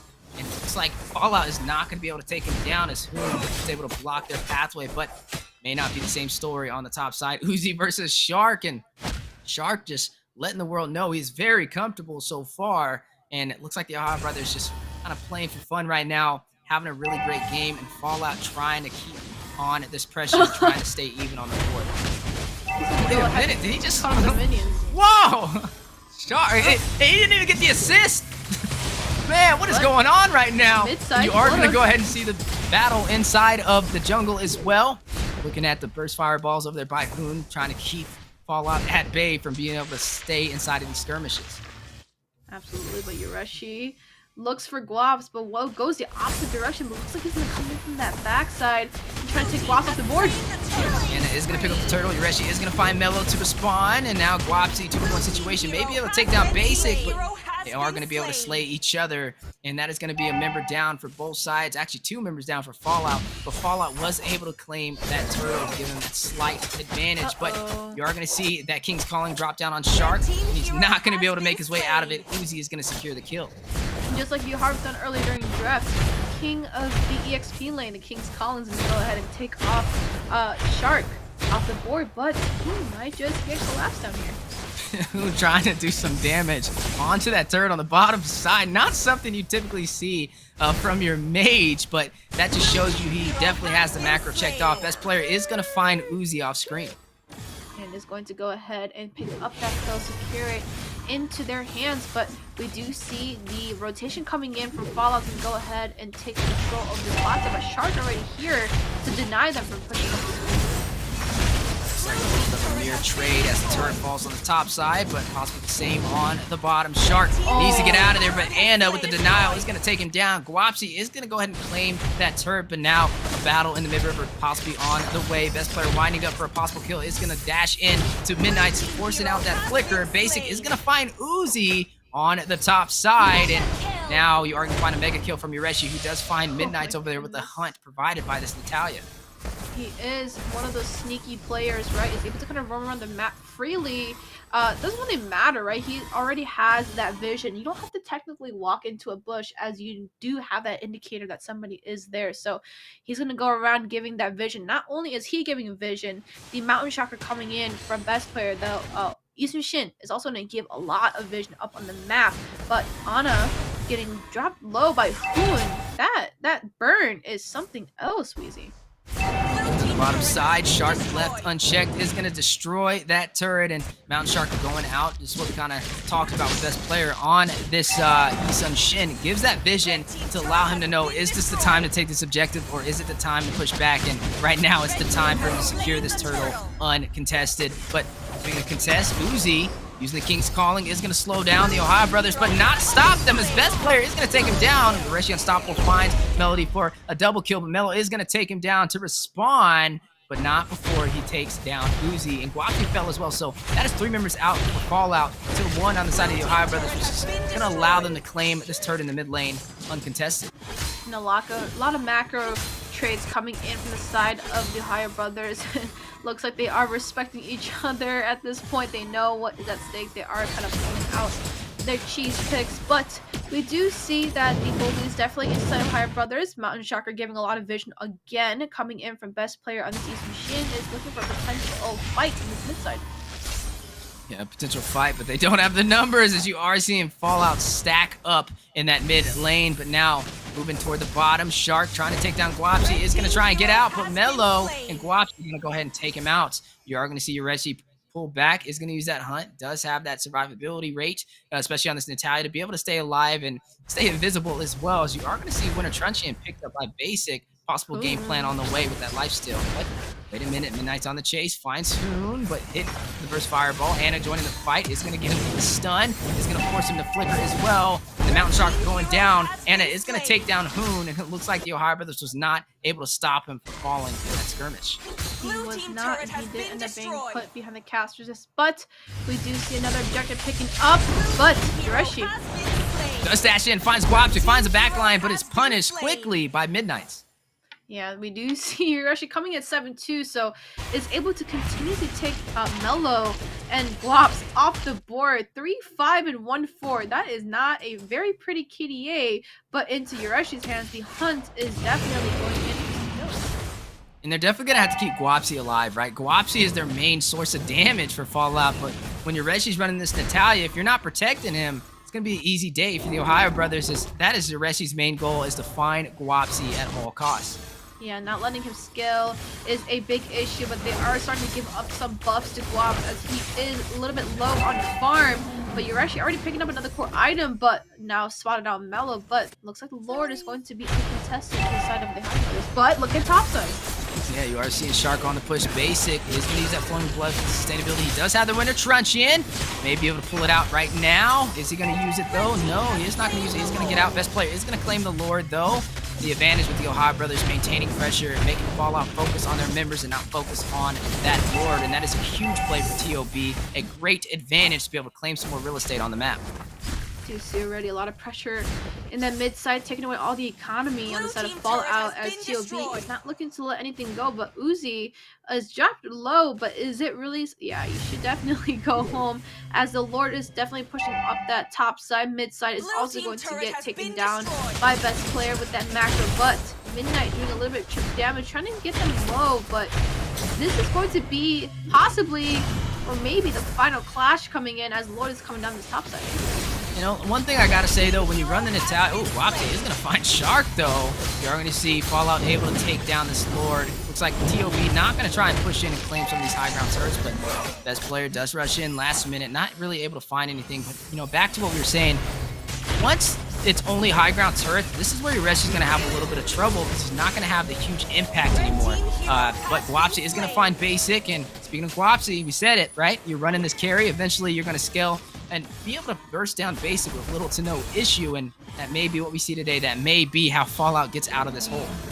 Absolutely, but still, we are seeing a lot of pressure though. Coming instead of the higher brothers, they still have all the turrets in their favor. They have the macro in their favor. They have the gold as well, and kills are also into their favor. And Yureshi is still giving around vision. Mountain Shocker coming out from Eastern Shin is going to go ahead and give vision, but Yureshi, oh, finds Guapsi again. Mission accomplished. The man is Jason Bourne over there on this Natalia, but now look at the pathing, just dodging all the utility, wasting a lot of time for Fallout, but finally they were able to take him down. 832 coming in. All he is doing is making Guaps low on the board, but Ana can get melted down. But Uzi coming in with the trade. But you think they can close this out anytime soon, Uzi? They may be able to because they've wasted a lot of utility over there onto Yureshi. That was his game plan, as you are seeing that killing spree activated. Down goes Uzi. Looking at basic, rushing with the flowing blood. Is going to rush into the full team, but Midnight is going to shut him down quickly. Best player finds Midnights for the double kill. You are going to see the high ground turret in the base open up, which means the base has been cracked open in favor for the Ohio brothers. And Poon just very confident. He has nobody to protect him. He's just there for the thrill of it and honestly just letting them know, I'm not really afraid. I'm very comfortable. I know I've got Yureshi behind me. They don't know where he's at, so it kind of makes Guapsi a little uneasy pushing into the jungle, especially with that Natalia creeping around. Yeah, but not only is Guaps going to scale this carry, best player running in with this Eastern Shin is also going to skill as well, sitting at 405. So definitely going to go ahead and see a lot of damage coming out from both sides. But the Lord definitely going to go into the Ohio Brothers' hands as they can't really step out too much, right? Or else they're definitely going to get picked off by Yureshi and Guaps. Never seen that fight on the way. Shark very low is going to be able to escape the speedy light wheels just in time, but Lore is still in play, and you are seeing zonage in favor for the Ohio brothers. Fallout's trying to find a game plan. It looks like they are going to often wrap it around and trying to deny this jungle, but it looks like they're not going to be able to push into this Lore. The best player realizing this is going to go ahead and pull the aggro and start some chip damage, but look on the bottom side. Look at the split push from Shark. Is going to go ahead and clear those minions. He's going to force Guapsi into the bottom side and allow best player to pick up this Lore for the Ohio brothers. And Basic already putting a lot of pressure again in that mid side, using the Blood O to clear out those minions, and Shark using a lot of those combos to also clear out the minions. They have Cryo clear as well. Mountain Shocker coming down for a little bit of damage, and they are already pressuring it up with that Lord coming. That's how you know they have that range, but it's that Winter Trencher we talked about, as you've seen, basically hit the Spirit Glory, but he's able to sustain himself, use the Blood Ode on his way out as well. Talk about immaculate timing, and honestly, Fallout, their backs are against the wall, Luminous Lord down the bottom side, and the question is, can they hold off the pressure from TOB? Looking at a 10k gold difference, they do not have much in stock. They gotta make this play. Well, look for a mistake, as this is potentially the last fight as Lord's coming the bot side. Yeah, like you said, the last fight, Fallout's final stand in the double round robin before we make our way into the playoffs for next weekend. And right now, Fallout let the world know, hey, we had a fun run, and what better way to close it out than against the #1 seeding, the Ohio brothers. And you are seeing them put up a fight, some great defense, able to burst down this Lord. But Shark to respond is going to find Guapsi, huge play, finding the backline for Fallout. Mello is going to pick up a kill. Anna is going to take down Shark. Best player unstoppable takes down Uzi. 2 members down for TOB. Hoon is going to find a kill and take out Hannah on this Hylos as well, which means you only have Mello and Midnights to defend. But Looks like they're not going to be able to push in and take this base crystal. And TOB is going to go back to their jungle, as you are seeing Guapsi, Uzi, and Anna spawn in the next 20 seconds. And clearing up some lanes as well, but here comes Yureshi. Not sure if that was the right decision, but Yureshi is going to find Midnight's. Mello needs to get back, and what just happened? The Ohio brothers micro plays. Hoon with the kill as well onto Mello is able to claim the base crystal and take down Fallout with a sweep. Victory! Wow. What a series we have seen today, and the winner of this series is definitely going to go to TOB as they are able to sweep out Fallout with a 2-0. So congratulations, TOB. You did win this series, and Fallout, unfortunately, they are taking that walk home. I would want to see Fallout be put out in the semifinals, but their set series just wasn't into their advantage. So we are going to go see them getting knocked off the bracket. But you guys have put up a beautiful show. We love seeing you play in all of the series of NACT. So congratulations to you guys as well for putting up a nice stand. But Ohio Brothers still defeated. 2-0 sweep. Yeah. And let's talk about these stats really quickly. We're looking at a 15-minute game, much shorter than the last game, 15-23 on the scoreboard. We are looking at almost a 10k difference of gold. As you know, the Ohio Brothers not only prevails in macro, they also have the micro plays as well. We do see Shark and Basic coming in with some pretty okay KDAs, right? Best player coming in with 509 this season. Shin was able to prevail in that jungle area. Yureshi on this Nat was able to be a huge menace to Guaps and Melody, as they are very squishy, but does give a big blow on that Natalia on the hunt. And Hoon coming in 2-on-10, the king of assists for this round, is able to kind of help and be that menace with that CC control coming in from the Valier. And honestly, all these matches have been wonderful to watch, and we do see the KDAs on the side of Fallout. I would have to say, aside from Guaps and Melody, they are okay, but Yureshi was just able to constantly just take them off the board. So match results speaks for itself.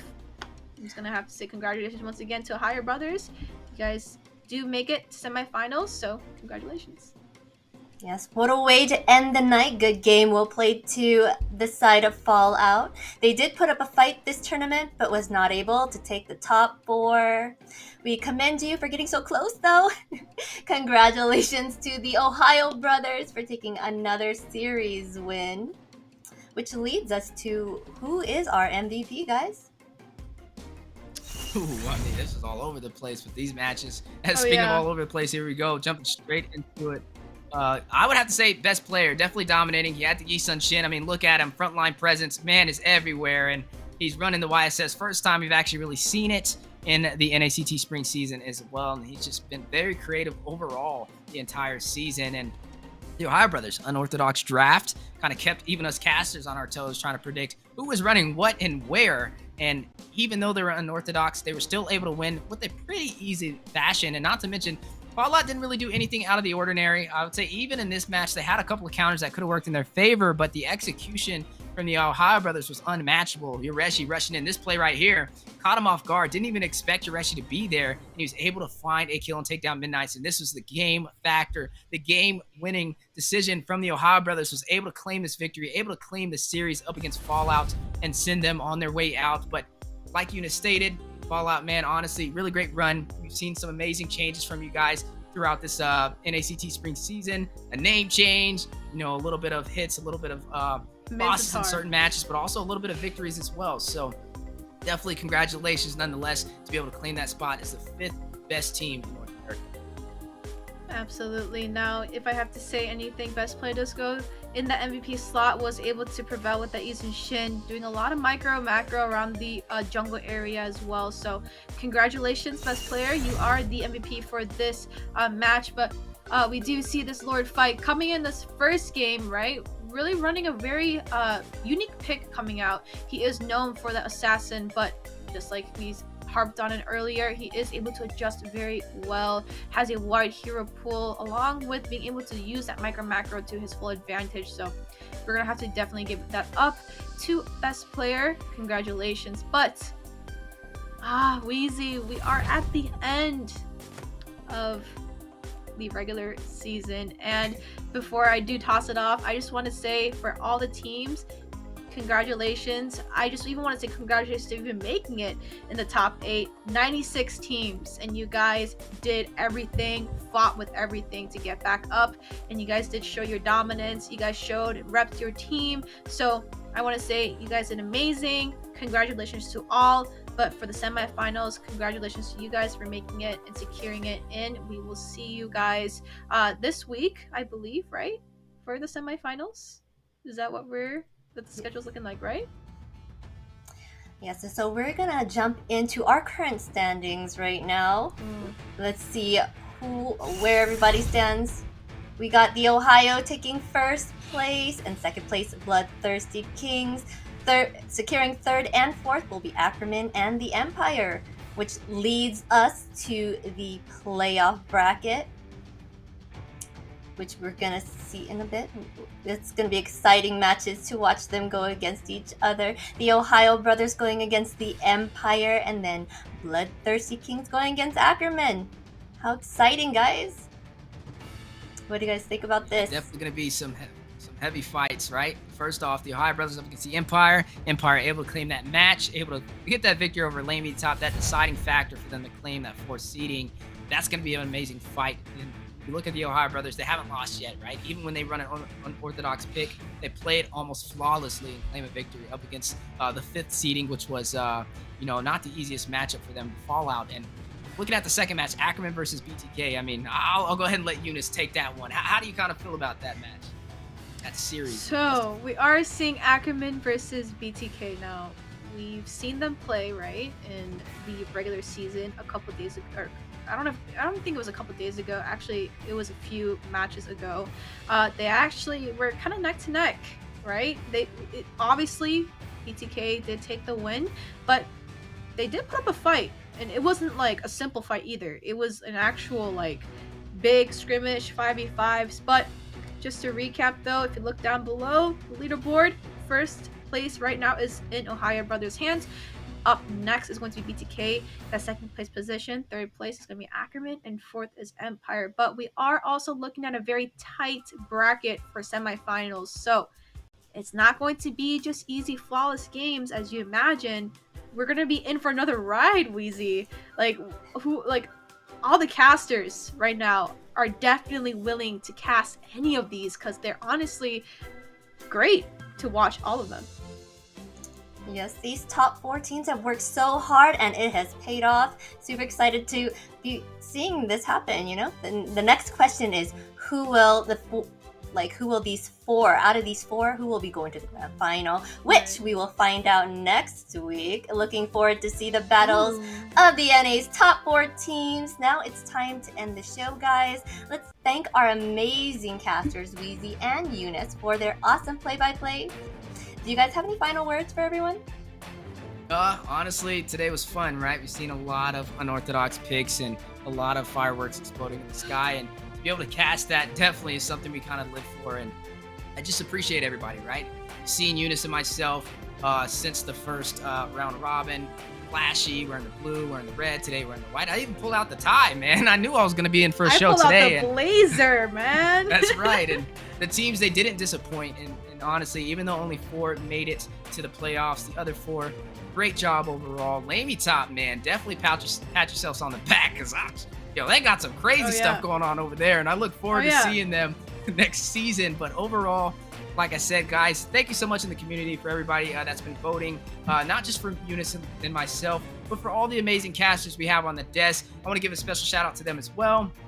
All of us who work together actively outside of what you see here to be able to paint that perfect picture for you guys. Without them, this wouldn't be possible. And without you guys, this wouldn't be possible as well. So guys, thank you so much. And we look forward to seeing you guys not only in the semifinals, but also in the grand finals. Absolutely. And I also want to not only thank the players for making NACT possible, you guys bringing up your teams and making sure that this game is worth the play. So I just want to give congratulations once again to all the players that have made it, not only to semifinals, for all the players who also made it in the top 96 teams that played, that tried, and did everything they could. But I also want to thank the viewers for sticking with us since March. This has been a very long ride with all of us. This is a double round elimination, a little bit different than what we usually do. So you guys sticking around for multiple matches and sitting, getting your drinks, getting your popcorn, seeing all of these crazy fights happening. I also want to thank the community as well. Thank you, NACT staff, everyone that has made this regular season go as smoothly as possible. So I just want to say thank you to the casters, everybody that made NACT happen. Yes, we would like to thank everyone and the players, and thank you everyone for watching and spending your time with us today. We hope you all have a wonderful upcoming week, and see ya in the playoffs. Goodbye, everyone.